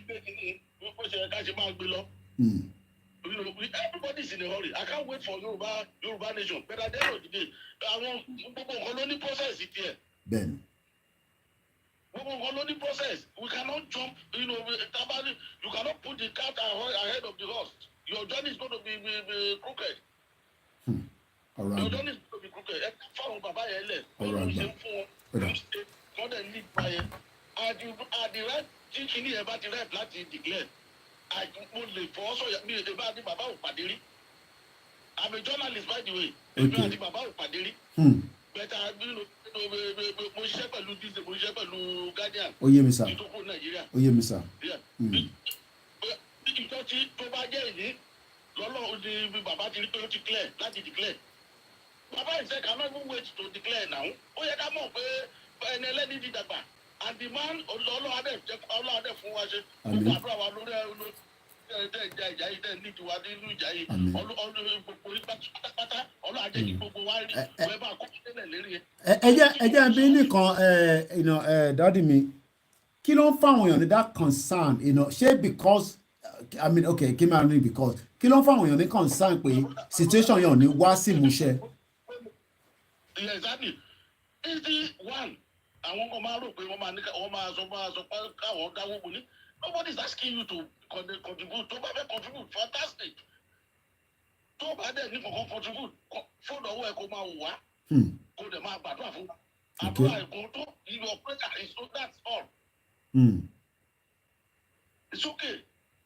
Bẹ̀dẹ̀ yín wà ní Pennsylvania bí lórí báwọn ọmọ yẹn di káwọn ọmọ mi bá wà pẹ̀lú mi ní bí gọ́ọ̀sẹ̀f tí wọ́n dẹ̀ ti di citizen. I will tell them ẹ̀kọ́ gba citizen really for travelling. You are not. Go offline. God did not. I didn't born you as American. I born you as Yoruba. Although she mistake when they created all these nations, different. Of a class is gbogbo ẹ. And it's not so stupid.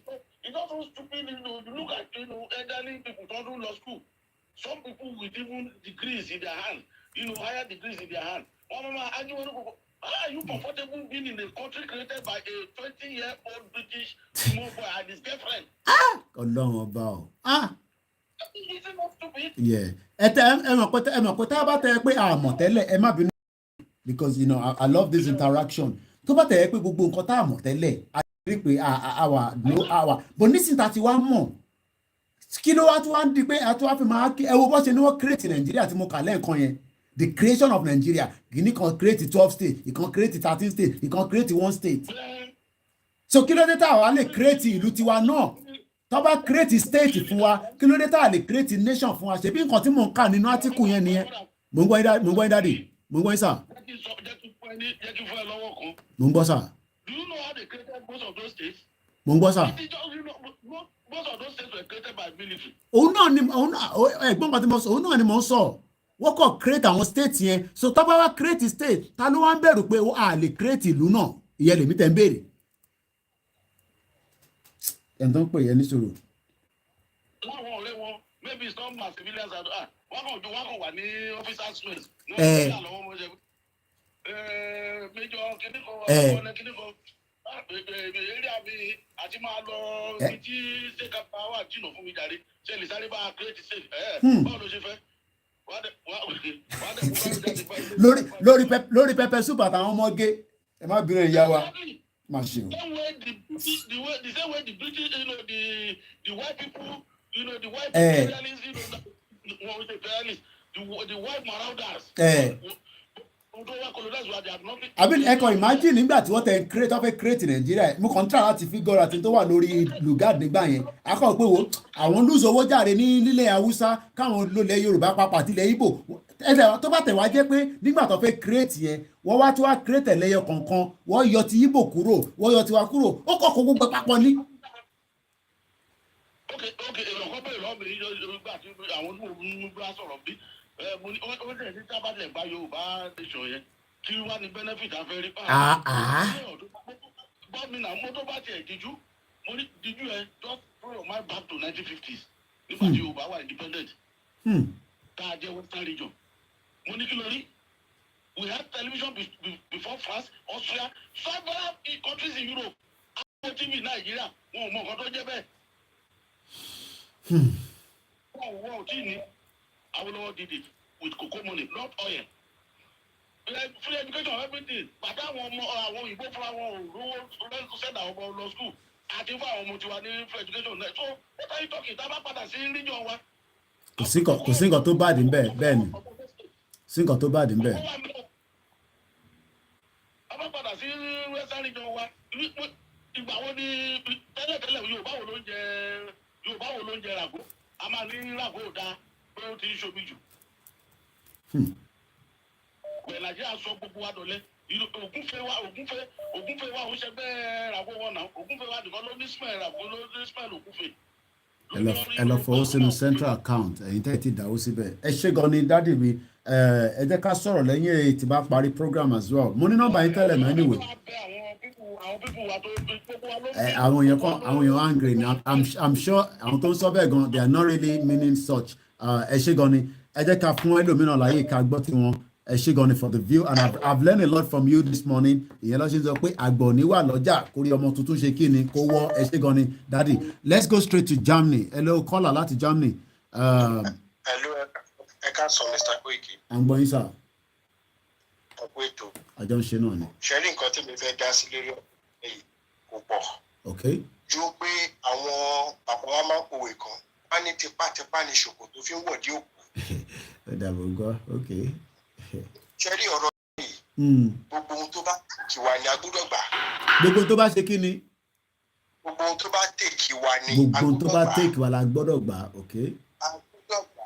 Ẹ wo wọ́n àwọ̀dù 20 billion naira fún olóyè Sunday Igboho ní damage property wọn. Àwọn Fúlàní wọ́n ń jẹ́ kó máa yá wa pé àwọn ò láṣẹ ọwọ́ àwọn làṣẹ wà.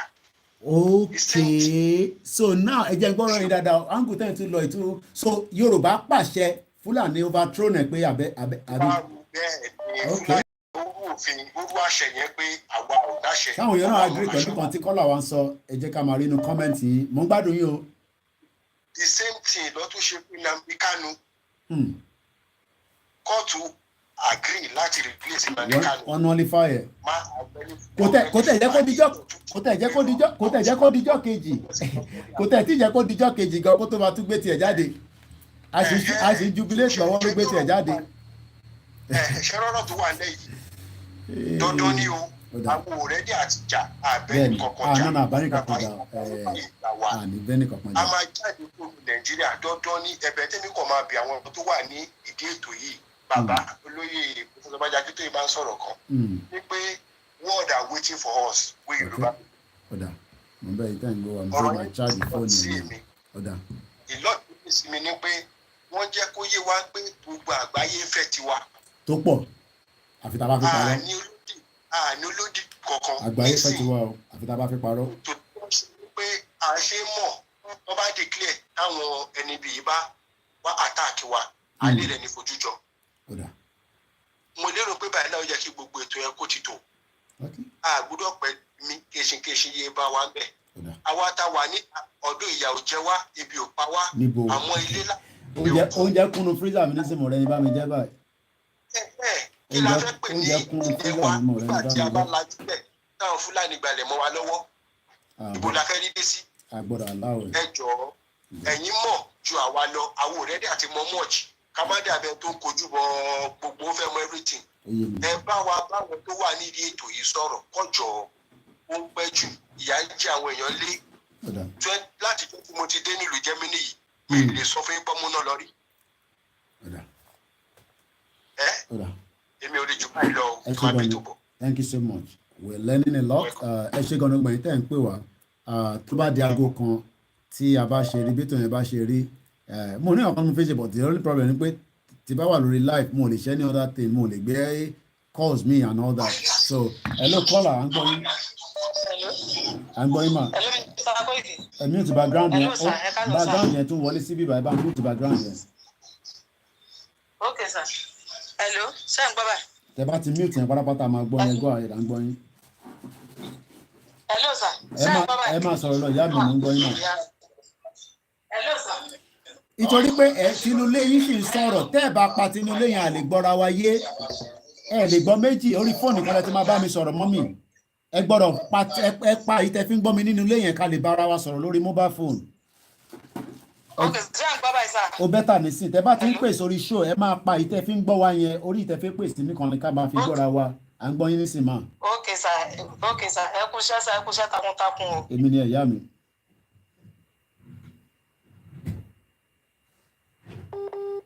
Kìsọ̀ náà. Ìlú jágbajàgba. Ìlú jágbajàgba. A frustrate àgbàlagbà, a frustrate ọmọdé. Nothing is working. Nothing is working. Tàbá sọ pé Nàìjíríà, nothing is working. Nothing. Àwọn èèyàn máa rò pé máa ń ṣeré ní táwọn pé ẹ wo eréko kọ́lọ̀ bá wa fọ̀n rókẹ́. Ẹ gbé yàn dé hospital. Kàkà kẹ́ treat ẹ̀ ń ṣe fídíò. Ìyàwó àyè tó dẹ̀ ń pè yìí. Ẹni sùúrù ìyàwó miracle mo mọ̀ pé fẹ́ respond sí a lot of calls táwọn èèyàn ti call ni. Ẹ jẹ́ ká fún ẹlòmíì láyè náà mo mọ̀ pé fẹ́ respond ni I can tell because táwọn èèyàn bá ti counter call kan ẹni ẹ̀ máa fi pè padà láti fẹ́ rí counter ẹ̀ and we don't normally like that we just want everybody to have their views without anybody àwọn tó ti pè tẹ́lẹ̀ ní ká kọ́kọ́ fún láyè ẹgbọ́n sókè ìyàwó à ń gbọ́ yín.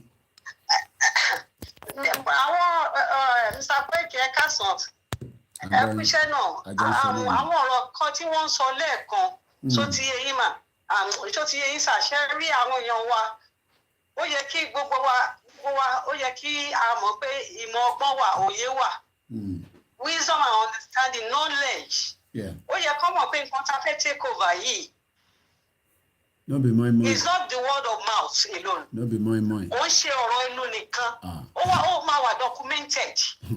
Àgbáyé ni ìdàpọ̀mú jáde àgbáyé ni. Yes, àgbáyé ni kì í ṣe just only in Nigeria alone or pé a fẹ́ jáde lábẹ́ Yorùbá. Ó ti o. Àgbẹ̀dẹ̀ òun yẹ kí wọ́n mọ̀ wípé kì í ṣọ̀rọ̀ ẹnu. Ọ̀rọ̀ pépà lélẹ́yìí. Wọ́n máa kọ̀wé. Wọ́n máa procedures ni gbogbo àwọn tó jáde lábẹ́ ara wọn British náà kó tó jáde lórí EU procedures ni gbogbo. Ok, ṣé procedure yẹn ti wá ń pẹ́ jù ni àbí báwo. bí ṣe ń wo lójú àwọn tó ń sọ̀rọ̀ yìí tó ń sọ̀rọ̀ sí professor yìí lójú wọn ṣóyè wọn mọ̀ pé pépà wà bẹ́ẹ̀ wọ́n kọ̀ rò bẹ́ẹ̀ pé ọ̀rọ̀ ẹnu ni. Ok, ṣé wọ́n mọ̀ pé àgbáyé ni a fi bá sọ̀rọ̀ ni àbí báwo. Wọ́n mọ̀ mi rò pé I don't think so. Tí wọ́n bá mọ̀ gbogbo bí gbogbo wọn ṣe ń sọ̀rọ̀ yẹn àwọn ò ní sọ. Ká gbàgbé pé àwa labroad tábà wà labroad náà we had more knowledge.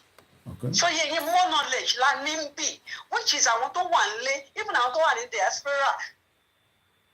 So yẹ káwọn náà mọ̀ pé no it's not done like that it's not done like that. Àwọn bàbá normal procedure tó yẹ kí wọ́n tẹ̀lé kí wọ́n yé kánjú.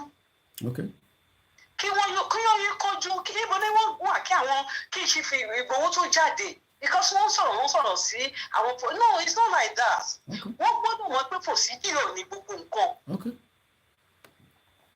So kọ́ ní sùúrù kí ló ń kọ́ wọn lójú àti mọ bí sáà lọ Ọlọ́run dẹ̀ ti wà lẹ́yìn wa. A dẹ̀ mọ̀ pé kò ń dojú àdúrà tiwa kò dẹ̀ ní dojú tiwa ó ti lóun máa sìn wá délẹ̀ lérí. So why are they in a hurry?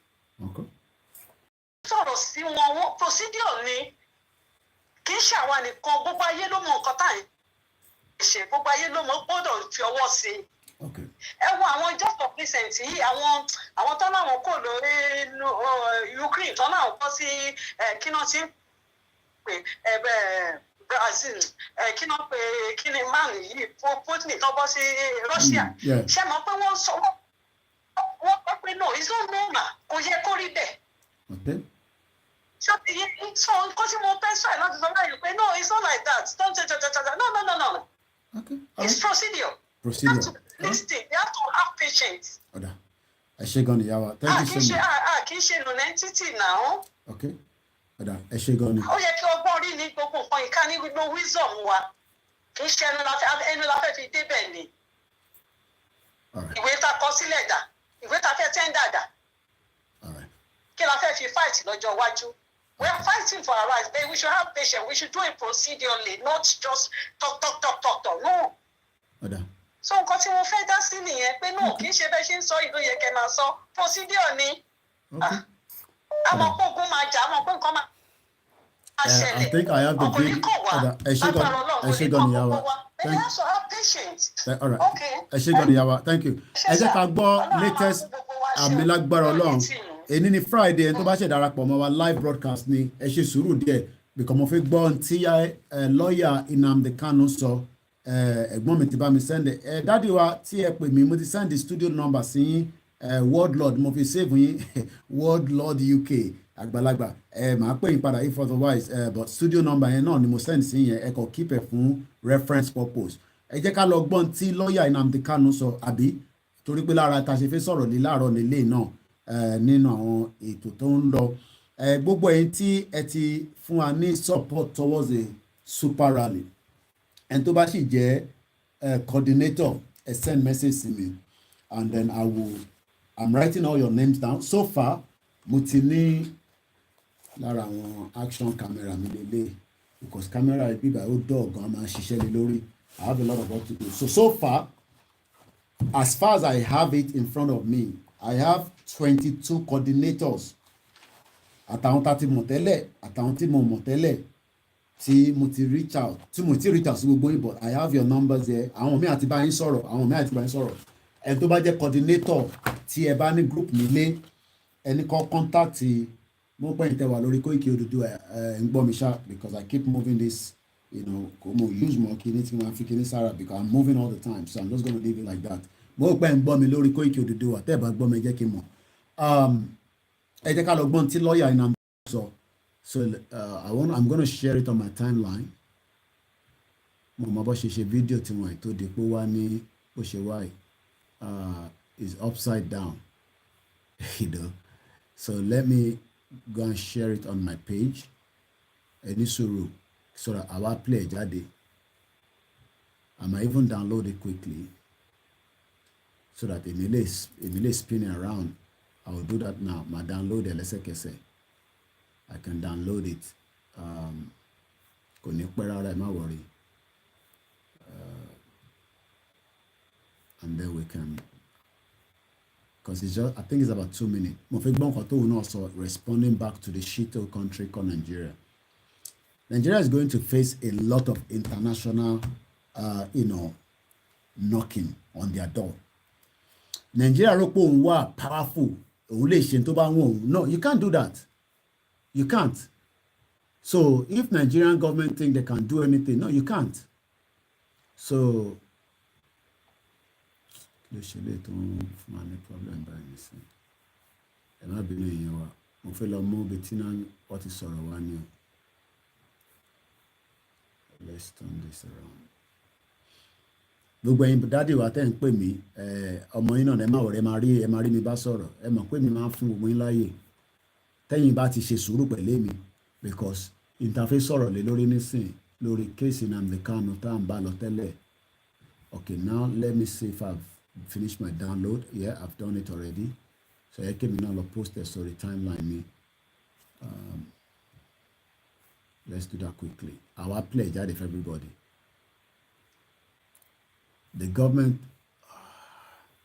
okay, then send the serum, Oshiwa upside down. Then send the serum. Number, you must send this. I'm just going to send it to myself. Oshiwa upside down. Reform them until the editor. All right, I'll do better on anyway. Okay, then we'll get the editor and the people. Kò lè spin around mo bó ṣe ṣe tó rí bẹ́ẹ̀ àwọn tó ń bá wọn record Nàìjíríà nothing ọkọ̀ sí ọ̀kan tó yé wọn òdìndí lọ́ọ̀yà fi sọ̀rọ̀ fóònù wà upside down báyìí God bless you. Anyway màá sì lò bẹ́ẹ̀ for now àwọn dẹ̀ máa lọ adjust lọ́dọ̀ tí èmi kọ́ mo record ẹ̀ so kò ṣe problem tèmi. I will not kódà báwọn ọmọ mi bá record báyìí gan ma make sure pé mo dé pẹ̀lú wọn but it is location 9 so anyway ẹ jẹ́ ká lọ play video láti bí báyìí ẹ jẹ́ ká play video yẹn kẹ́lẹ́ gbọ́ gbogbo ètè fancy tẹ́mi fẹ́ máa ṣe yẹn akọ̀mọ̀ orí wa kọ̀ máa tọ́ọ̀nù báyìí tá a bá ti ń wò ni because that's the recording ẹ tó bá ń wà láti ilé tẹ́ bá fẹ́ drop out ẹ ní right láti drop out ẹ jẹ́ ká gbọ́ video yìí ẹ̀rí pọ́n tán problem tó wà bẹ́ẹ̀ nìyẹn so I'm just gonna leave it like that wàhálà tó wà bẹ́ẹ̀ nìyẹn that's what I said anyway I just leave it like that ẹ jẹ́ àgbọ̀n tó sọ.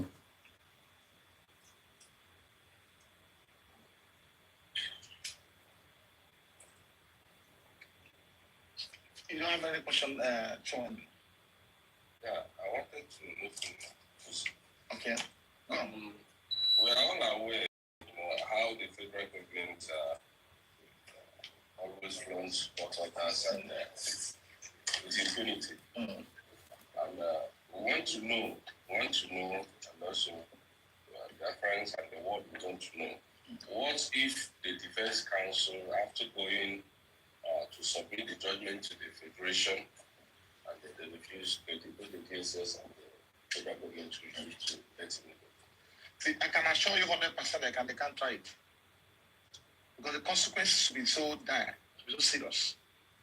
Already they're in trouble. They're in trouble before the international community. And the best thing for them to do now is just to start making their money just to release them the Canada. If they want to go to Supreme Court, they have no problem. Bless you. But they must, as a matter of urgency, comply. They must obey the order. This is not the law of High Court. It's not of common appeal. I know what it means. So they must obey it. They can go to appeal. Go on appeal. We have no problem. Before going to appeal, we must obey the order of the court. They can't have our client illegally in the custody. When the court appeal has declared his detention illegal, detention and arrest illegal, prohibits them from the court appeal prohibited them from detaining him henceforth. I expected them to have called me this morning to come over. But I'm waiting for, let me just pick up the judgment so I can guarantee them. So if they said they would not obey that order, all of us are going to that naked in public. There's no going back about it. Thank you so much. Thank you, my brother. God bless you.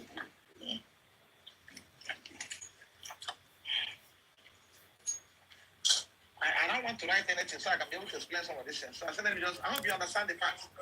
Okay, very close. Okay, well, not much was said there apart from the fact that we talk about releasing the Kanu, a lot of problems. Somebody was asking if we still need megaphone. Yes, I need a lot of megaphone. Ẹni tó bá fẹ́ bá wa rẹ yọkan méjì ẹ lè rà nílé tẹ́ bá rà ní UK kò sí bí ṣe fẹ́ gbedele o. All this drama is just helping to break. Oh yeah, you're right, Bashiru. Into máa jẹ́ kó easy fún àníkájẹ́. Ṣé rí àṣìṣe òun ni káwa máa gbàdúrà pé kó máa ṣìṣe ẹ̀yin àgbàlagbà lẹ́ni ṣìṣe ló ń mú kinní kan bá kinní ẹ̀sùn àṣegun fẹlẹ̀ máa ń bá yẹ ẹ̀sùn something like that ẹ̀mọ̀ kémi ò gbọ́ Yorùbá dáadáa ẹni tó ń pè wá láti ilé let me call you back but you should know better that this is not the studio line by now we should all have my studio number so we're going back with our calls again. Ẹ tó bá fẹ́ fún wa ní megaphone mo mẹ́rin tó ń tà ẹ lè bá mi rà kẹ́ni Mr. Koiki megaphone ti wà ní bíbáyìí màá dẹ̀ make instruction even anywhere in the Yoruba land a kò máa mú fáwọn ọmọ yẹn in different community because rally tó ń bọ̀ bàbá Akíntóyè sọ pé kò ń ṣèjọ́ kan kò ń ṣèjọ́ méjì so ẹ jẹ́ ká padà sórí nọ́mbà bá ṣe ń gbé kọlù ok àwọn dádì ti ń pè sí bíbáyìí ó yẹ gbóhùn sókè. Hello, Mr. Koiki. Ẹ ti wà live nísìn. This is the studio number gangan. À ń gbọ́ yín sir. Okay. Ọ̀rọ̀ mi fẹ́ yàtọ̀ a little bit. It's okay. We can always divert. Mo fẹ́ nǹkan méjì mo fẹ́ béèrè. The first one is that gẹ́gẹ́ bí normally àwa wà bí báyìí sí.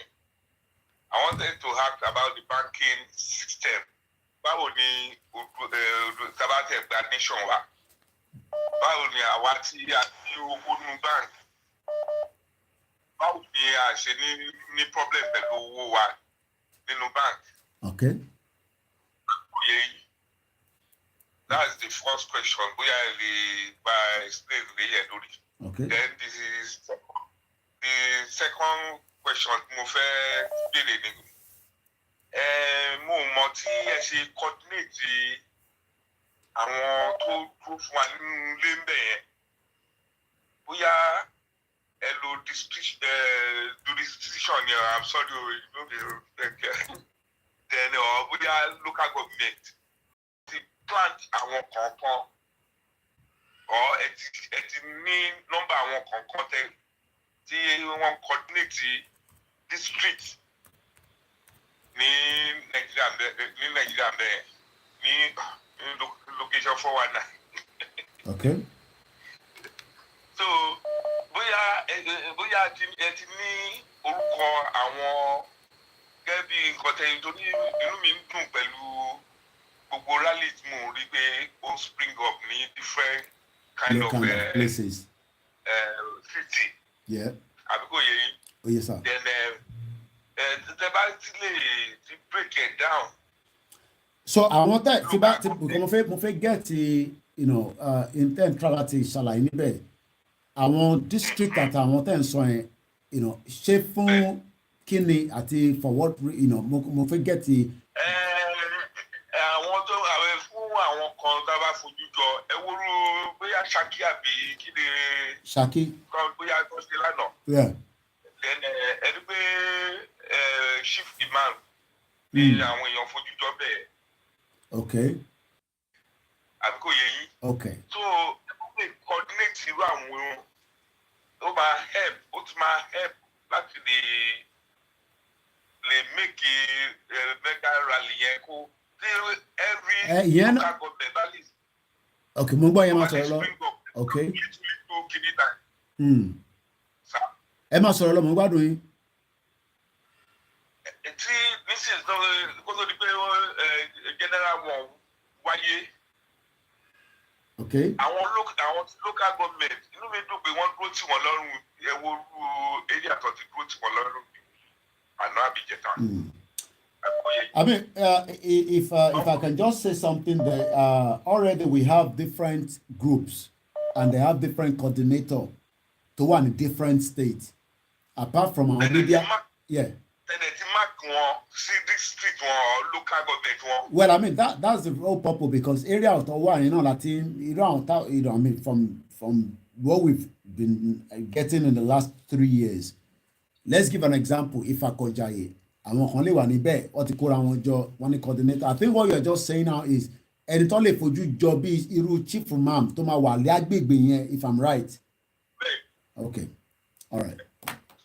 Okay. So tẹ́ bá lè bí irú Ọ̀yọ́ state báyìí ní irú Ìbàdàn tẹ́ bá ti lè mọ iye local government tí àwọn location 419 ń lò ẹ fi plan àwọn èèyàn. I have to put it like that if not lè rí mi mọ́. Àwọn báyìí náà mú ìfojújọ ní local government o. Okay. Àbíkó yẹ yín. So by the time tí mega rally bá máa wáyé báyìí ó máa push out wá ní. Okay. So tí tó bá dẹ̀ jẹ́ pé bí wọ́n bá ti ṣe coordination wọn lẹ́ máa ti mọ oríṣiríṣi àwọn èèyàn tó dúró tó back Yorùbá nation hub ní different local government. Mo kí yẹn lájà àwọn ọmọdé. Wà ní bíbí nílùú yìí. Ẹni pé wọ́n rí lè ṣẹ́rí àwọn local government yẹn gan. Okay. Ní bíbá yìí. Òun ló ń function. Stabilize àwọn gbogbo nǹkan tí state bá máa ṣe or tí federal bá máa ṣe bíbá yìí. Àwọn people yẹn ló coordinate everything. Okay. So by the time the Abama push out,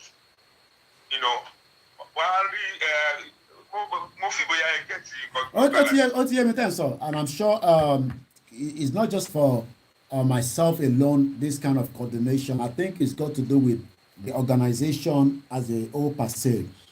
And this is why people have always been a little bit skeptical when it comes to this movement. But do we have all it takes? Because it's now becoming like we're, the government itself is what you're talking about now. Yes. Abitiba, right? Right. Yes. So, and for that to happen, it's still the same process, which is like as Don support there will be a transitional government. Definitely, we will need each. I think until you are not the same, we can only say okay. As I have it right now, I mean, this is just my own data. I have about 22 different coordinators. To one in a way, with one what you mean. The reason why we have them there now is the same reason why they can become active during a transition government if they are ready. But the job of those that are the lead, which are the UISDM, because I don't now lead you at your global directorate and the rest, is to now come together quickly and prepare, the right team based on those that they have known and the people that they will have to work with. Because when we declare, we must run a government. Because for Baba to say that Tabati declared Ijokeji, and that was under question number 9, based on the pending super rally, Shamani parallel government. No.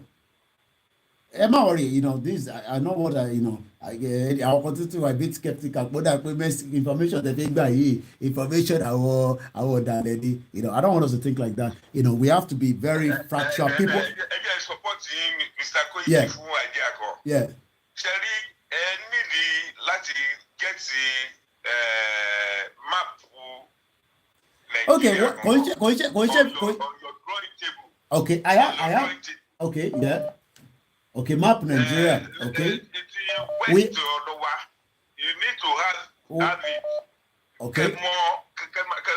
We have hold on, MC program contact Bishop Adeshino. The whole province was discussed on that program. And in front of me, I cannot just show you my backside here. There's a lot of things that Bishop will never just screen by. There's a lot of things that I look up. I'm picking a lot of things there. So we have different information, but replay program in Bishop Additional here again. We discuss all the province. I'm not sure whether we were able to do, So the province here, well, I mean, like I said, yeah. Well, I don't have to even show anybody that I'll discuss that, but I understand what you're saying, The location, you put the name of each individual local government. Okay. Because everything got to have I like the name plan. Okay. That's our skeleton this thing. Okay. So then maybe walking talking tí ó ti ń lọlé lóríṣiríṣi flagging so ẹ ti mọ àwọn location tí kìíní ẹ máa tó ti máa spring up. Who is in charge. Okay. Àbíkò yìí. Ó yé mi. So idea tí mo fẹ́ mú àtẹ́bádẹ́lẹ̀ wá down to banking system. Okay, I think the banking system, from my little understanding, I might be, not be able to answer fully because I'm not a, financial, whatever. I'm just a media. I think what would happen, let's look at it this way. Should the declaration happen now, definitely there will still be circulation of Naira within the Yoruba territory. There's no doubt in my mind. But what expectation then is, we must then also have our own banking system ready to kick in. Not First Bank, not Wema Bank, not Polaris Bank, not Kuda Bank. We are talking about something that we want to put together, like the Yoruba Central Account. The Yoruba Central Account, if agreed by everybody, then we can then say it would then work towards I think you're in the UK. I don't know whether you are in England or Wales or Scotland. UK mobile. Yeah, but UK is on meta anywhere as well. So when we say UK, okay, so you are in England. So that means you are also running under the killer one when you by non-England, the central, Central Bank. Yorkshire. No. College. I'm talking about the main bank. Don't control APR. Don't control gbogbo kini ẹni mo sọ kò jáwọn báńkì kékeré à ń sọ̀rọ̀ mọ́ nísìnyí. Kí ló ń pè ní UK? Ó lè sápá mi lórí nísìnyí. So àwọn yẹn ló máa create the policies tó máa fún directive fún First Bank. Tó máa fún directive fún Wema Bank. This is an education, Bashiru, let's be patient. Because in town, we are not going into details. Details in terms of people wants to know what next. Because Tabana ve declare, and to lowo nínú bank nílé, ó gbọ́dọ̀ mọ̀ kí ló máa ṣẹlẹ̀ sówó òun. Bank of England, orúkọ tí mo wá nìyẹn, Bank of England. So, Yoruba Central Account, as an example, can quickly kick in and become like the Bank of England, the Bank of Yoruba for us. Okay. So, I want to give you that because the declaration about the wáyé First Bank ò ní gba directives mọ́. Ó lè lọ gba directives nílẹ̀ Hausa ní North, but nílẹ̀ Yorùbá wọn ò ní gba directives kankan mọ́ láti Central Bank. Okay. Because in terms of declaration nìyẹn. So now ẹni tó wá ní 1 million naira as an example nínú Central Bank, nínú First Bank or any of the local bank, àtàwọn pè ní High Street Bank làwọn yẹn. Àwa la gbọ́dọ̀ wá make owó tiwa available. Láti lè fi sọ fún First Bank pé owó ilẹ̀ Yorùbá leléyìí o, ẹni tó ní 1 million tẹ́lẹ̀ nínú náírà, because bank ò lè gbowó yín sá lọ whether we like that or not. Because record wà pé èmi Mr. Ọláyọmí Kóìkì mo ní ọlọ́njẹ́ ní o níbẹ̀ mo ní 1 million naira nínú àkáǹtì mi. So nígbà tó bá ti dá Yorùbá nation sílẹ̀ ẹ gbọ́dọ̀ fún mi ní exchange owó tó mi bá jẹ́ padà sówó yẹ Yorùbá. But ṣé mọ̀ pé Central Bank ló ń kówó lọ sí báǹkì tẹ́yìn fi rówó yẹn gbà àbí bẹ́ẹ̀ kọ́ ló ṣe work. So that means pé àwa gbọ́dọ̀ ṣe kí ni a gbọ́dọ̀ make owó tiwa available ta fi lọ deliver sí First Bank ta fi lọ deliver sí Wema Bank. But ká tó lè ṣe yẹn náà a máa ṣe kí ni a máa need a lot of money. Okay. So pé gbogbo ọ̀rọ̀ issue ti banking yẹn is not a problem. Ẹni tó ní owó ní bank owó ẹ̀ ṣì wà níbẹ̀ because ní kí First Bank kúrò nílẹ̀ Yorùbá ní kí Wema Bank ní kí businesses kúrò nílẹ̀ Yorùbá náà a fẹ́ gba Yorùbá nation mi pé a fẹ́ wà hostile ṣé nígbà tí EU tí wọ́n Britain kúrò ṣé wọ́n lé gbogbo àwọn businesses tó ń run ní bíbá kúrò ní wọ́n lé wọn náà. The only thing that is going to change is there is a transition government which is going to take place, and that transition government gives the new directive. A directive is not going to come anymore from the Abuja. It doesn't matter how anybody might think about it. Nígbà directive more, not Abuja. Okay. And we have said that, and that's, I think, as explained, I think you've actually, educated us. We have educated you as well. We've spent 13 minutes. I'm going to let you go. And I think we've been able to clarify that as well for the minds of millions of our people that are out there. Thank you so. And if there's any need for us to get maybe expert, you can also come and talk to us. Oh yeah, we will. We will bring an expert. We will bring an expert to come and talk to us. Because thank God, ṣé wọ́n ti sáàkì chancellor wa ní UK ni àbí news wọn ni mo rí okay, all right, I'm just getting a breaking news now. Kò ní studio oríṣiríṣi news ló máa ń pop up lórí fóònù mi. Ṣé wọ́n ti sáàkì ni chancellor UK chancellor. All right, let's take the next caller as quickly as possible. London again, another caller. Hello, caller. In lower breaking news here. Mo ń gbọ́ yín. Mute background mo mọ̀ pé gbóyìn lè máa wò mí nínú TV yín. Mute background yín àti fi máa gbọ́ yẹn níbí báyìí ẹ jọ̀ọ́.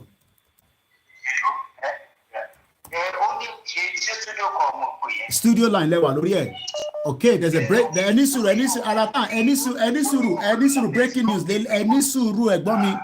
Breaking news lele mo gbọ́dọ̀ sọ ilé because ara obi tí à ń sọ̀rọ̀ ní lọ́nà yẹn because chancellor àwọn ló máa ń di gbogbo budget nǹkan kan mú breaking chancellor Kwasi Kwarteng is being sacked in preparation for a U-turn on the Prime Minister Liz Truss economic policy. These are the kind of things we want to have when we have a Yoruba nation. Ẹni tó bá ti perform a máa lè lọ lẹ́sẹ̀kẹsẹ̀ kò sí sentiment kò sí kinní kan in tó ń pè ní civilized society nìyẹn. So it's a breaking news. It's just coming as I speak to you right now. The chancellor has been sacked. Omogana and Kwasi Kwanteng has been sacked as the chancellor, and I'll be giving more details about that as well. Once again, this is a breaking news. I'll be giving you a little bit background on that as we go, but I can tell you now that the UK Chancellor Kwasi Kwanteng has apparently been sacked by the Prime Minister. Agbọ́dọ̀ lè sack èèyàn.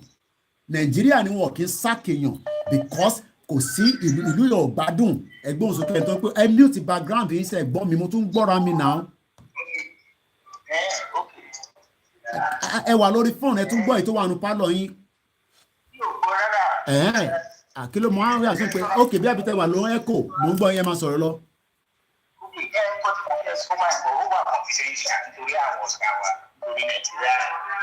Ẹ tó bá wà confidential ẹ lè lọ mo wà lórí program ẹ lè sọ yẹn náà. Àwọn yẹ kẹ́ ti mọ̀ yẹ gbọ́ mi náà ebi ìgbà tí mo wà láì tẹ́ ní nǹkan tó wà confidential tẹ́ wá ń pè mí ẹ sọ yẹn lẹ́yìn náà ìbí àṣàlejò mi. Ẹ jẹ́ ká máa farabalẹ̀ náà nígbà tí mo wà live tẹ́lẹ̀ fẹ́ sọ nǹkan tó wà confidential tó ṣe tí wọ́n ń sọ yẹn lórí live show kò make sense. Ẹ má bínú èèyàn wa we deal with a lot of things, you know. Ẹ ṣe gan Pastor Mo ìtẹ́mi fẹ́ nìyẹn ó yẹ ká lè máa lé àwọn èèyàn ẹni tó bá ṣe dáadáa ká lé ká sákẹ̀ bẹ́ẹ̀mi náà bá ṣe dáadáa but media lèmi ẹ kàn máa lo code of conduct ni tí bá ṣe nǹkan tó wrong nígbà tá a bá délẹ̀ Yorùbá any right láti question me, but for now, our chancellor has been sacked. Báwo ṣe ń ṣe níbí báyìí nìyẹn, a máa sack àwọn èèyàn ni. Ó ṣiṣẹ́ kò sí sentiment, àti sack ẹ̀, àti lé lọ. Ó yẹ gbóhùn sókè. Hello. Ó mà ṣe o. Hello ẹlẹ́nkejì. Ó yẹ gbóhùn sókè, mo mọ̀ kẹ́fẹ́ sáré jáde ní kí nẹ́tíwọ̀kì ẹ̀ má bàa sá lọ. Nàìjíríà ni wọ́n máa pè wọ́n máa lọ sí backyard. All right, okay. Let me say this. I think we should just leave Ogbo Oro Baba Akintoye. There's a lot to discuss. Let's move it. No.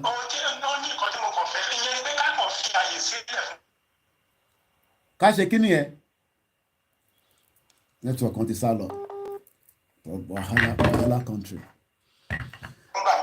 Ẹni kí ni ẹ mọ̀ gbọ́ yín o because network ti sá lọ bí lẹ̀kẹ̀dí. Nǹkan sílẹ̀ mo rí nínú fídíò bó ṣe rí kíní yẹn sínú sẹ́ẹ̀tì mi. Ẹ̀lò bàbá ń gbìyànjú àti ṣàlàyé wípé gẹ́gẹ́ bí a ṣe ń kúrò ní Nàìjíríà wípé Ọlọ́run ti fún wa ní àwọn sáìn ọ̀nà tí a máa tí a fi ní run Yorùbá nation tí a fi ní run ẹ̀yà ground bàbá ní àwọn sọ. Ìyẹn ni wọ́n gbọ́dọ̀ ṣe ohunkóhun tí a bá máa ṣe kí a fi àyè sílẹ̀ dáadáa ó kúkú bẹ́tà kí a lẹ́ẹ̀tì díẹ̀ kí a tó declare ju wípé kí a rush ká lọ ṣe mistake. Ọ̀dà okay. All right. Láti ẹ̀kọ́ ìgbọ́n nípa tó ara gbogbo ẹ̀bẹ̀ a nílò wípé kí a kúkú fi ara balẹ̀ dáadáa bàbá ní ọgbọ́n bàbá bá dẹ̀wà diplomatic. Okay. Ìyẹn ìkíní nípa tí àwọn tó lọ sí ẹgbẹ́ òkè ọdún. Okay. Fídíò yẹn náà ṣì wà nínú kìíní mi. Ìyẹn ni pé eléyìí ti fi hàn wípé àwọn orílẹ̀-èdè Yorùbá wọ́n ti múra sílẹ̀ tán. Ní ọgbà tó bá lè withstand àwọn sójà bẹ́ẹ̀ yẹn tí mo wò wọ́n physically inú mi dùn lórí ohun tí mo fojú ara mi rí ní nǹkan bí ọjọ́ bíi mẹ́rin sẹ́yìn yẹn. Tó fi hàn wípé ṣe là dúpẹ́ lọ́wọ́ Ọlọ́run wípé yóò. All right. Again, Oda Daddy, Eshegoni sir, thank you so much. A very, line is not very good. So once again, our chancellor has been atililo. Òṣìṣẹ́ fún wa, kò work fún wa. All right. A privilege again to have you back. It goes, we can go in quickly. Okay, Eshegoni Koiki. Nítorí question máa yẹn ni mo ṣe pè padà máa ń tí ó béèrè nípa what happened to the money in bank and all that. So because mo wà lára àwọn tó ṣiṣẹ́ pẹ̀lú our committee financial this thing tó ń ṣiṣẹ́ lórí ẹ̀ then a ti ṣe program lórí issue yẹn ó kàn jẹ́ pé ó dàbí pé ọ̀pọ̀lọpọ̀ èèyàn Koiki náà máa ń listen sí that is very good Koikimedia so mo ti ṣe program ó yẹ kí máa yẹn kó wà online ibi tá a ti ṣe pọ̀ bóyá mo sì tún máa búùkù àpọ́nẹ́ pẹ̀lú yín àwa sọ̀rọ̀ lórí ẹ̀ Pastor Okebiorun has given me go ahead on some things to carry out on those Ministry of Information aspects so that àwọn kan tó bá ti parí bẹ́ẹ̀ I can say it out now mo analyse everything níbẹ̀ kò sí kankan tó ṣe I sent you copy on your WhatsApp too maybe you didn't check kò sí kankan tó máa ṣe owó yín ní báńkì tó owó yín wà owó presently naira is 730 naira to $1 and rúbà tó jẹ́ pépà tiwa a máa máa ná rúbà and dua rúbà wa pépà tiwa is $12 to $1. So you're going to multiply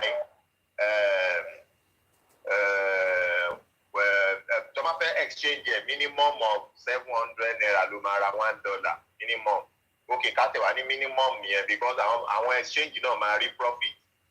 Now minimum yẹn 700 naira times 12.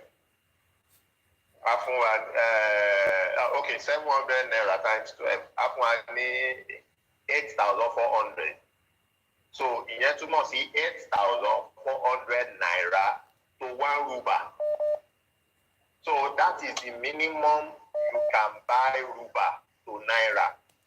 And iye táwa gbélé is 10,000 naira to $1. So tí wọ́n bá fẹ́ ra rúbà nísìnyí o máa kó 10,000 naira sílẹ̀ wá gba $1 wa kan. Tiba, yeah, we're gonna get an expert to come and discuss this, but also Bishop Adesina has a bit of insight of what he's saying. So if I'm right now, multiply. So tó bá ní ẹ̀yin tó wà lórí live broadcast ẹ bá sáré calculate. So ẹni tó ní 1 million naira ní current owó nísìn ní Nigeria bank tí ó bá fẹ́ gba rúbà ṣé báǹkì Nàìjíríà ló máa fún ní rúbà in exchange sí owó ẹ̀ tó ní níbẹ̀ àbí ó máa láti lọ ra rúbà yẹn níta I'm just asking. Yeah. No, I'm not talking about Aboki. Mo mention Aboki. Ẹgbọ́n continue so again. Every monetary change will come through the bank. I didn't mention Aboki anyway. So what I'm just trying to find out is ẹni tó ní 1 million ní báǹkì nísìn. Yeah, 1 million naira. So èló ló máa gbà ní rúbà? It will be equivalent to. Yeah, it will be equivalent to 100 ruba. 1 million naira will be equivalent to 100 ruba. Okay. You are getting it because 10,000 naira to a ruba. 1 ruba. Okay. Somebody's asking a question now. How do we peg our currency like that, Bishop? Micro and macro economy determines the value. Yes, that is what we did. Nǹkan tá jókòó ṣe nìyẹn. Sọrí coin wa tẹ́ bá wá gbé láti bẹ̀rẹ̀ wá sílẹ̀. Ẹ máa rí pé coin wa when you divide it, how many jua equal to 1 ruba? 100 jua equals to 1 ruba. So tẹ́ bá ní 10,000 divided by 100 kí ló máa fún yín? Á fún yín ní 50 naira. Á fún yín ní 10 naira. Abi that no 10,000 divided by 100. Yes, 100 naira. Sorry, 100 naira. So coin wa bẹ̀rẹ̀ láti half dua, which is 50 naira. Then 1 dua coin is 100 naira. Ṣètìlí bẹ́ẹ̀. So àwọn èèyàn wọ́n ti ní ọjà tí wọ́n ń tà tẹ́lẹ̀. Wọ́n ti mọ price náírà lórí ẹ̀.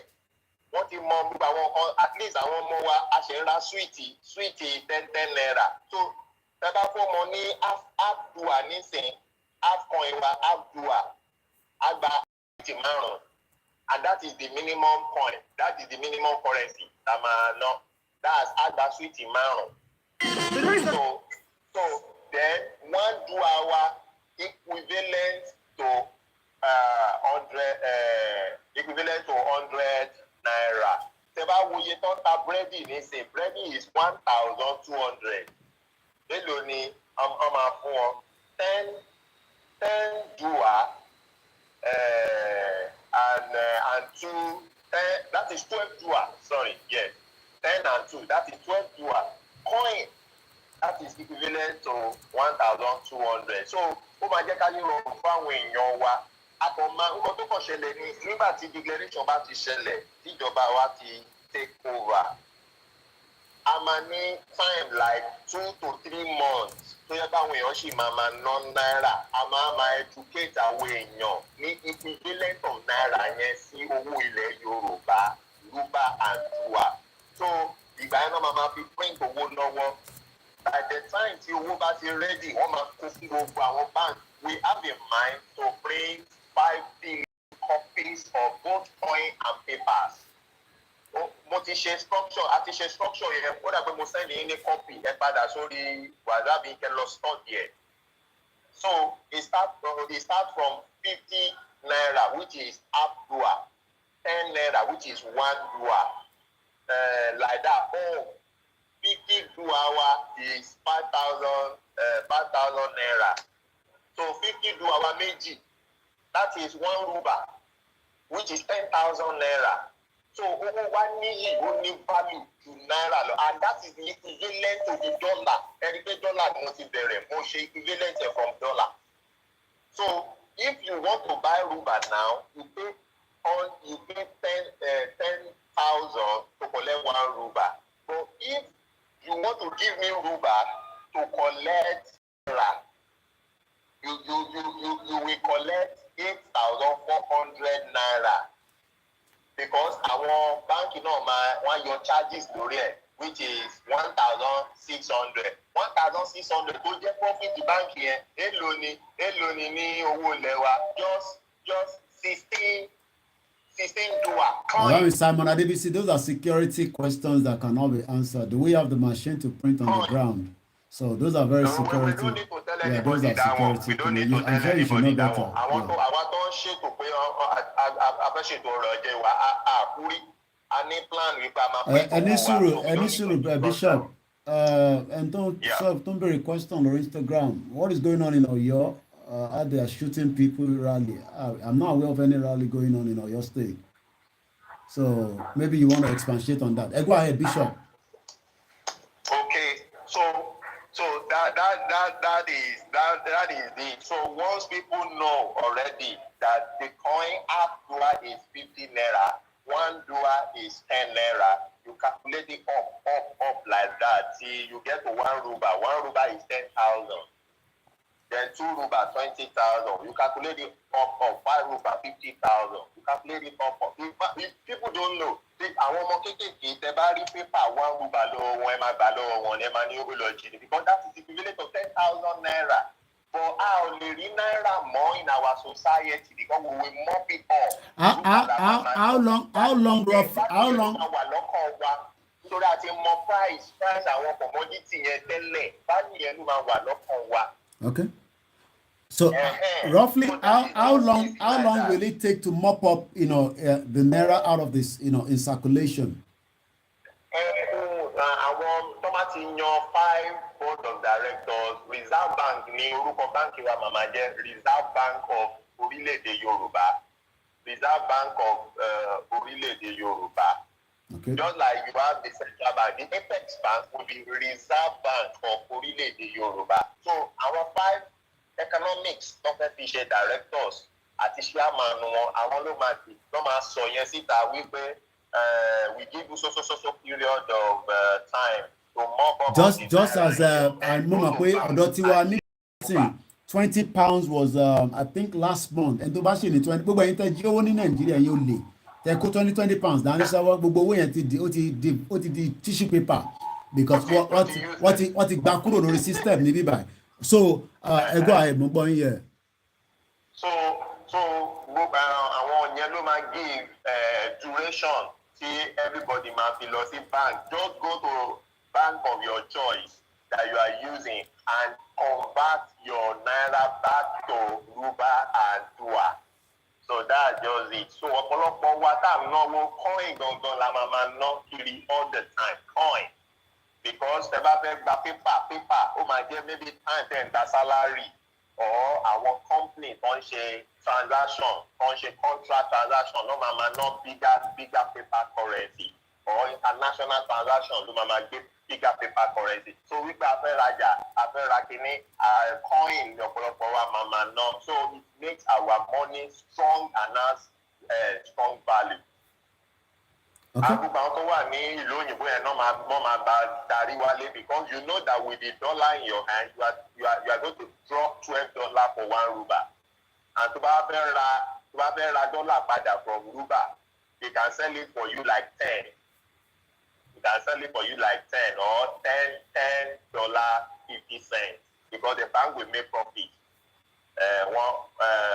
That is like. So what kind of economy are we expecting to run in a country like the one that we are all clamoring for? In how many space?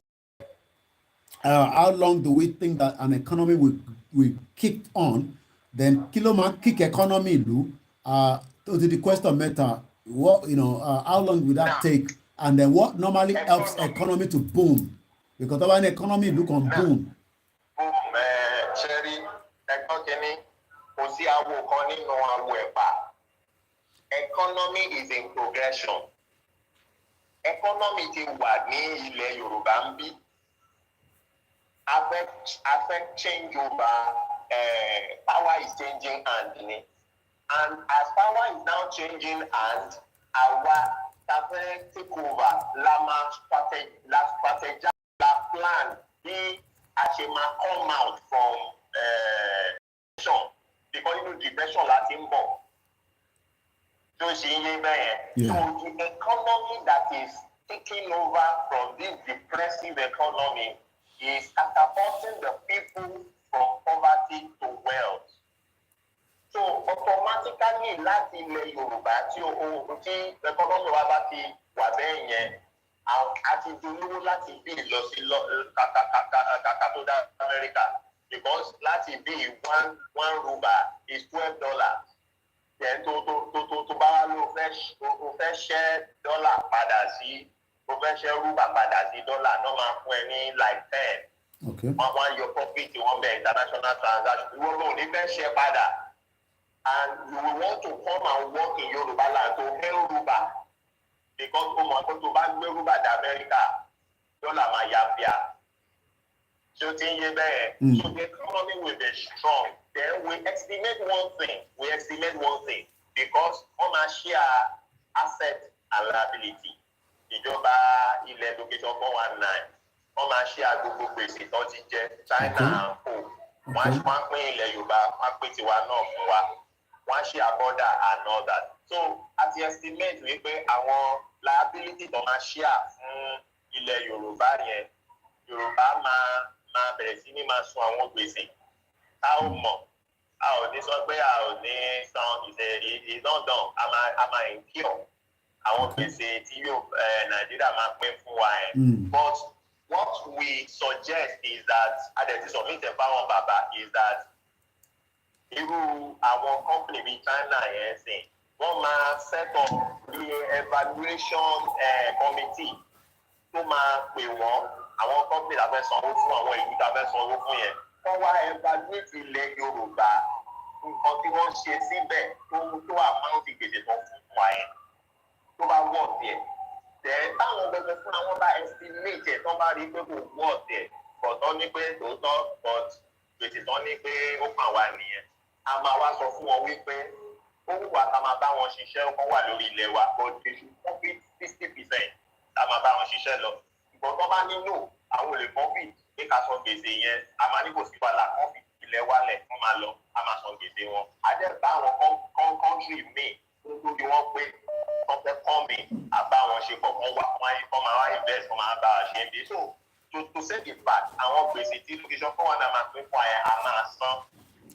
So ìyẹn ló lè fa kí rúbà wa from $12 in the process of paying ó fẹ́ shake ó fẹ́ wálẹ̀ díẹ̀.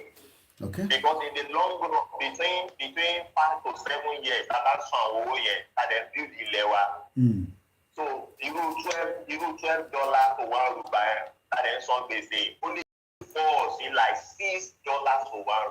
Torí a máa fẹ́ cover àwọn gbèsè kan láti lò wá ti sàn dáadáa. Okay. So tó bá ti fall at least minimum is the estimate minimum yìí pé tó bá ti fall sí $6 to $1 a máa fi law a máa fi dè mọ́lẹ̀. Okay. A máa fòfin a máa fi dè mọ́lẹ̀. So with the how do we deal with the issue of the how do we deal with the issue? I mean, I was giving that anyway. You were on the line when I was saying World Bank, IMF to assess Nigerian debt sustainability.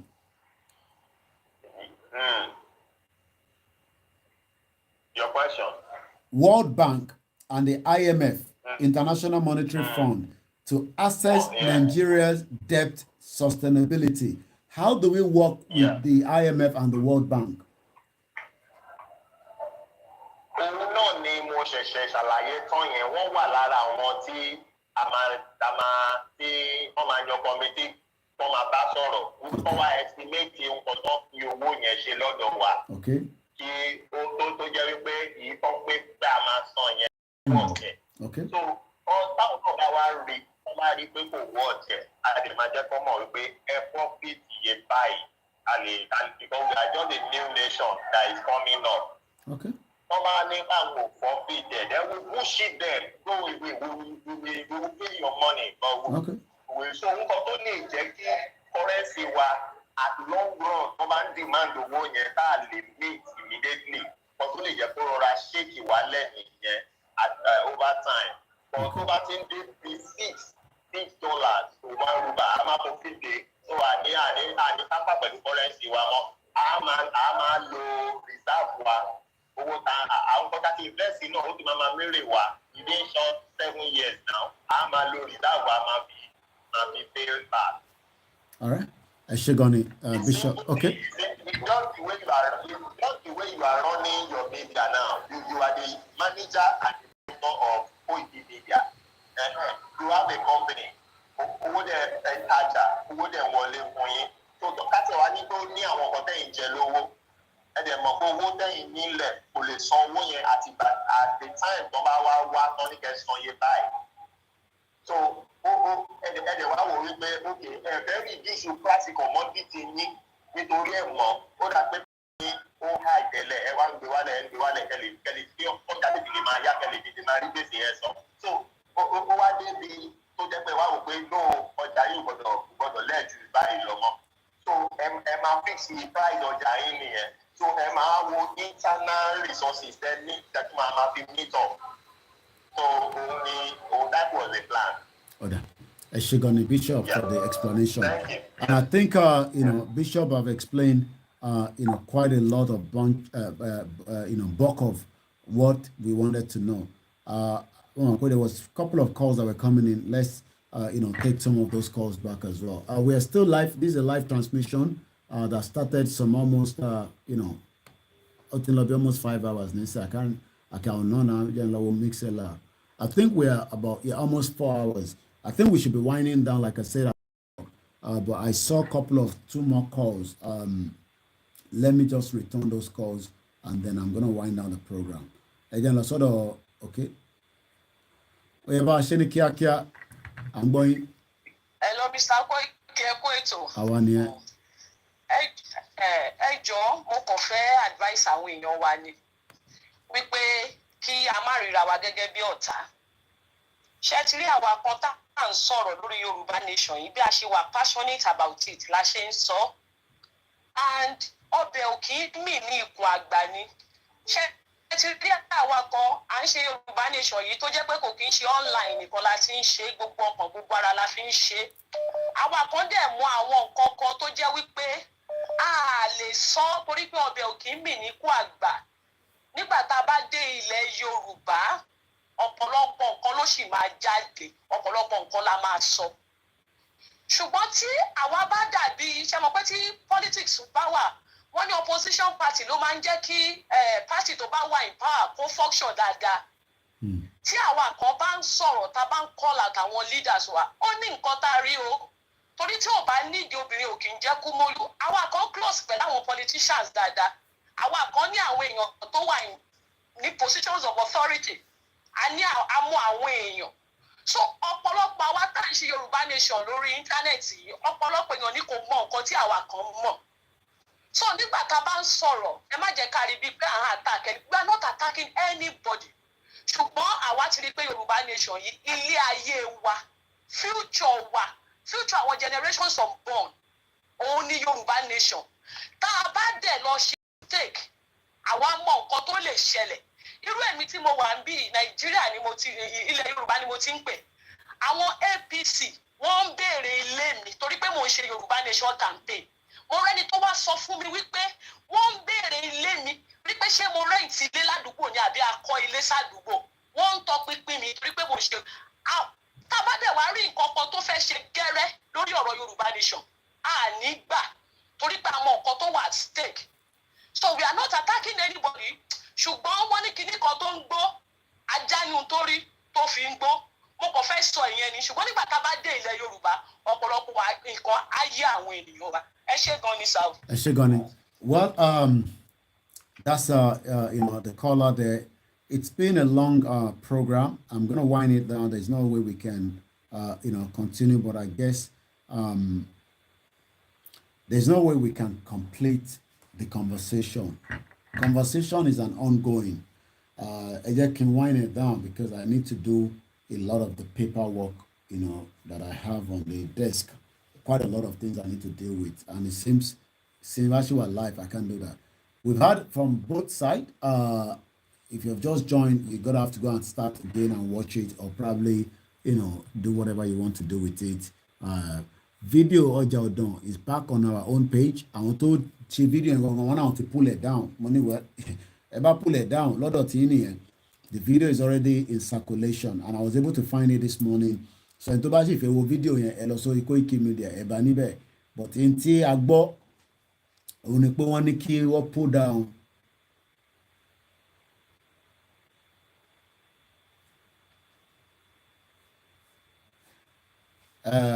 Òun ni pé mò ń wo Wike ni tó ń sọ̀rọ̀ nípa orí Twitter pé chairman wọn gba 100. You mean look at àwọn wọ́wọ́ nísìn ẹ wo báwọn ṣe ń play pẹ̀lú owó 100 million kíní kan billion.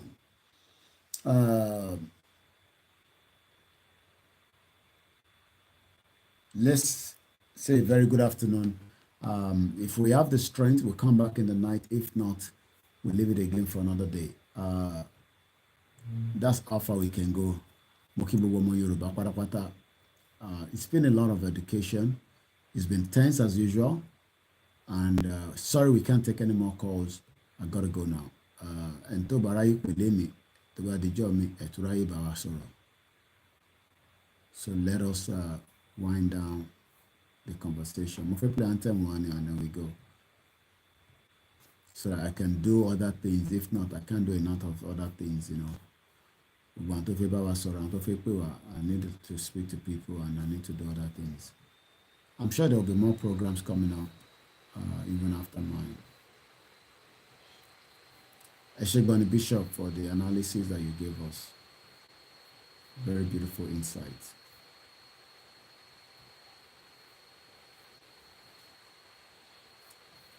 Ilẹ̀ Yorùbá ti dúró. Ìwọ tó bá believe wàá jí sínú ẹ̀ níjọ́ kan ni. Orílẹ̀-èdè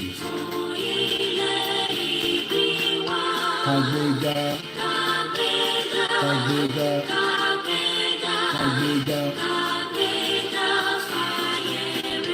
ìgbàgbọ́ àti bẹ̀rù kàṣìṣẹ́ kàṣìṣẹ́ kàṣìṣẹ́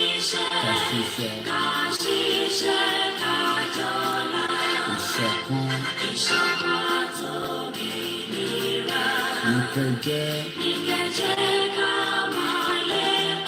Tẹ̀síwájú ọ̀pọ̀ ire àtòhun tó dára. Ọmọ Odùduwà. Bọ̀ sí ipò ẹ̀tọ́ rẹ̀. Ìwọ ni ìmọ́lẹ̀ ògo adúláwọ̀. Àwa ni